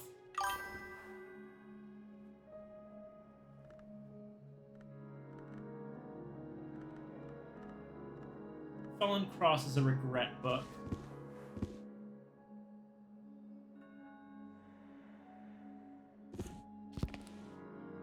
Doesn't seem to do anything.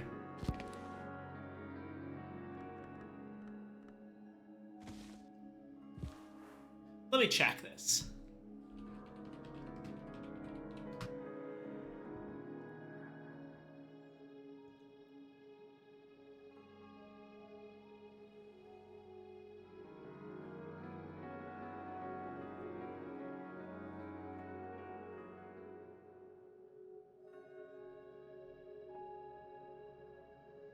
Yeah, no, he doesn't sign any of his books.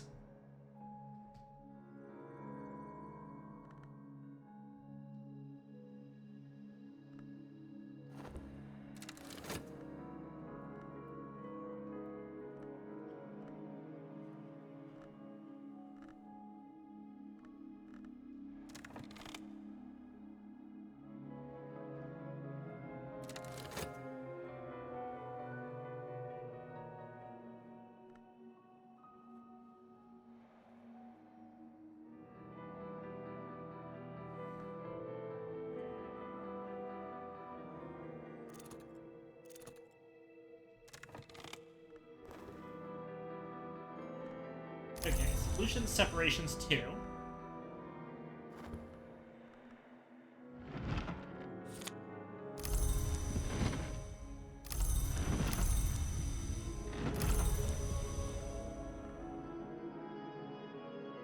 Okay.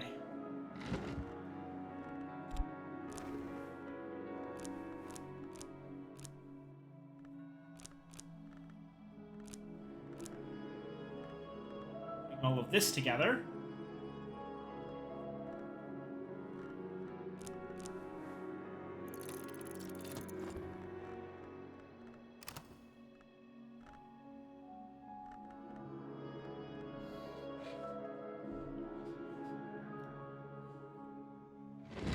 Right. The key during Numa is basically always keep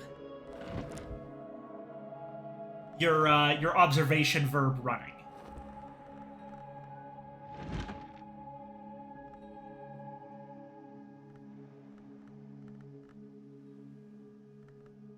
What we got here? 0.4 seconds to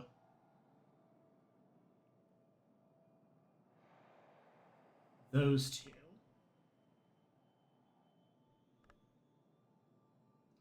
Which were meant to be for pendiments and precursors, but what we're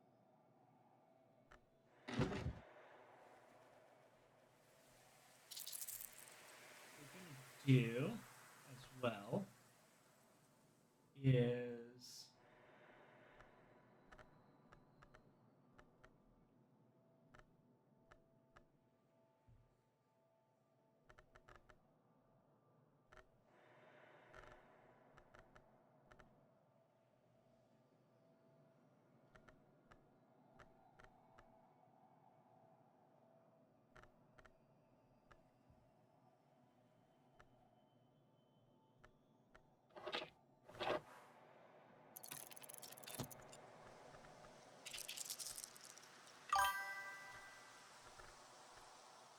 think Julian Cosley would be a Discord puppy boy / girl. I don't give a fuck about gender.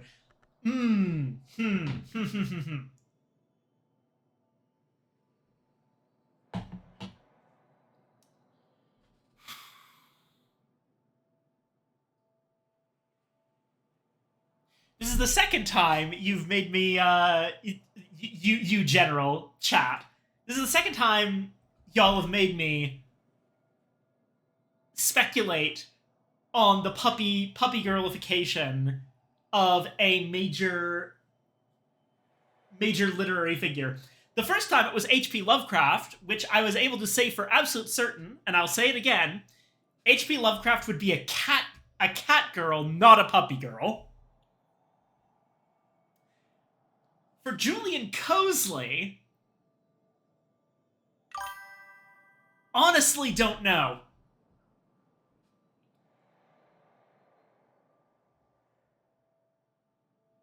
I think Julian Cosley might be a puppy girl.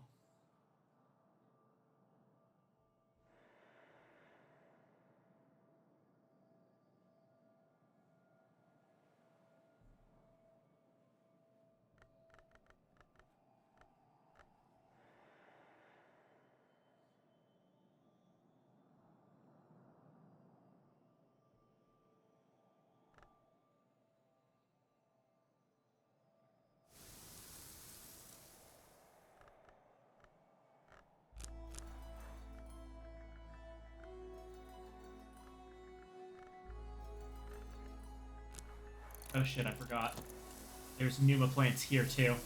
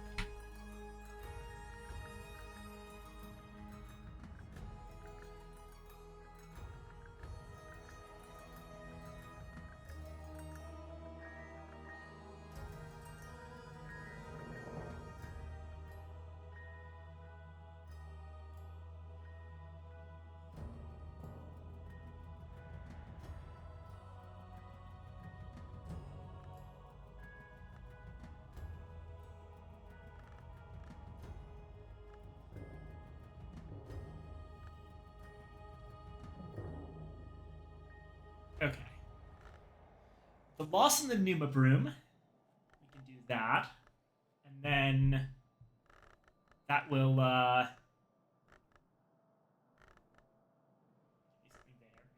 also gonna want another 2 things that are aligned with Moth.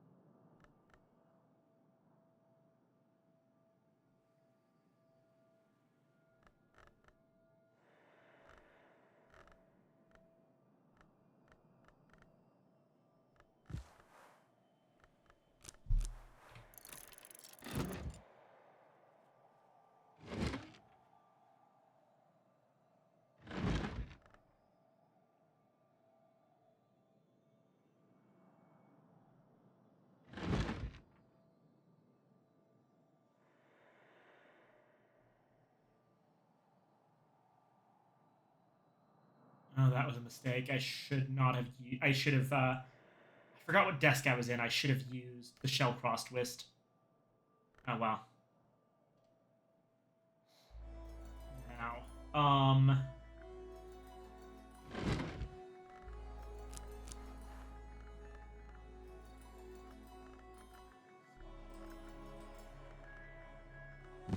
here.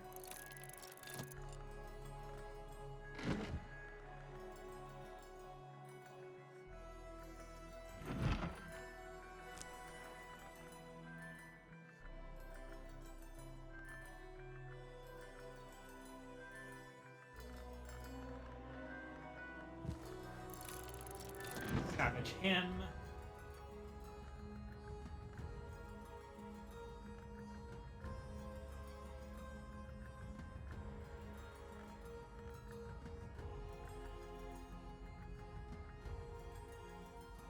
Ah, but wait. I can save it.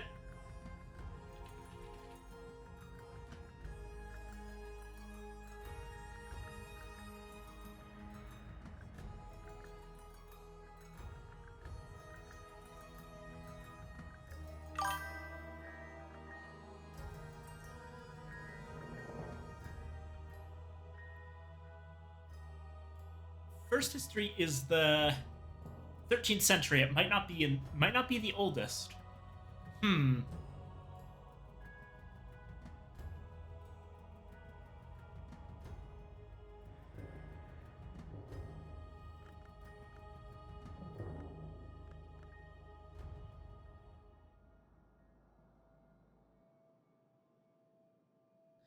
No, wait. That won't work because I've got this running. Um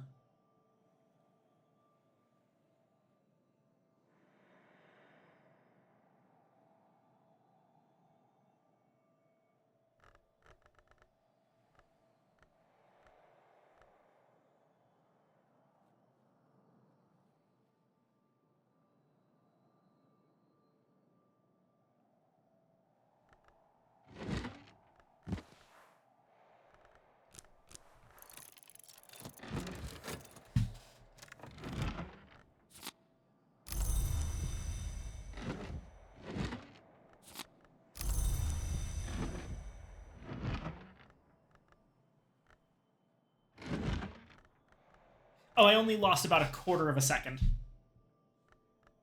Okay, that's good. I can use... Wait, did I already use it?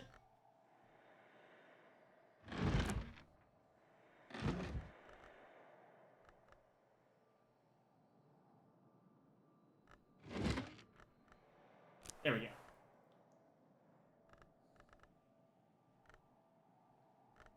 Use that. Start building up for even more solutions and separations.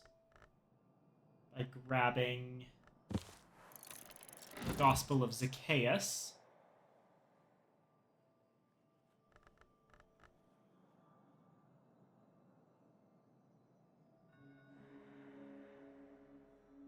And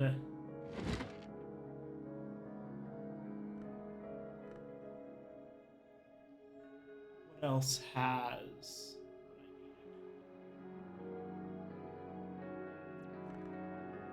salt?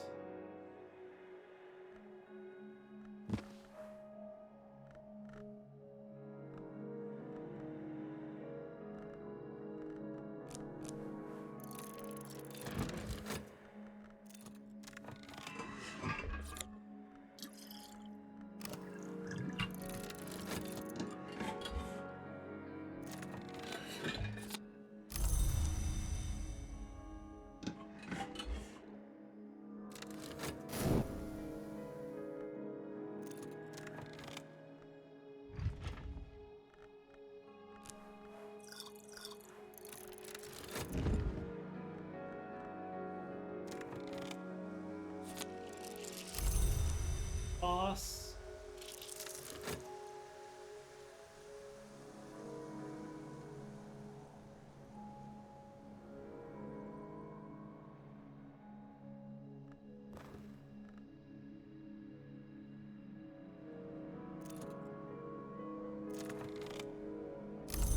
Clockworks and Clockwork 7. Next up.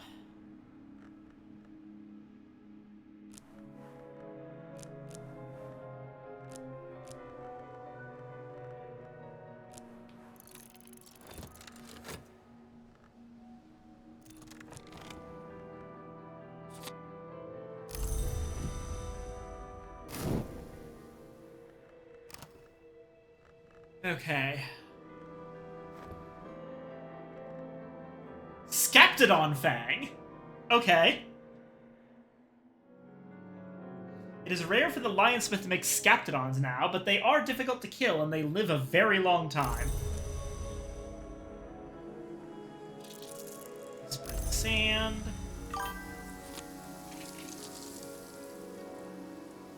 Big Edge in Cult Sim. Yeah, it's a little bit less now. Moly.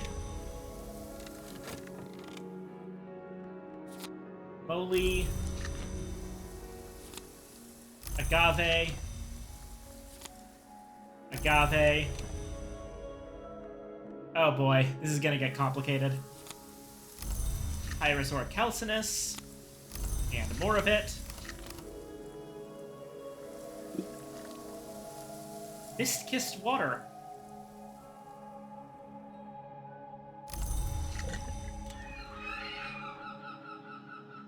Outsized egg.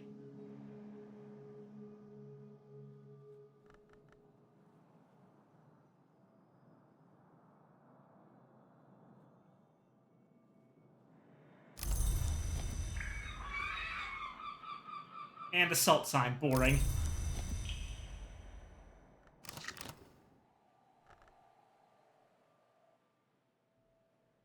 Okay.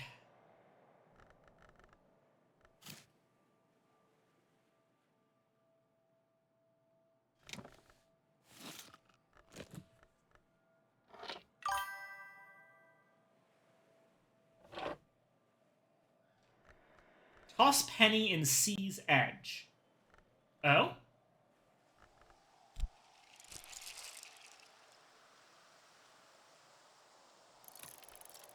Sure, okay.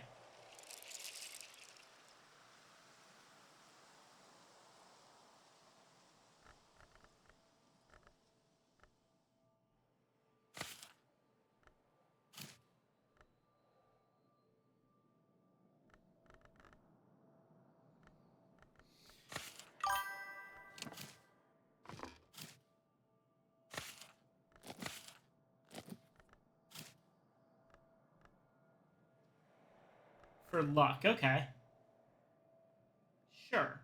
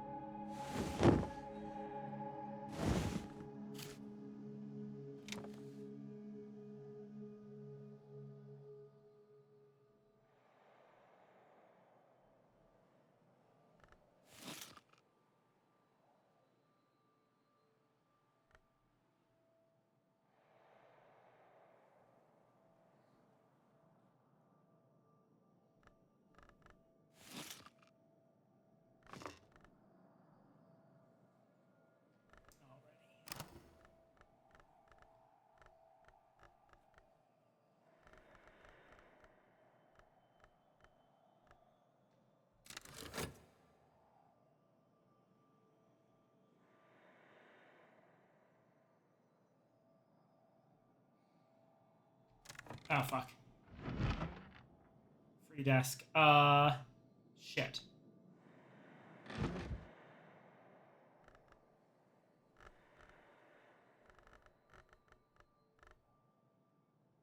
Gonna leave it for now. I don't want to get too rushed. A horizon sight. Okay. On a clear autumn day, the story goes, you can see Ys from the Watchman's Tower. I don't know whether that's true, but on a clear day in Numa, you would see the city unbuilt. Dr. Brian Levinson. The waves march on to the horizon. Huh. Okay.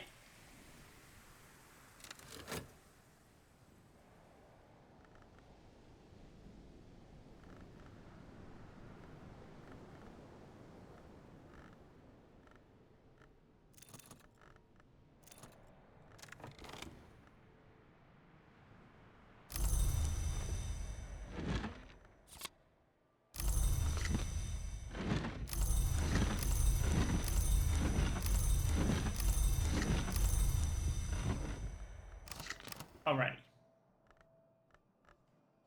So.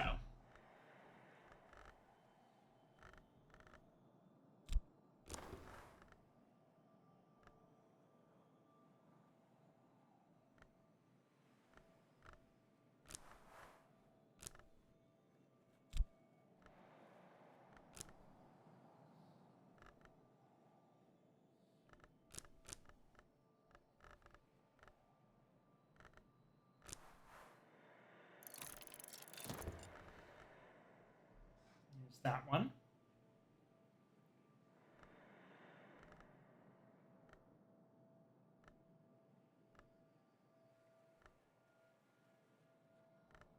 We have two more. Plus probably another pattern. So that's easy enough.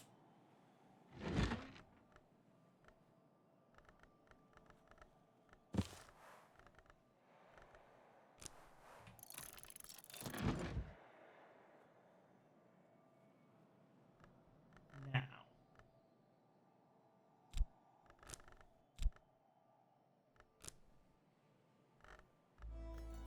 1, 2, 3,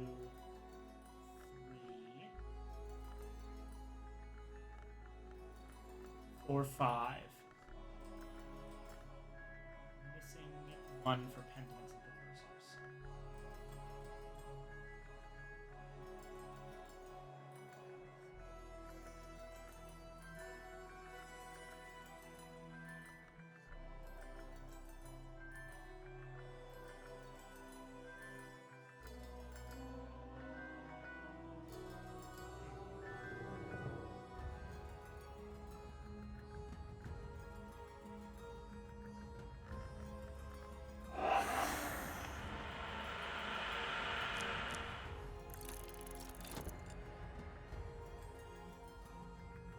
Two more down.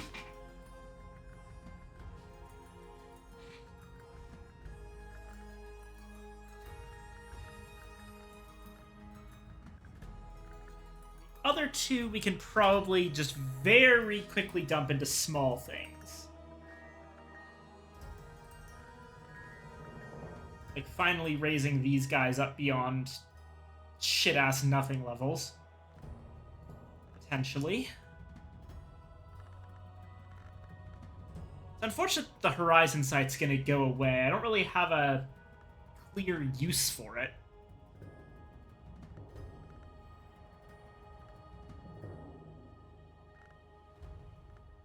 Kind of wish I had done that in the last few seconds of Numa so that I could cheat it past the end point.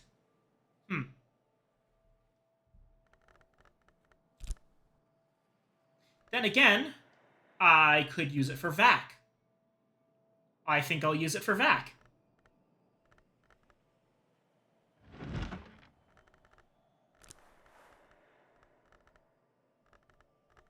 And Intuition Book.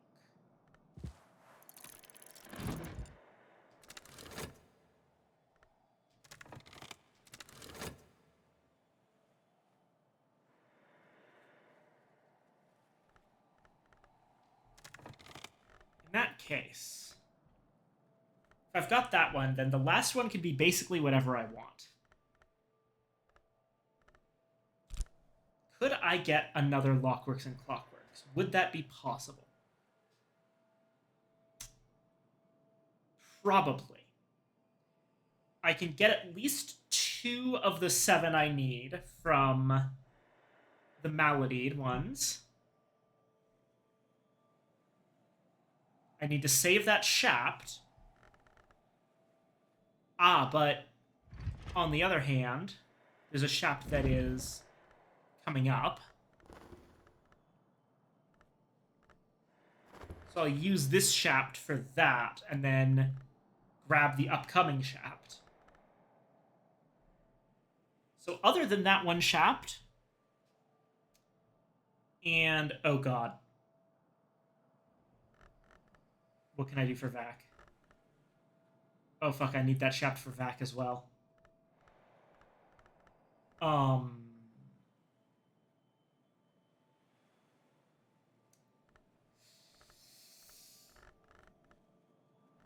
No lock. I can do Lockworks and Clockworks with Faust. Okay. Save a Shapt and a Faust. Save a Shapt and a Faust. Can't do anything at the inn. Inn, it currently has metal in it.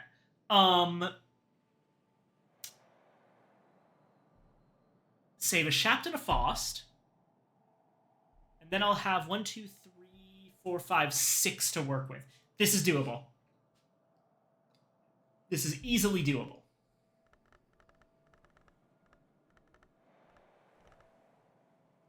Now,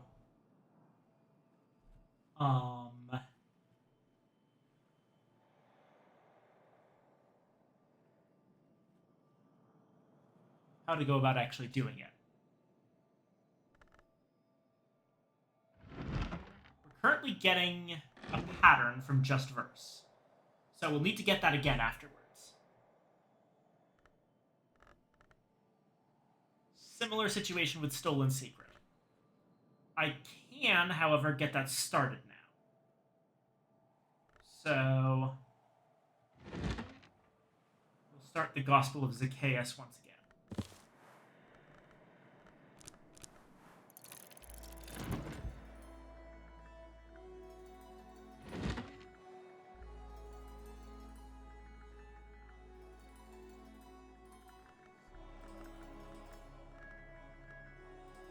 Similar situation with Salt.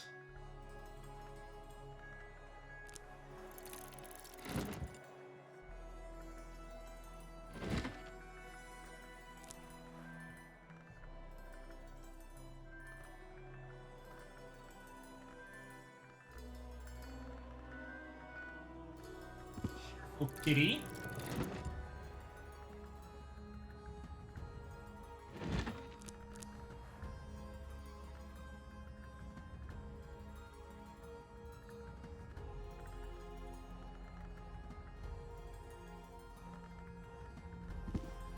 Savage Him.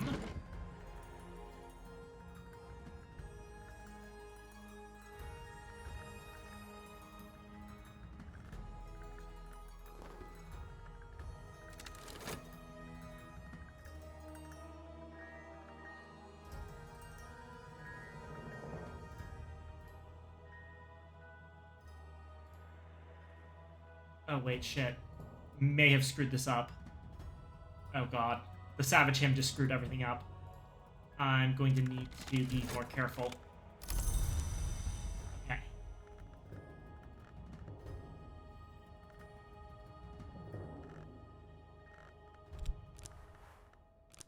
Solutions and separations.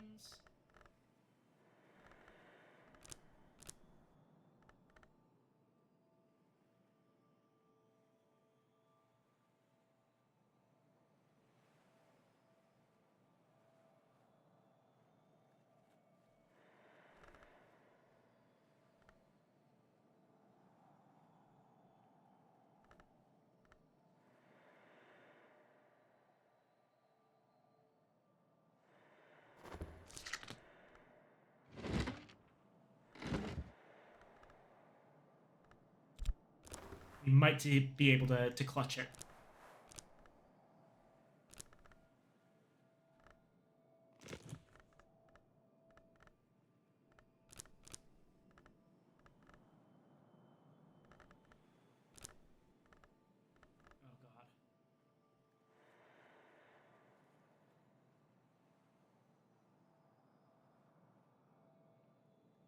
We are missing one.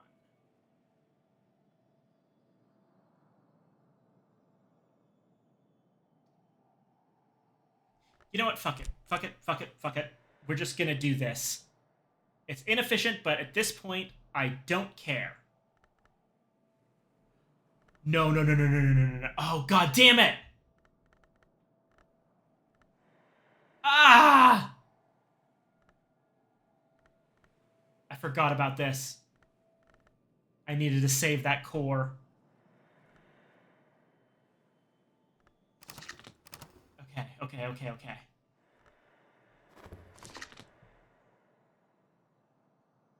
Reconsider. Reconsider, reconsider, reconsider.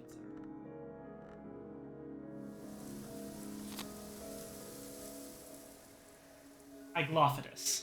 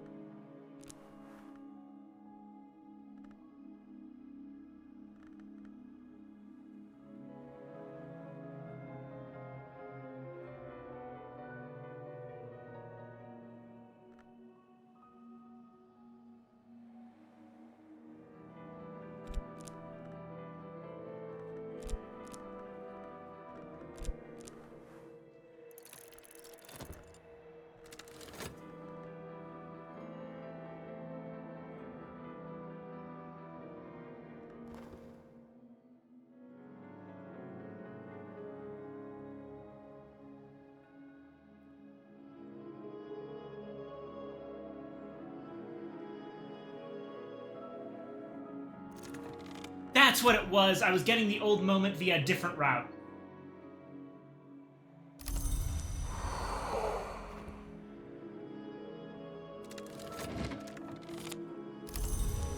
Vision. The pattern.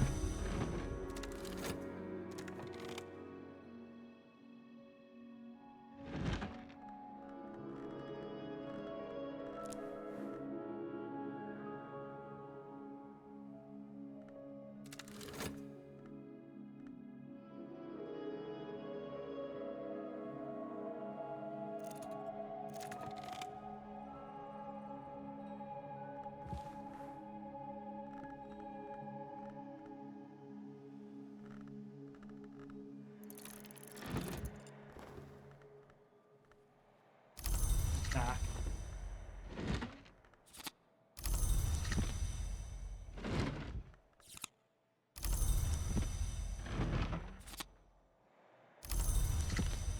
Savage Hymn, Salt, and Cheerful Giving. Okay. We're just gonna send it.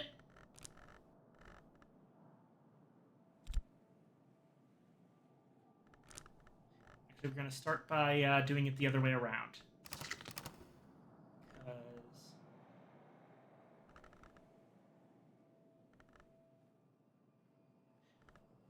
Okay, no, I didn't need the thing. I didn't need the thing. I'm good. I'm good. We have Shellcrossed Whist.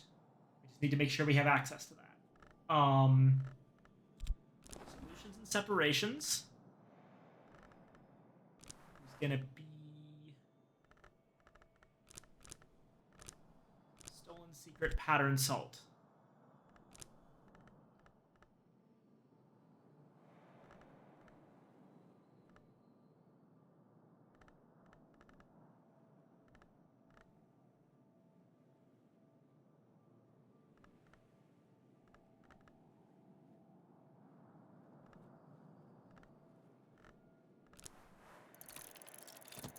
Okay. Can we still get that last two? 1, 2, 3, 4, 5, 6. There. This intuition is useless. We've got the ditty.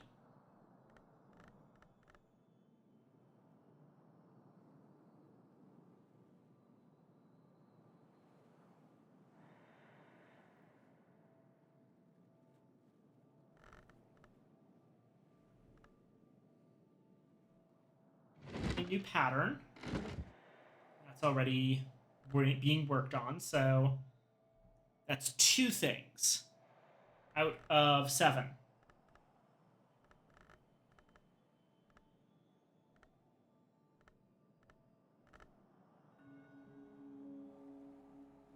Five. We're going to be cutting it close, but I think we can still manage it.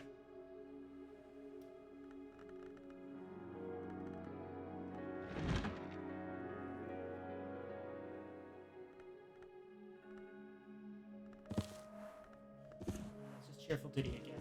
What I want is this.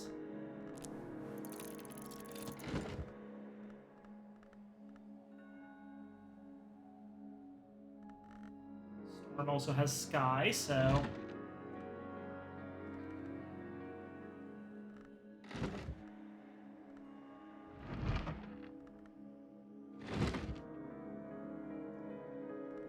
I'm going to use one of our Fausts. Let's get Storm.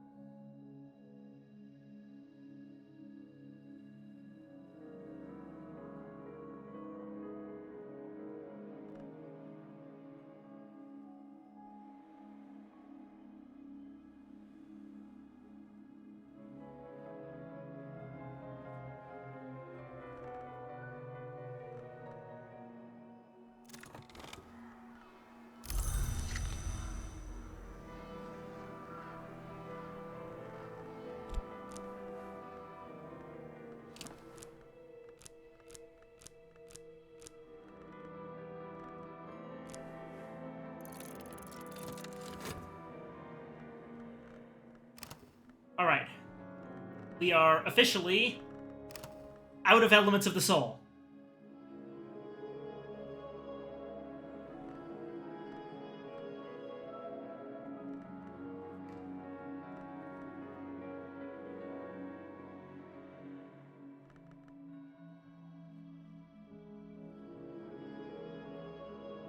Almost out of Elements of the Soul.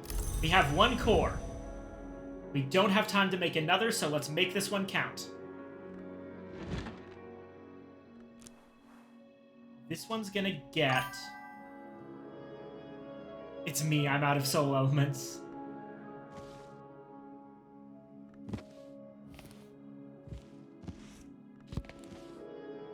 Gospel of Zacchaeus.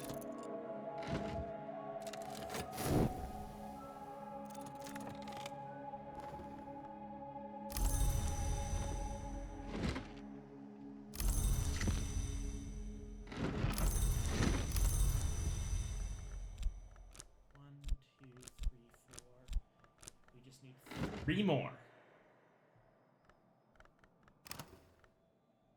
Gospel of Zacchaeus, we just started.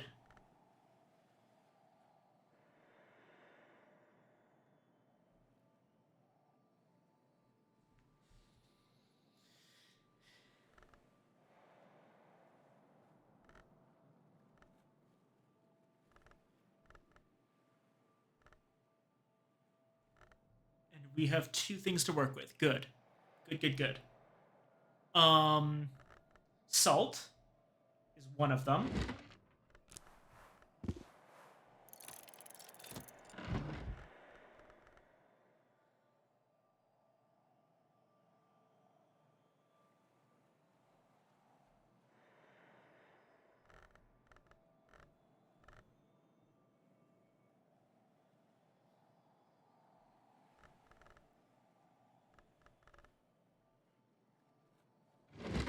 Savage Him will be the last one. We should be okay. Good lord.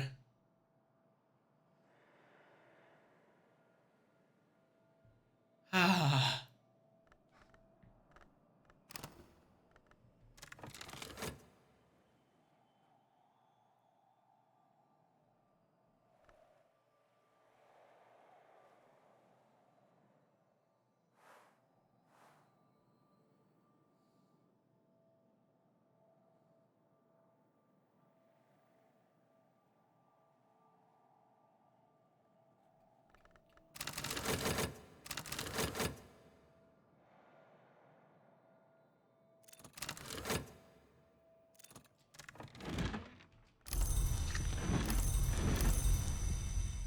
I hope I've done this right, because there's a lot that could potentially go wrong.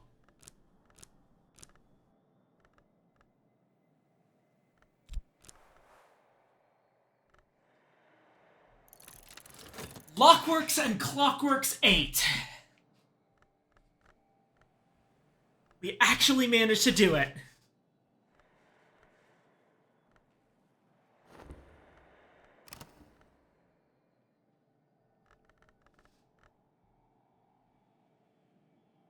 Ah.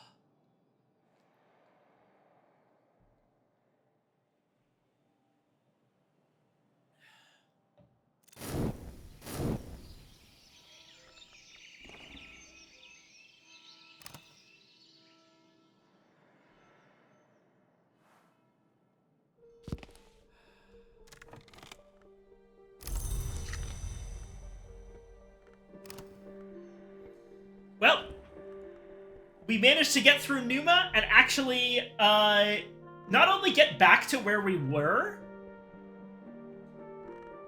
but we successfully managed to use all of the many-faceted lessons and get our Lockworks and Clockworks and Pendiments and Precursors exactly where we want them. They now make a nice little 789, which means all we're really waiting for is for me to get on Ragged Crossroads. New current affairs.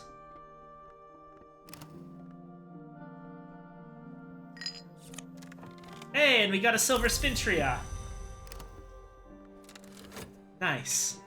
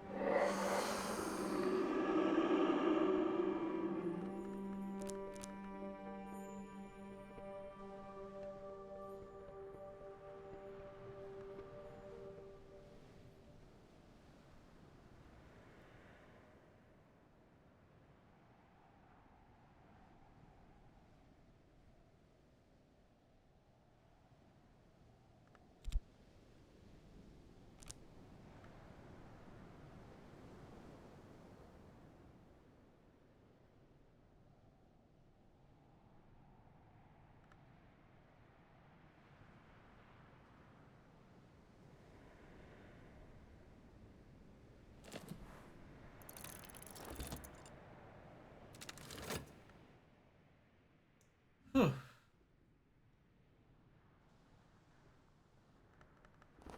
Let's see what the next event is going to be as we move into summer.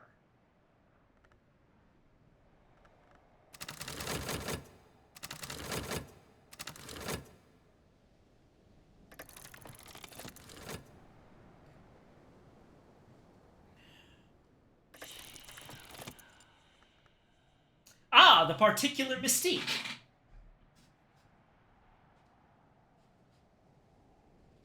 The Suppression Bureau has a growing interest in the recent fad for unconventional, often prophetic, religious movements. No laws have been broken, nothing sinister has come to light, all these movements are comfortingly solar in nature, but there does seem to be something going on. Ah yes, it's the plot of Cultist Simulator.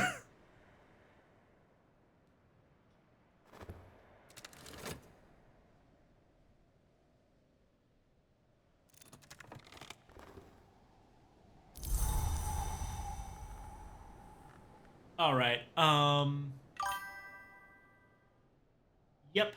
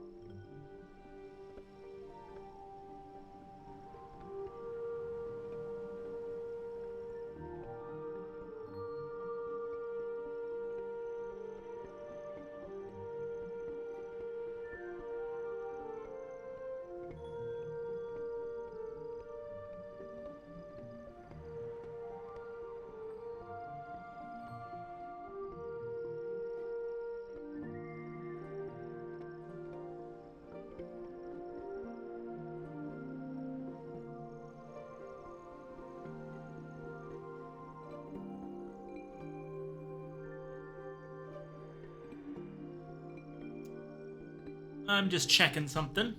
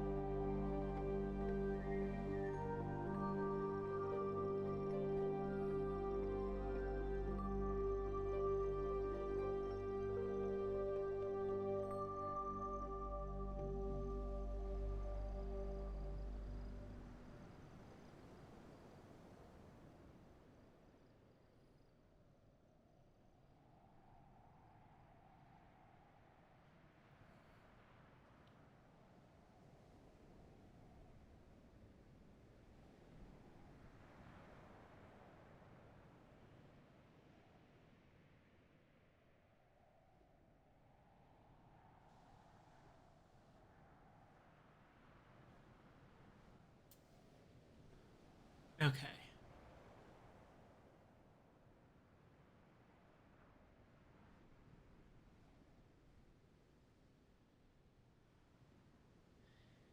Well, it's all very complicated, but it doesn't seem like there's any problem with just helping everyone on this one.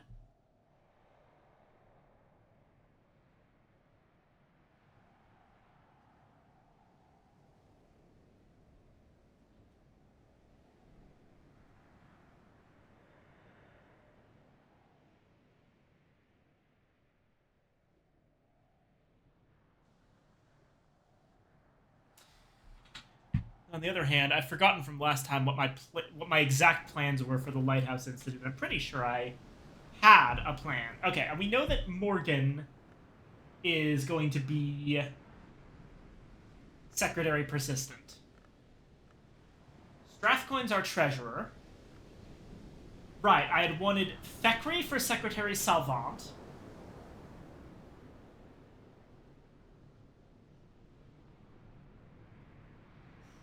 Probably Douglas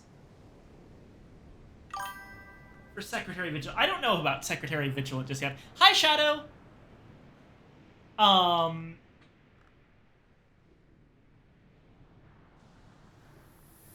Yeah, I'm kind of starting to think over maybe I want to make some different choices.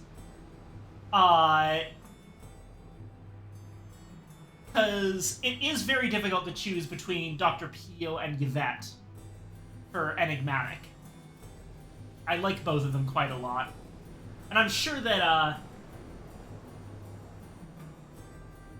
Zachary would also be very interesting. I just haven't actually seen much with him yet. Secretary Nunciant, we wanted Dr. Blackwood. That one's easy. So, okay. We don't know what we're doing for Vigilant or Enigmatic. My general feelings are... probably Douglas and either Peel or Yvette.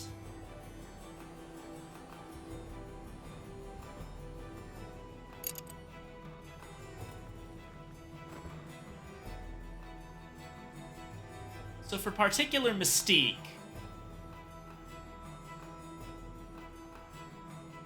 Oh god, there's a lot of people.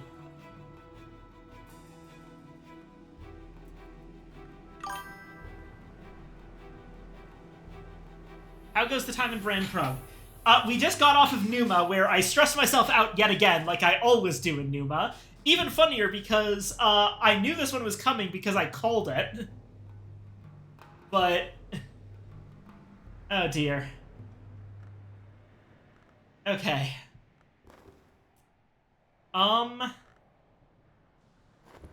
Right. Right, yeah, I wanted my, I wanted to...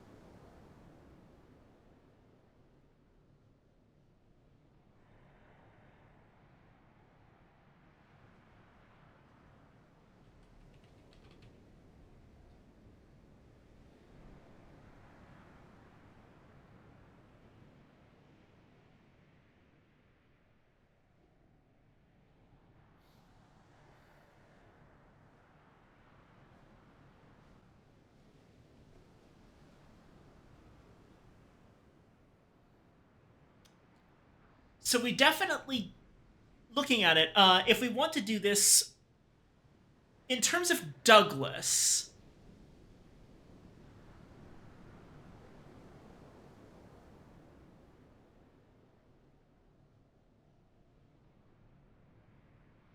the only thing that we need to worry about there is if we do the affair of the god in the wood. Because that can potentially give him fear carapace. What if we go with one of the others?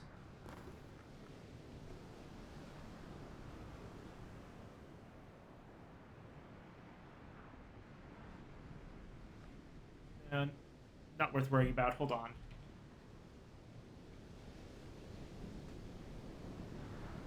For Dr. Peel...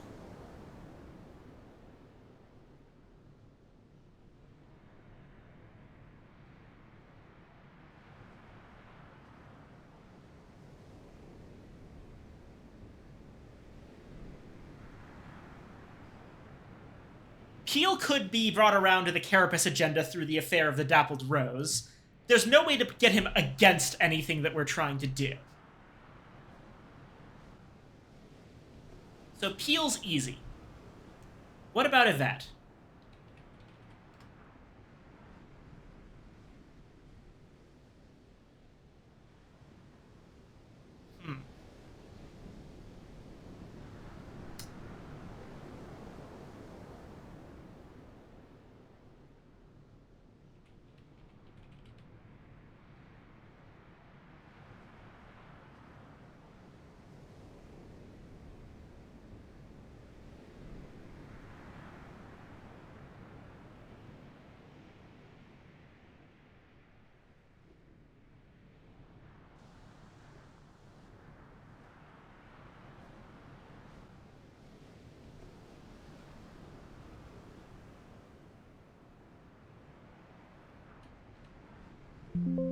Oh, sorry.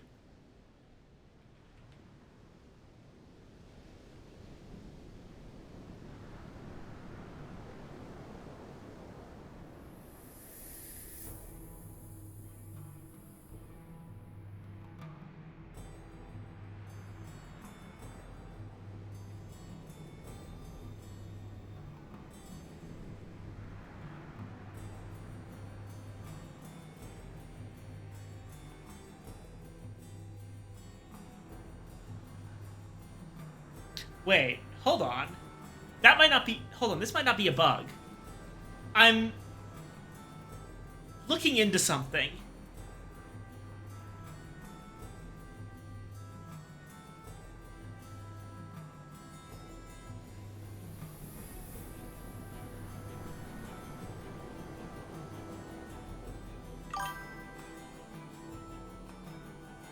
Does Yvette Southey not have any way to gain an agenda?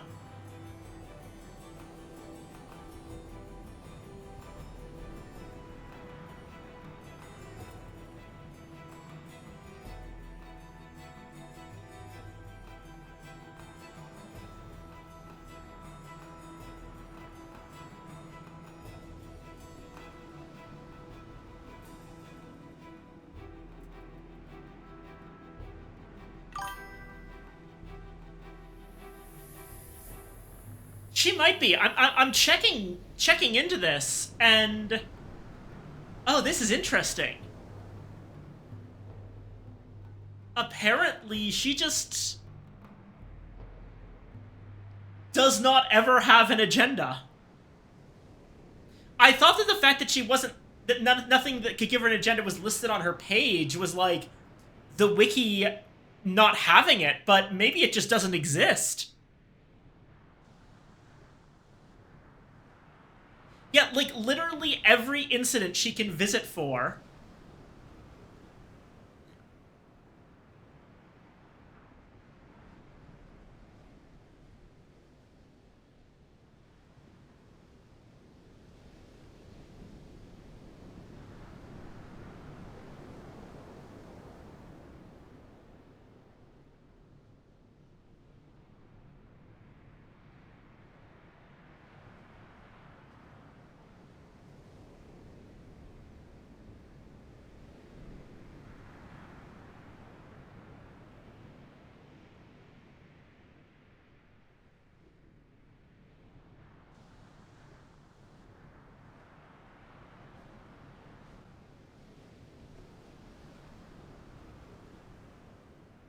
Oh my god. Okay, you're gonna love this. There are only 2 further stories that can possibly involve Yvette Southey. And if you pursue either of them, she gets removed from the game.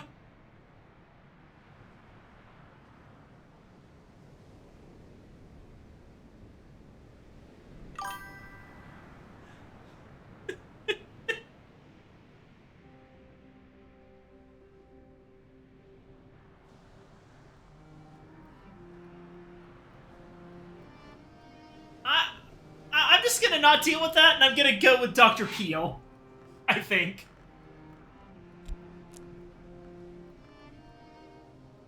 For the record, this, I think it's, this affair, Particular Mystique, is one of the ones where Yvette can get disappeared. Specifically by going down Connie Lee's path.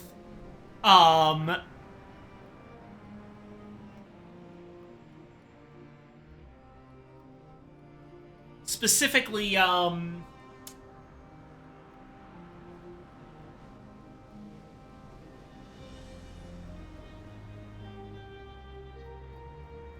see.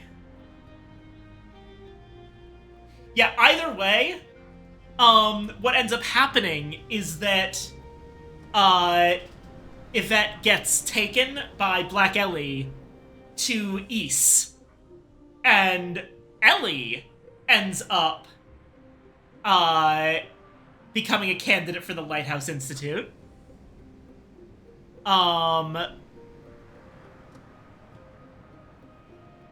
But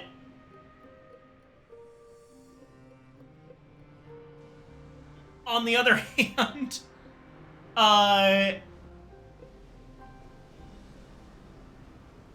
yeah, that's a whole thing.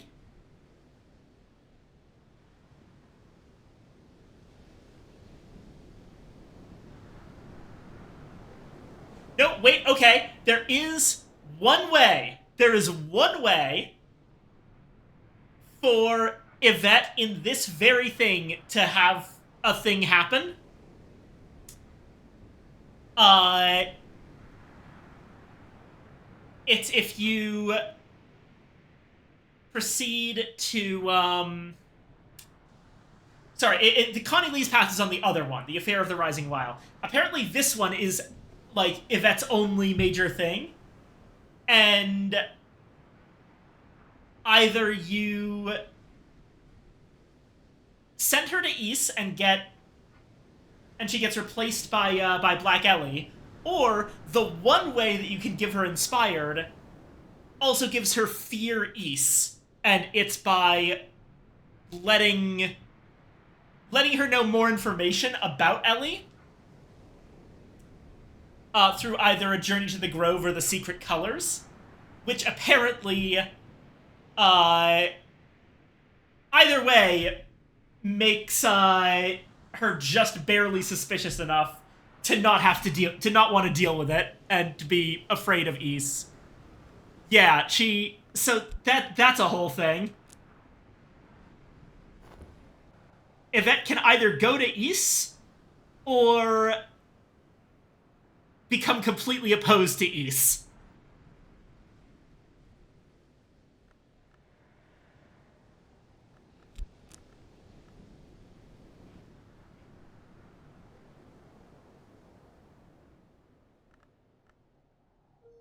Either way, none of this is going to stop us from just doing our thing here.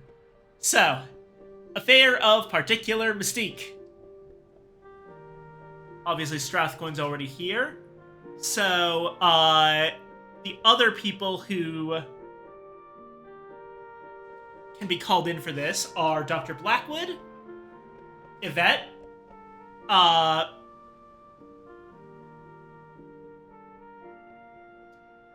both of the Moors,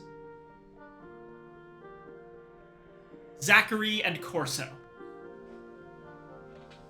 I need to start drafting some invitations.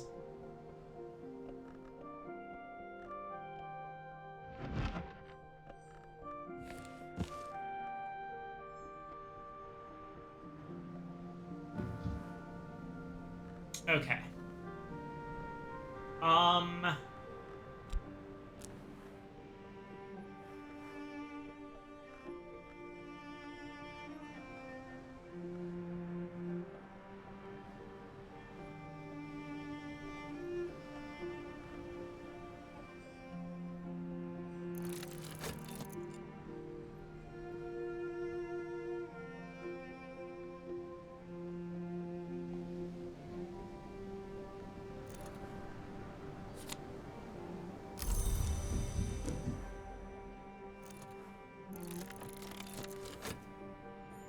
Once again, I'm inviting the entire Moore family.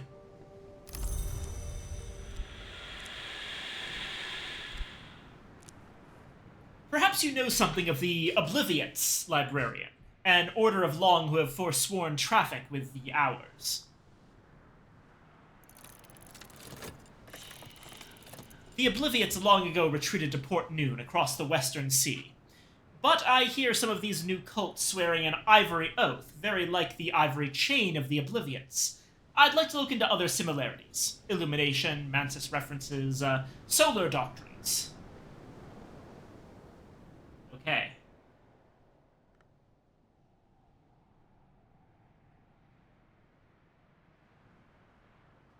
Strathcone's already seen Locksmith's dream light through the keyhole.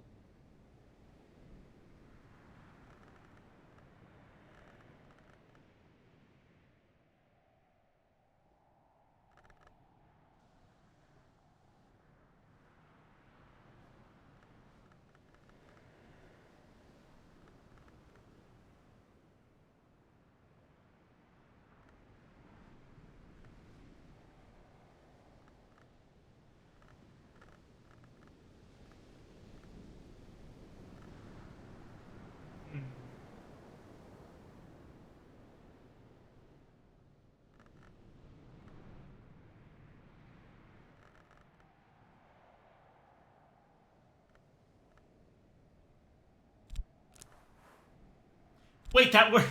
I forgot you can use manuscripts. That's so funny that that works. Well, here's a little something that I've written from my own studies. Oh, this is very enlightening. Thank you, librarian. Okay.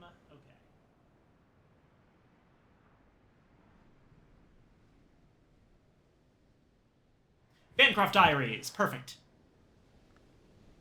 Oh, You've been around for this long, Strathcoin, and you can't read fucking Latin?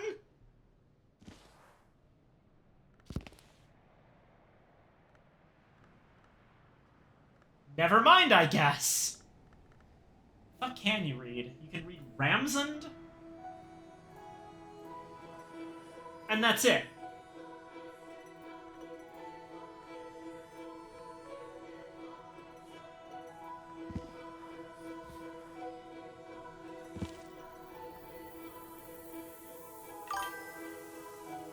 Bro knows one dead language.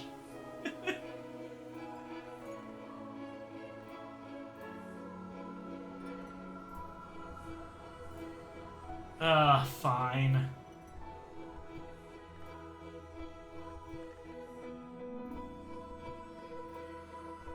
Oh, actually, let me just check something real quick.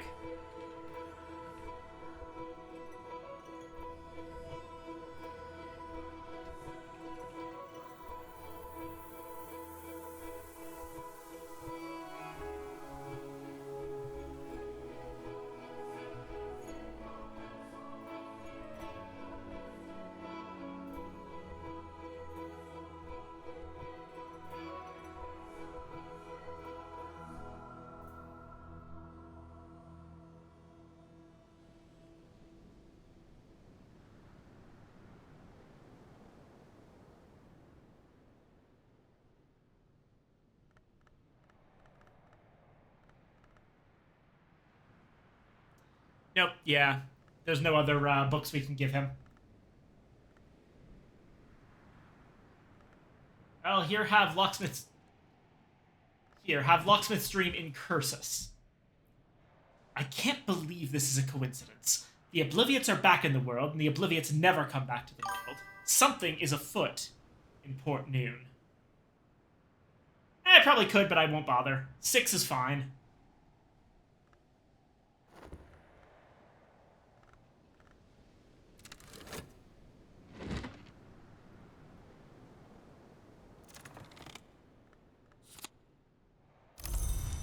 Thing is, anything I write would most likely be much higher than the number I was trying to hit. I was trying to be as efficient as possible by giving him another book that was exactly for Lantern, but I don't have any more that he can read because he can't fucking read Latin.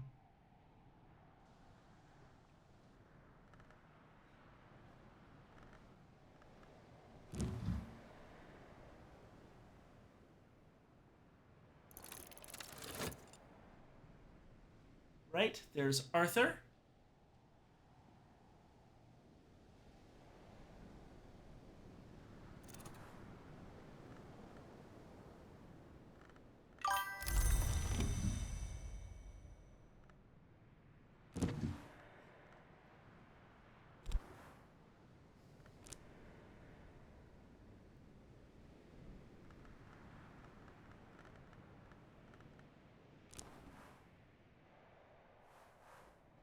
There's one for Yvette.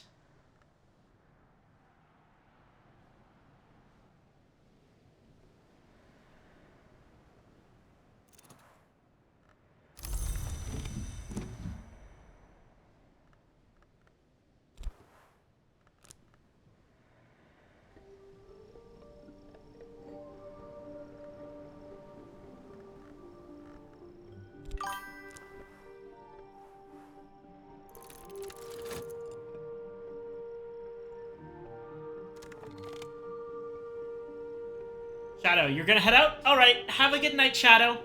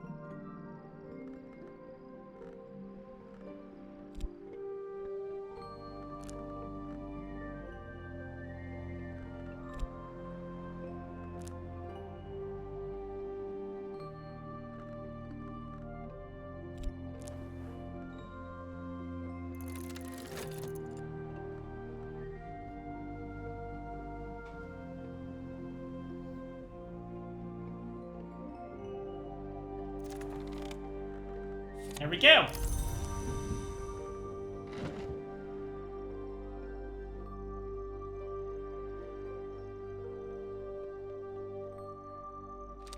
I'm not going to do these all at once. I'm actually going to stagger them out a little bit.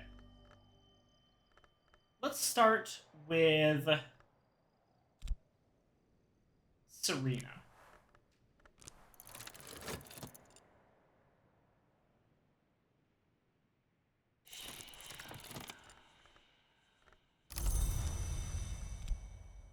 And Yvette.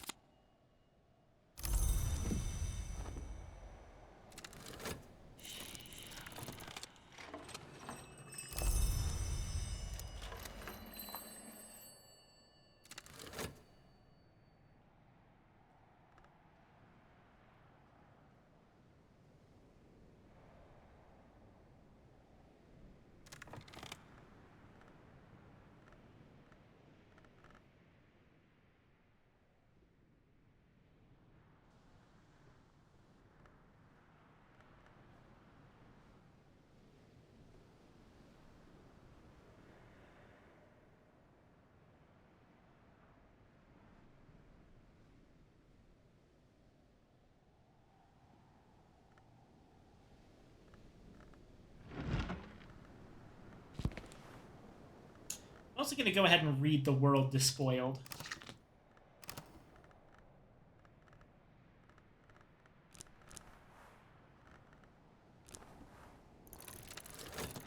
Using 3 Days Mahiera to just absolutely nuke it.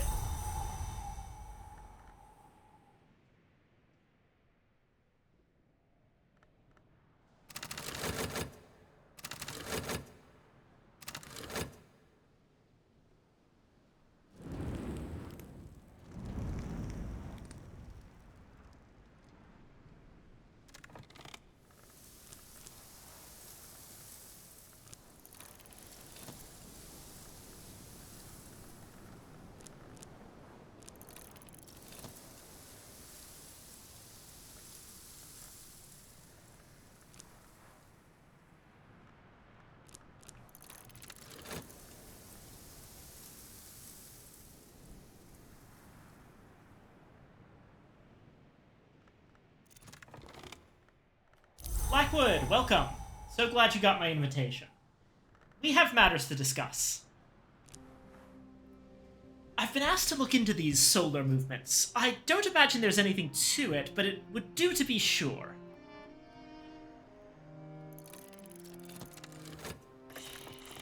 These manias have happened before, you know, these enthusiasms.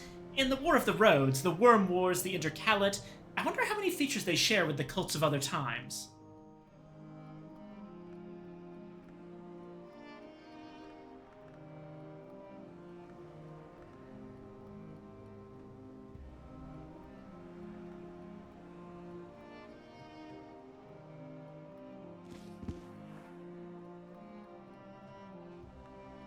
I don't believe there's anything here.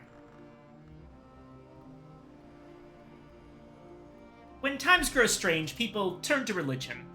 I think that's really all it is. Thank you for setting my mind at ease.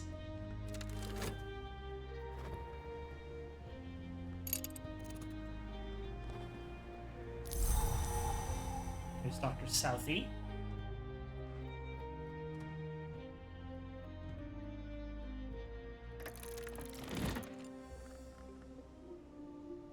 The World Despoiled, subtitled The Flowers in the Waste, an epic poem that presents a medical treatise through allegory. The author is Gideon DeWolf, 5th Baron Brankrug, sometimes unkindly called the Cutter. The poem is a substantial variation on the Fisher King tale. A wounded wasteland monarch learns that he and his land can be cured, but that the cure is their own response to ever more savage maladies.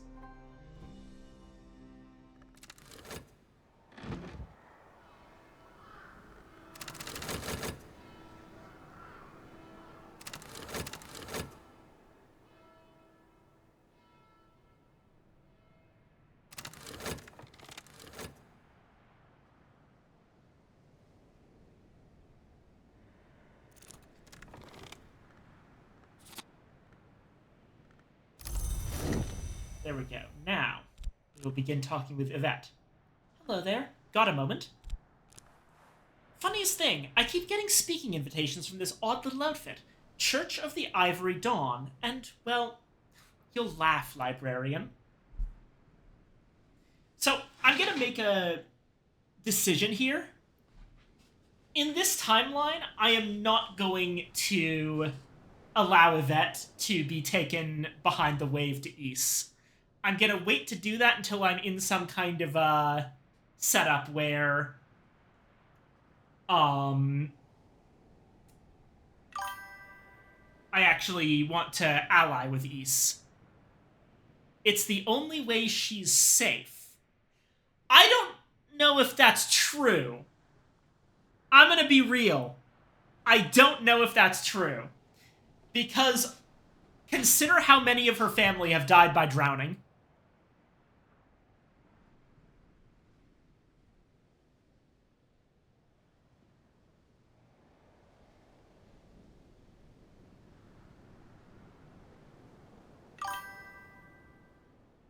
Drowning.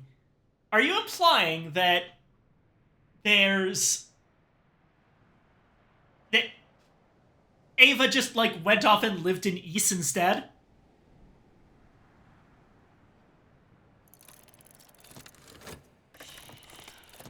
They've made up their minds I'm their appointed leader. I've made up my mind I'm not, but they're pretty insistent. They've got a bee in their bonnet about my family folklore.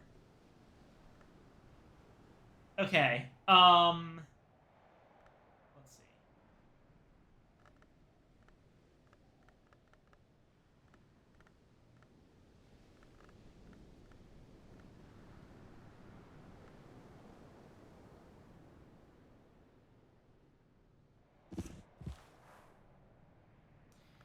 You know that immortals, long, can't have children. Bad things happen if they try. What if, pre-immortal had children?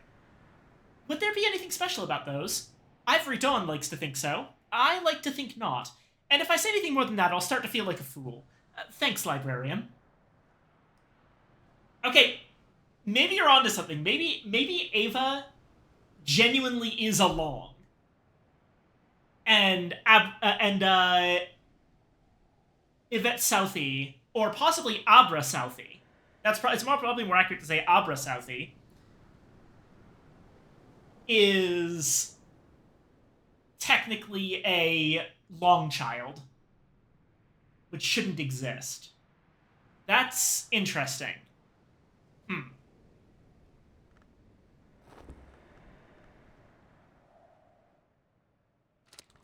Next up,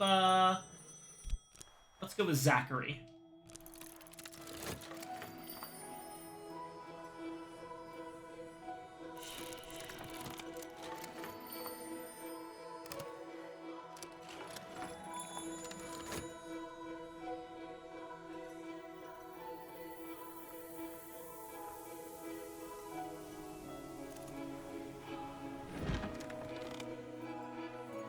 Gideon concludes with a concrete example that the mysteries can be used to despoil mine own soaks, but then the soak can then be refined with sufficient heart into the sanguis saltandus. Okay, so that's just the recipe for January Sanguinary. Hey, Solace.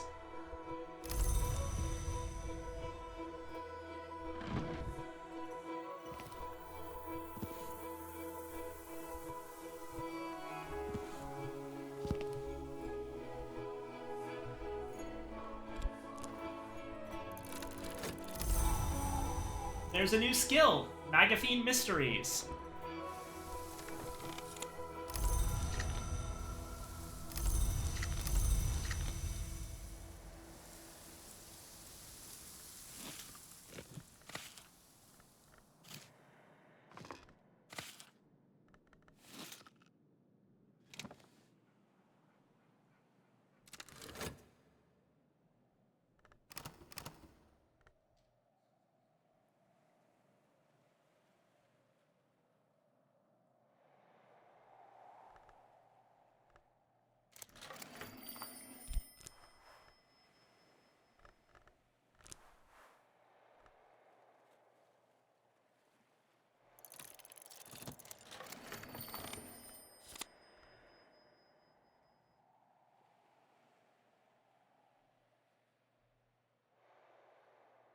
Greater plagues may not be cured, only bound.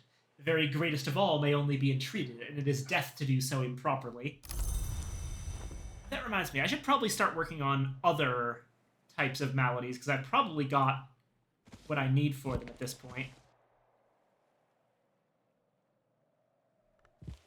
Come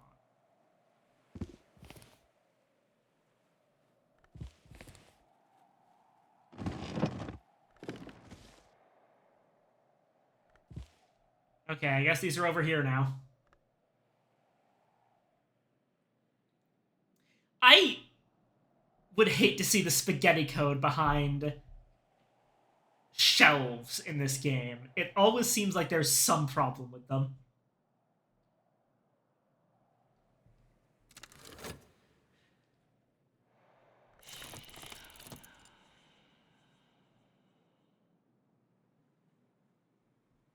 Okay, infestations.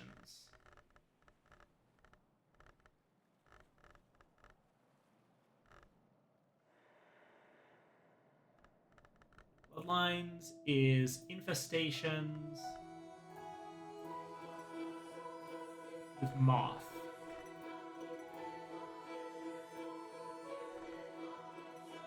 Resurgences and emergences will do.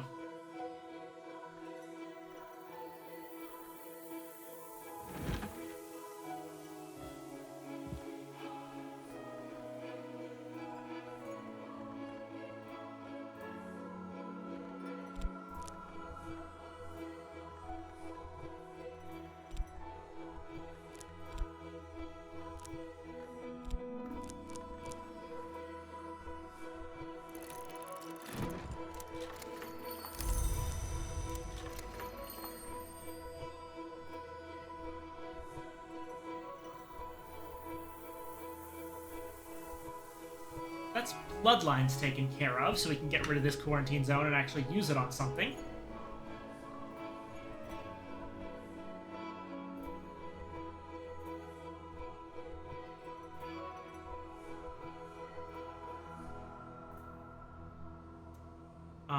What else do we have as a quarantine? We had Chionic Theoplasma.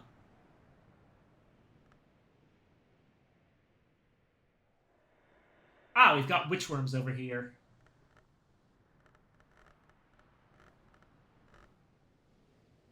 Winter. Okay.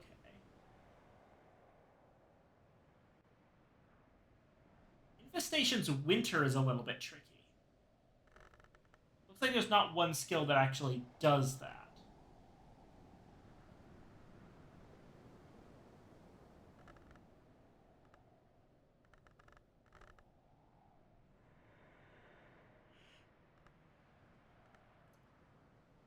So instead, we probably need...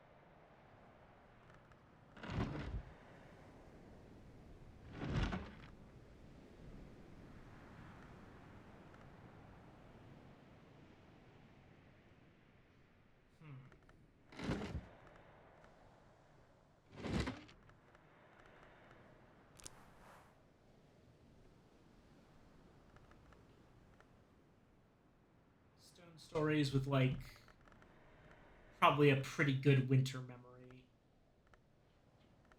is the trick.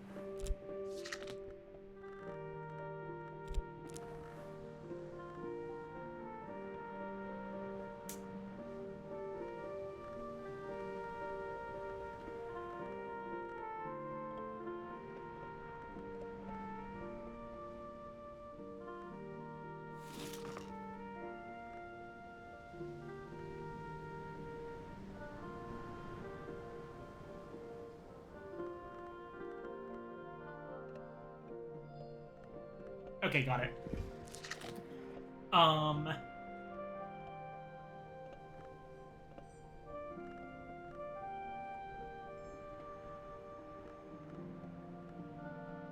Something with 2 moon, which is a stolen secret.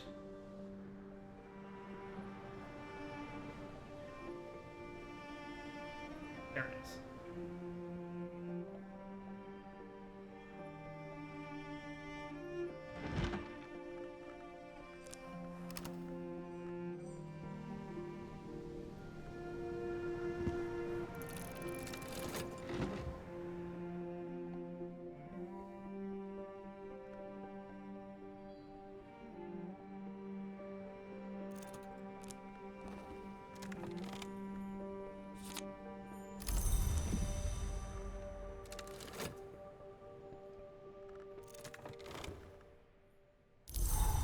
Mr. Wakefield, so glad you could make it. Everyone's always looking. If I find how they're going to end, I can offer them that. Right.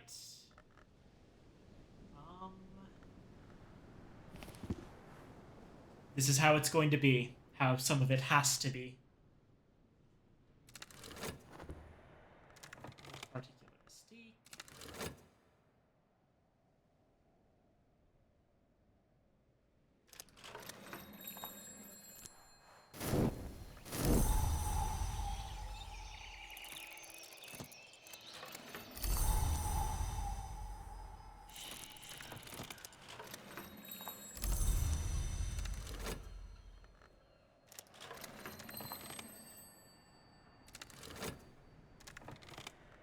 Sunny day.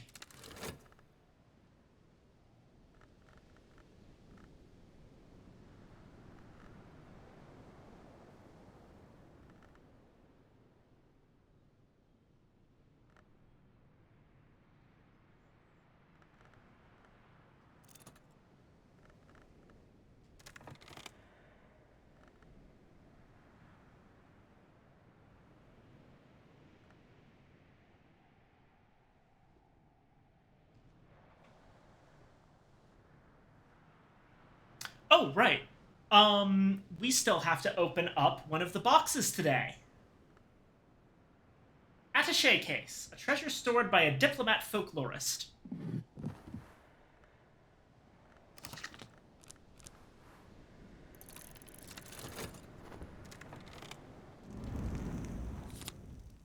And another living relic. Alright, buddy, this is now the turtle habitat.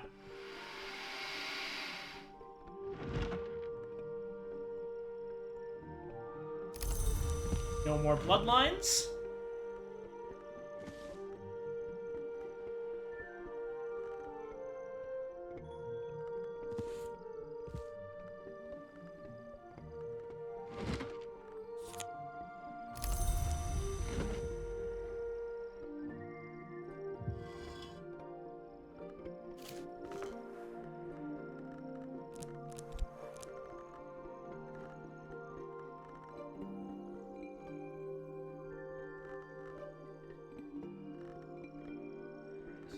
Edict's Marshal here. Almost there to a Wormwood Dream. Just need one little extra push. From Sea Holly. Finally a use for it.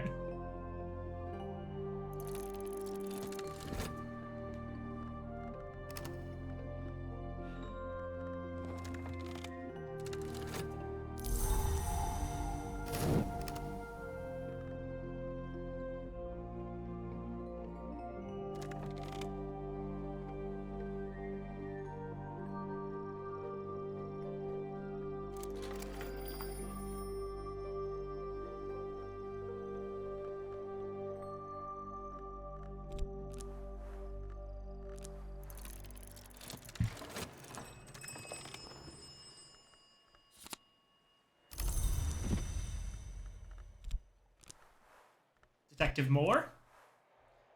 A lot of new churches and funny little sects out there at the moment, librarian. We don't mind when they preach virtue, take a sharp interest when they promise hidden truth, and anyone starts talking about immortality, well, can't have that, can we? There's laws and laws and laws. One of the laws is that there can only be so many long in the world. It's mostly much higher ranks than me enforcing that one, much higher. But I've been asked to look into it.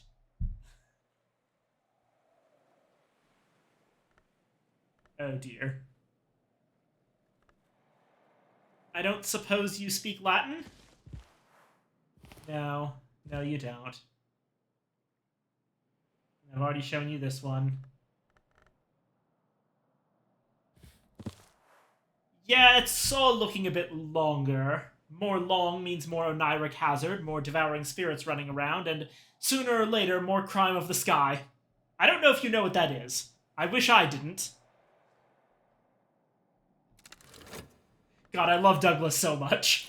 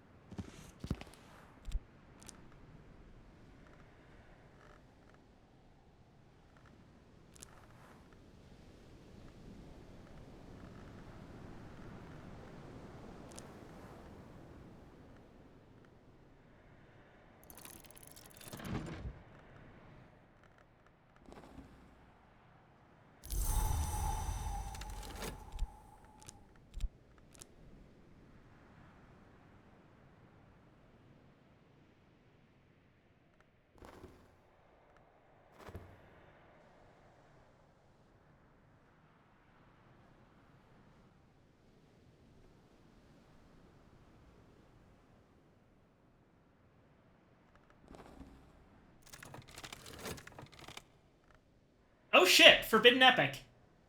Nice. Well, that was in the attaché case.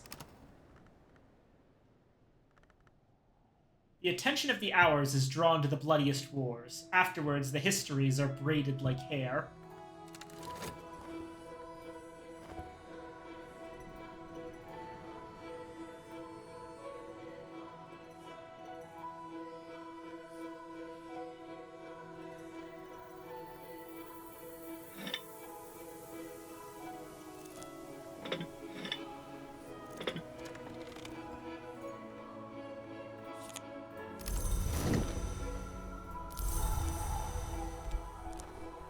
Lieutenant! Good day to you. May I come in? Prophecy, librarian. This is a time of prophecy. Oh, you can speak Latin. England is hedged and prickled with prophecies this year. Some of them I fear, some of them I doubt. I hope to find guidance here in Hush House. Well, I don't know if I can offer you guidance, but I can offer you Franklin Bancroft's diaries, which should be broadly similar? Question mark? The Sun's plan. It is a labyrinth, just as much as the Labyrinth of Lions itself. For almost 80 years, I have been guessing at its crossings and turnings. A long time, even with the measures I have taken to keep those years at bay. I am beginning to hope now that I will see the heart of it before I die. Right.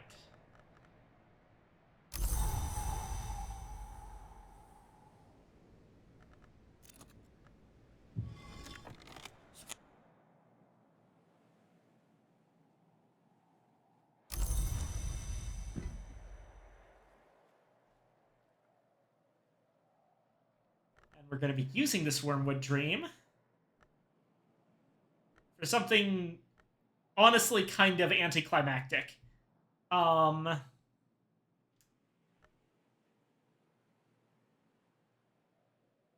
to the Pale Desk, slotting it in. along with Stone Stories. And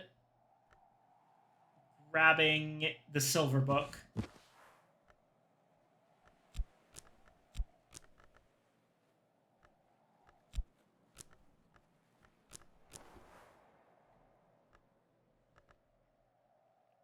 The softest penumbra of the Madrigad's light, invoked carefully through the white flower of the watchman's tree, drives witchworms to twitching death.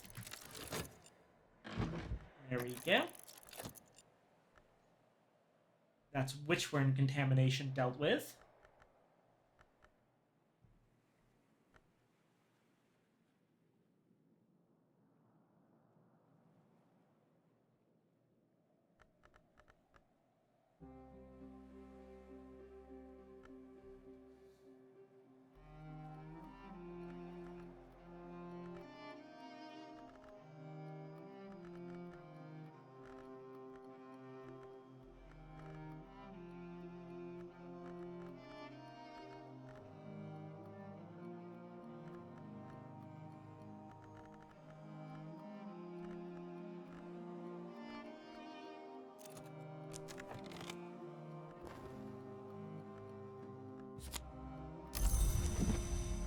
And Senor, a shadow cast by 2 candles who passeth with the dawn.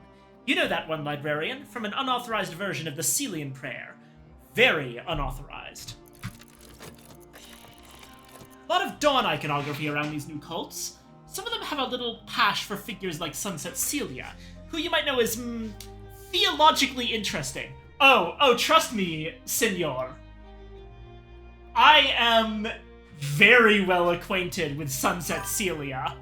I might be considered an expert on Sunset Celia at this point. Archbishop's paid me to look into the origins of the Celian prayer, see if anything, embarrassing might come up.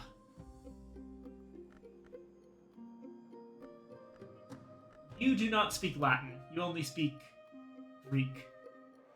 And, Hyksos, and Sanskrit, and Phrygian. Okay, you speak a lot of languages, but just specifically not Latin.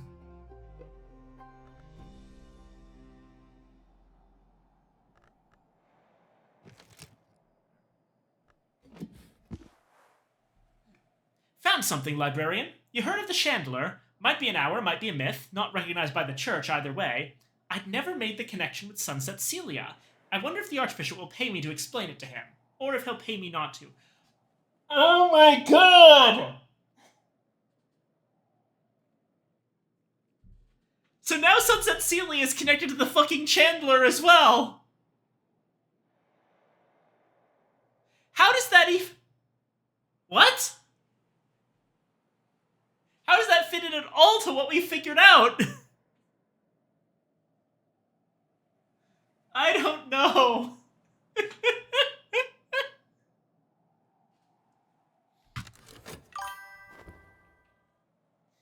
Yeah, Corso could be wrong. Corso could be wrong. Or, another possibility, what if, after Sunset Celia became mortal again and lived with the Swan King, by having been part of an hour, some of that essence from the Intercalate was left over, and that's what the Chandler is. The fact that the Chandler is a candle maker, Chandler means candle maker, and that candles are such a common, thing visually in this game, and with an entire mechanic around it, that makes me think that maybe there's something to the symbology of candles, and a candle is, by definition, a light that is mortal. Candles are often depicted at the beginning and end. Yeah, so think about it this way. Out of all the different types of lights, a candle is one of the few that has explicit mortality.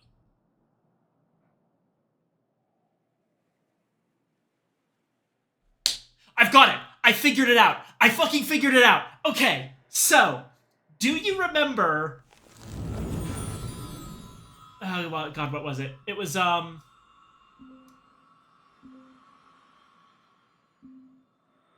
Okay, it was the other thing that was the whatchamacallit, the Deep Mandaic, the other Deep Mandaic. But do you remember the Chandler's what was it?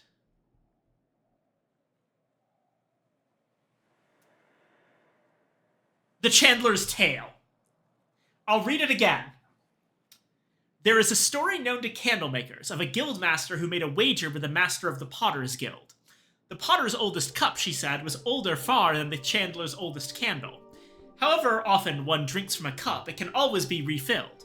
So they brought their witnesses to the judging on the appointed day, and the Potter's witness brought a cup he had used for 70 years, until its shattering. But the Chandler's witness brought a candle 77 years old.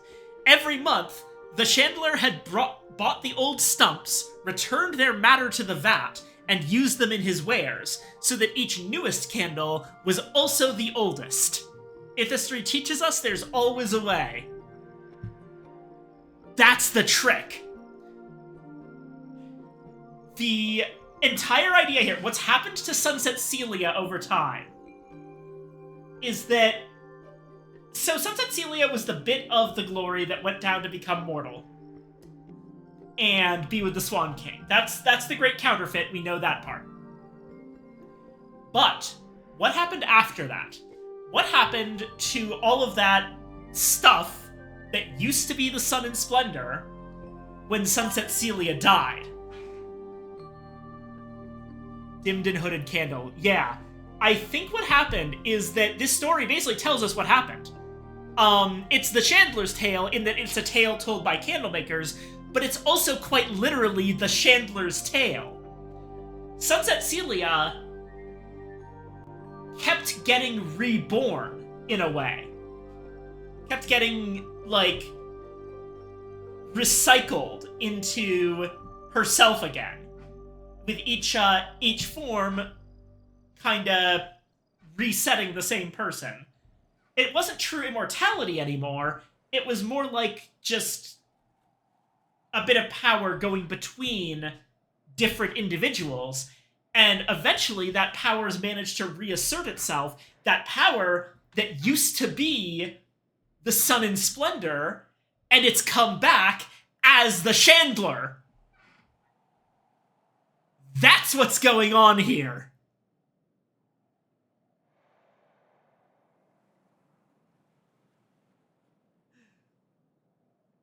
I fucking figured it out.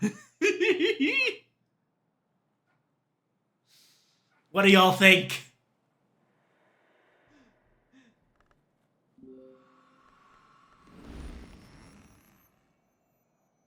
At this point, they're just... Every single one of these streams has to have... Legally has to have a moment where I go, like, full-on Pepe Sylvia at the mic for a bit.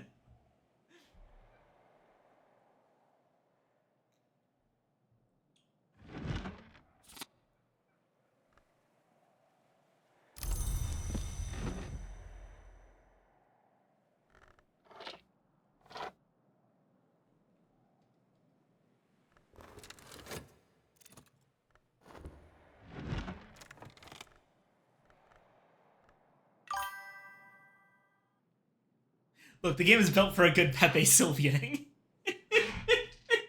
Spelled with an I instead of a Y, but yeah.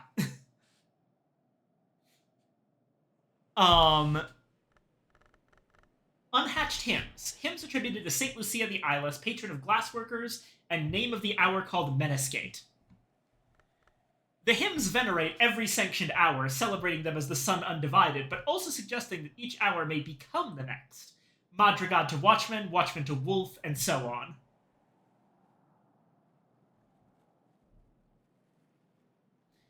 The Hymn of the Phases celebrates the Meniscate from whom we do not turn for the truth which is beauty, the beauty which is truth, and the perfect balance between the two. The Hymn of the Reflections, more puzzlingly, celebrates the Meniscate as the sister of Janus, mother of shadow, whose visage wondrous in emptiness can reveal all truths. I think this idea about each hour becoming the next might also be like, we might be honestly, maybe this is where the Watchmen went. We know that Sunset Celia was the Watchmen at some point. Lucia the Eyeless is a real saint, unfortunately. Don't look her up. I'm pretty sure I do know this.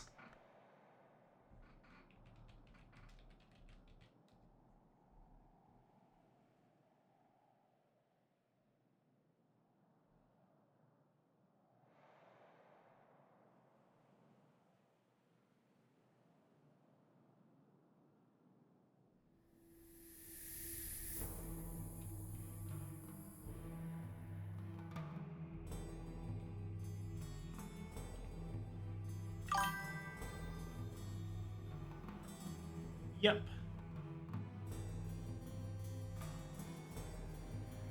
Dudes be looking at her, she gouged her own eyes out.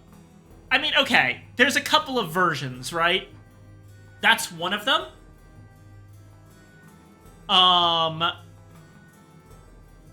Another version is that before she died, she foretold the punishment of Pachasus? I can't pronounce that. And the speedy end of the persecution, adding that Diocletian would reign no more and Maximin would meet his end. This so angered Pachasus that he ordered the guards to remove her eyes. So, there's a number of different versions of why Saint Lucia is Saint Lucia the Eyeless.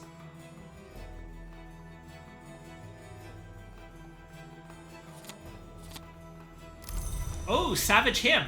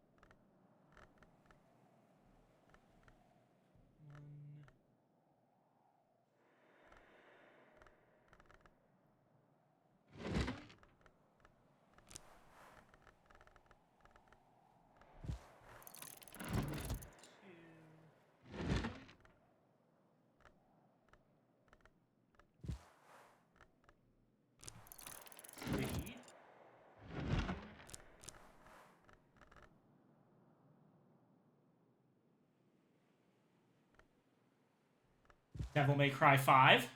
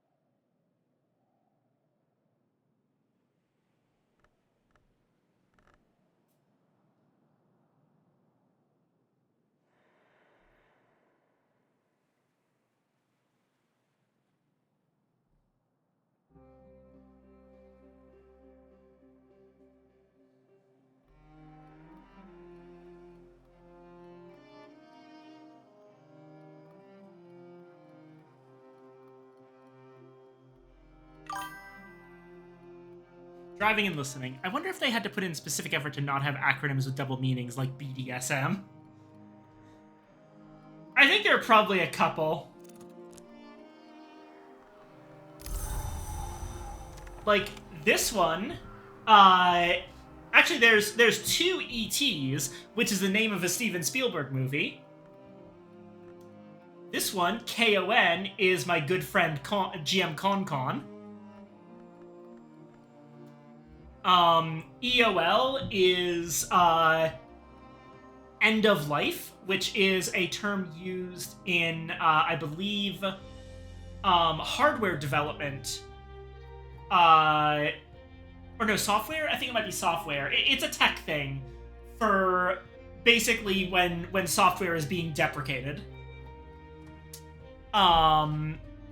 Depreciated? I never know how to pronounce that.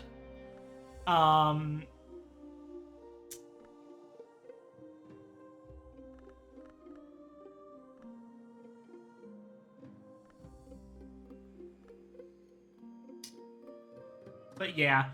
Thankfully, I'm not seeing any books that have CBT on the spine, although the Ceaseless Tantra comes really close.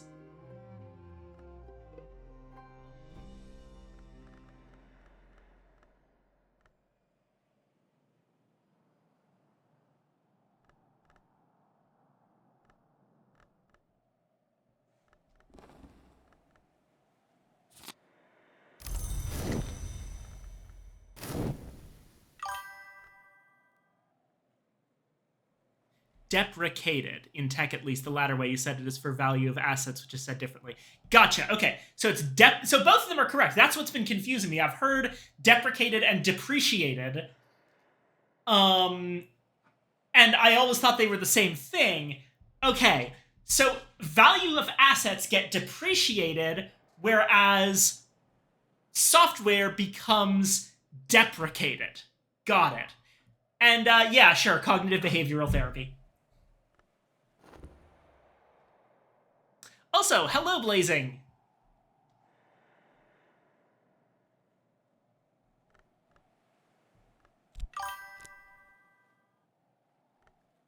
We've had some incredible Pepe Sylvia moments this stream, so definitely something to look through. The first happened when we discovered that Willem Harries and Gervinus van Loren are the same person. And the second happened when I figured out that Sunset Celia and the Chandler are possibly the same person. As if we hadn't already talked about Sunset fucking Celia enough.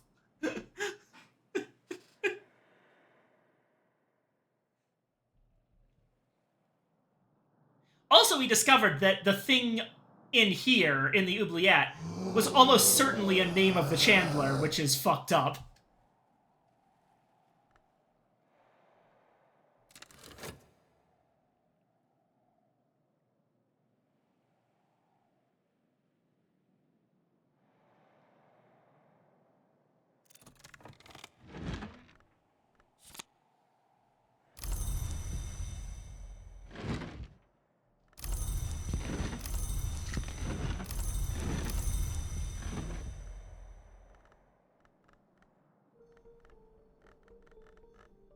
Oh, I need one more.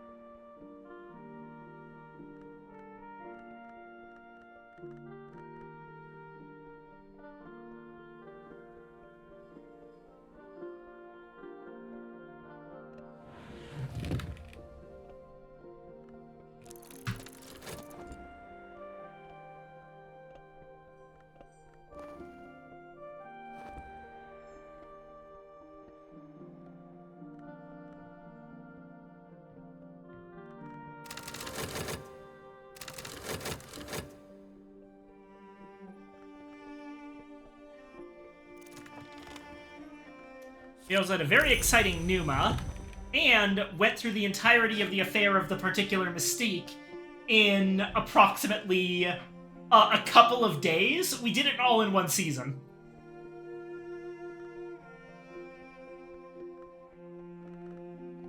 Okay. Laserian lightsmithing.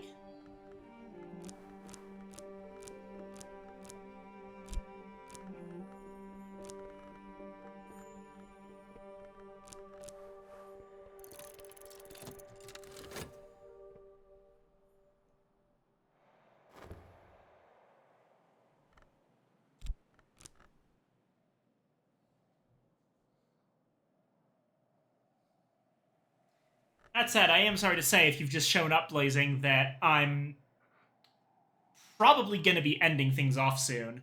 It's been 6 hours and 15 minutes, and I kind of wanted to stop at 6 hours, but I got absorbed again. So I'm probably going to be ending in about 15 or so.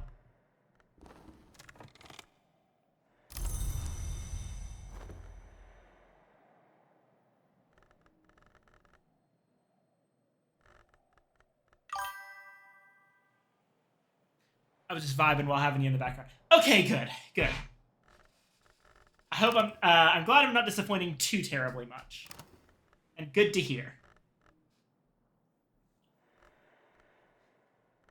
I always appreciate the lurkies.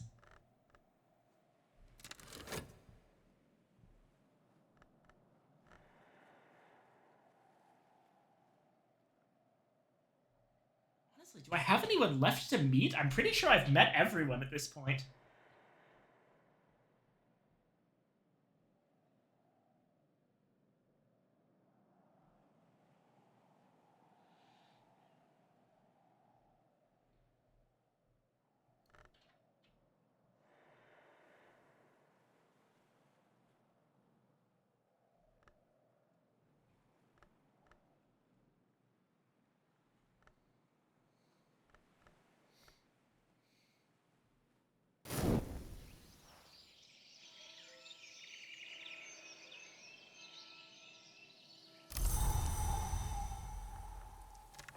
Rainy day.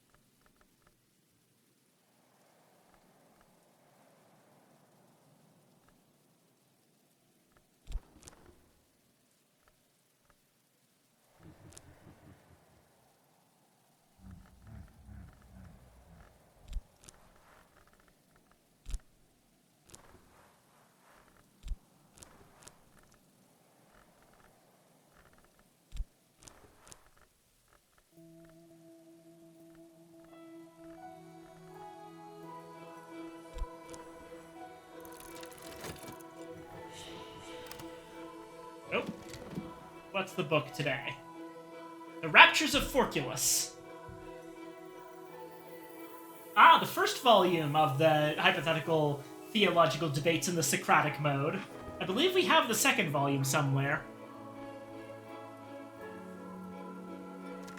Ah, right, except there was one thing I wanted to do. I remember now. I had wanted to read, or attempt to read, The Origins of Hours. That's going to be a tricky one. But Glazerian Lightsmithing will help. They'll only need 8 more. Back won't help at all.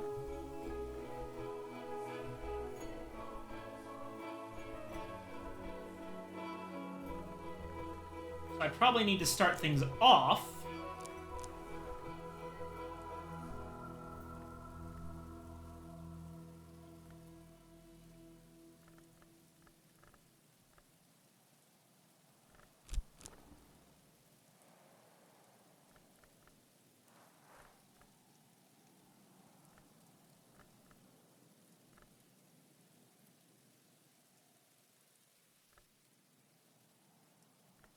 Wait, what?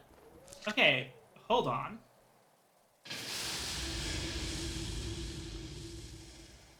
What spot even allows for metal?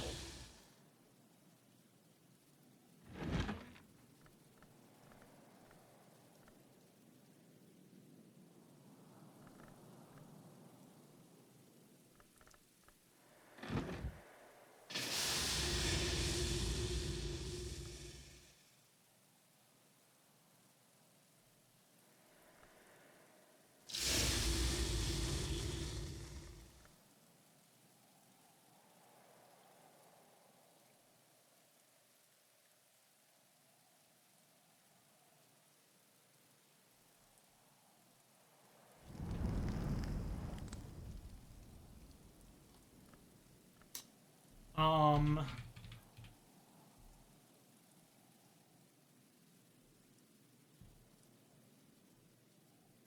Workstations...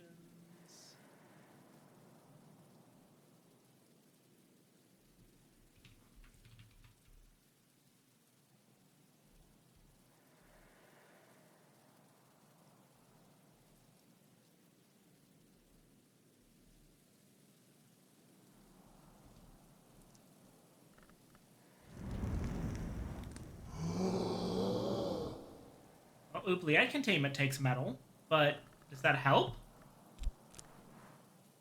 Oh, okay. It does take glazier and lightsmithing.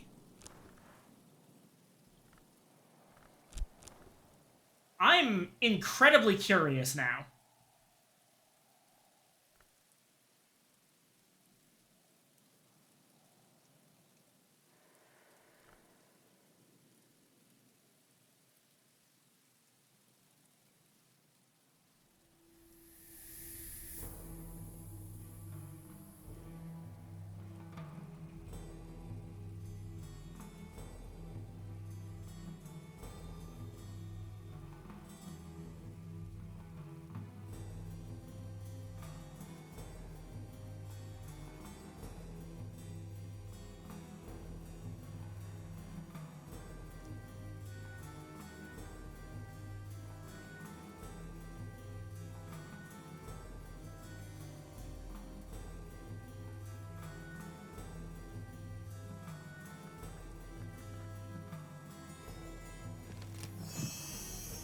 Oh, it just makes more Gervinite.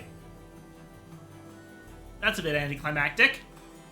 Well, that's another way to make it, I guess.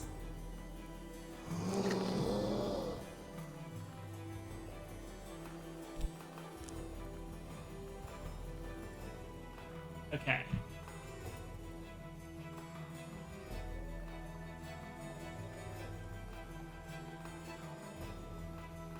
Azarine Fife. Potentially do something.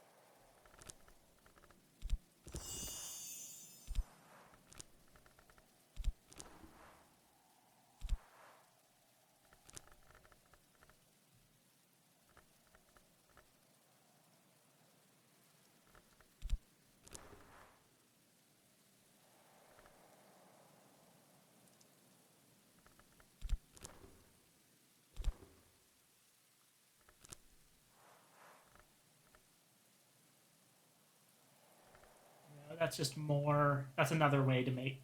That's the Gervinite recipe again, okay.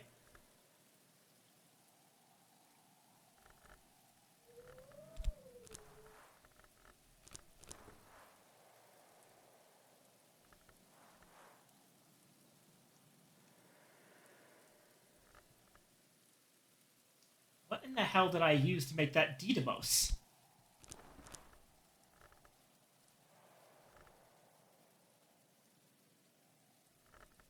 Strings and Songs. It was friggin' Strings and Songs, wasn't it?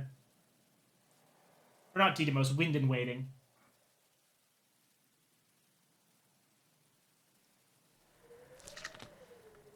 Okay.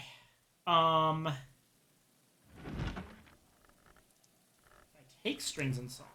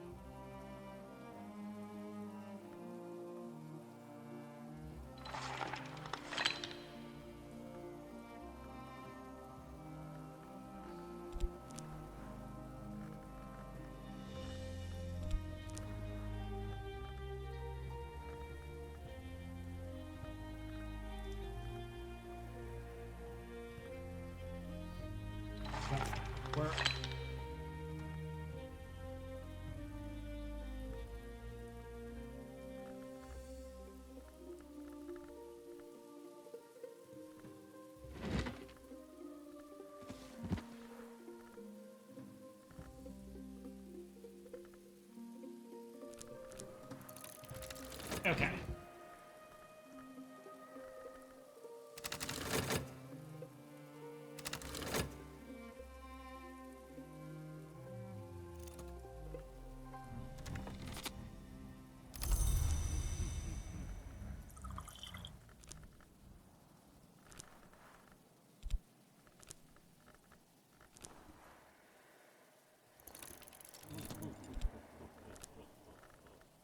These are leaky.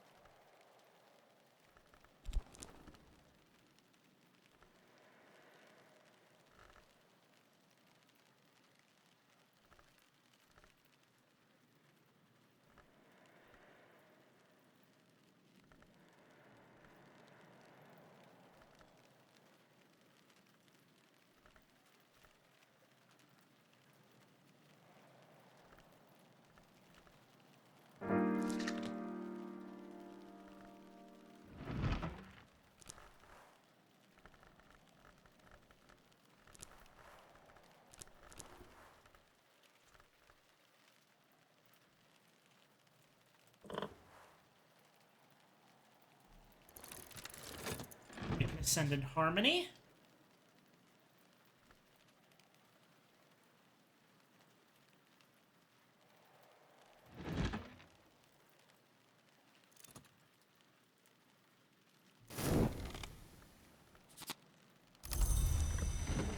Then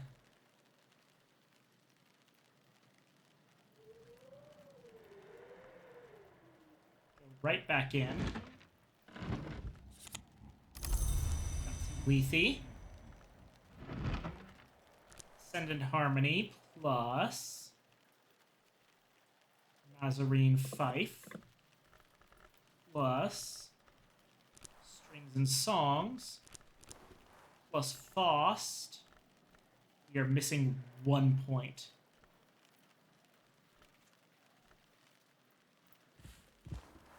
Plus my journal!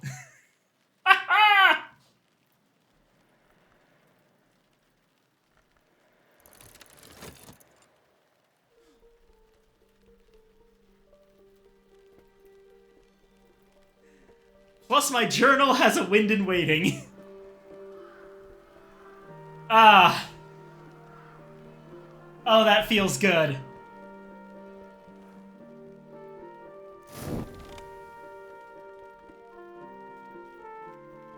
I probably could have done that more easily now that I think about it by using a Newman. But I'm honestly not certain a Newman would have been enough. Wind in waiting. Origins of Hours. Faust. Laserian Lightsmithing. And add Baron Silence's Astrolabe. Make sure to be speaking Vac. And I can master this mystery. The Origins of Hours. Oh hey, Raptures of Forcules. Got that too.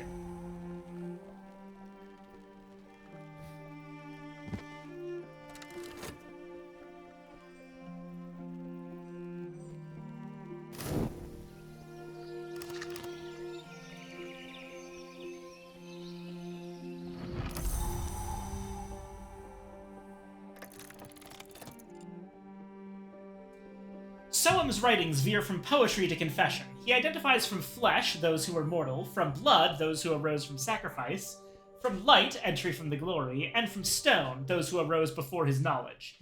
He insists that the moth was the first god who was blood, but later contradicts himself and claims it was the Red Grail. So that part I knew. You've got gods from flesh, that started from mortality, gods from blood, sacrifice, gods from light, the glory, gods from stone, the old gods. There's also gods from nowhere, that's a thing. He didn't write about those.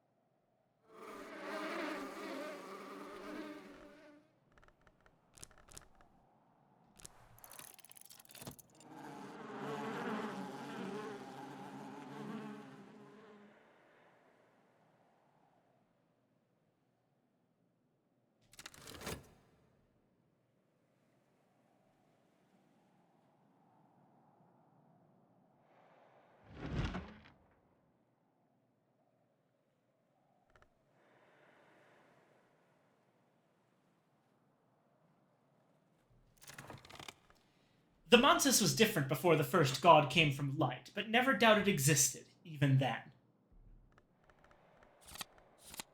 Confounding Parable and Sacra Limier.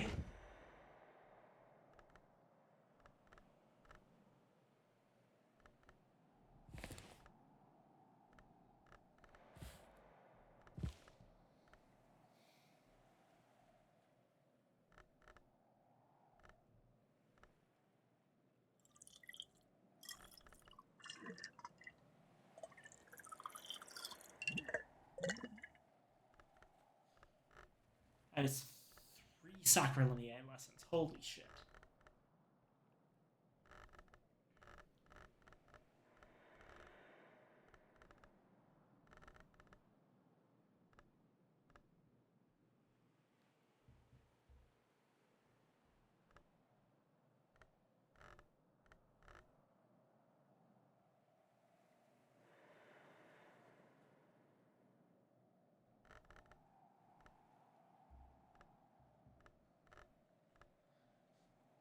But it is 6:35, so I think it's time to finish things up.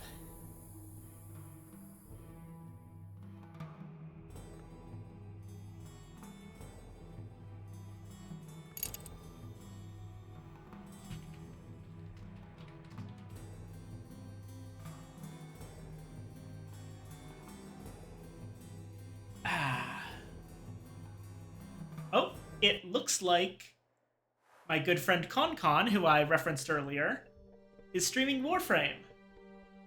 Let's go drop in.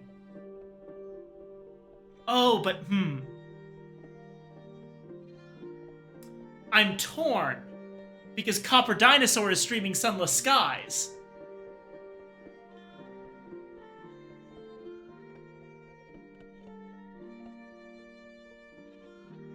Copper Dinosaur could use the boost more.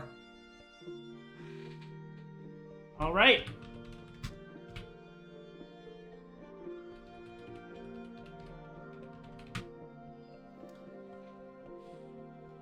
Thank you all so much for coming, everybody. Ow, ow, ow. I've sat in this chair for too long. Ah, my scales. I've had such a fun time with you all. This has been a great stream, and I hope you all have a wonderful night.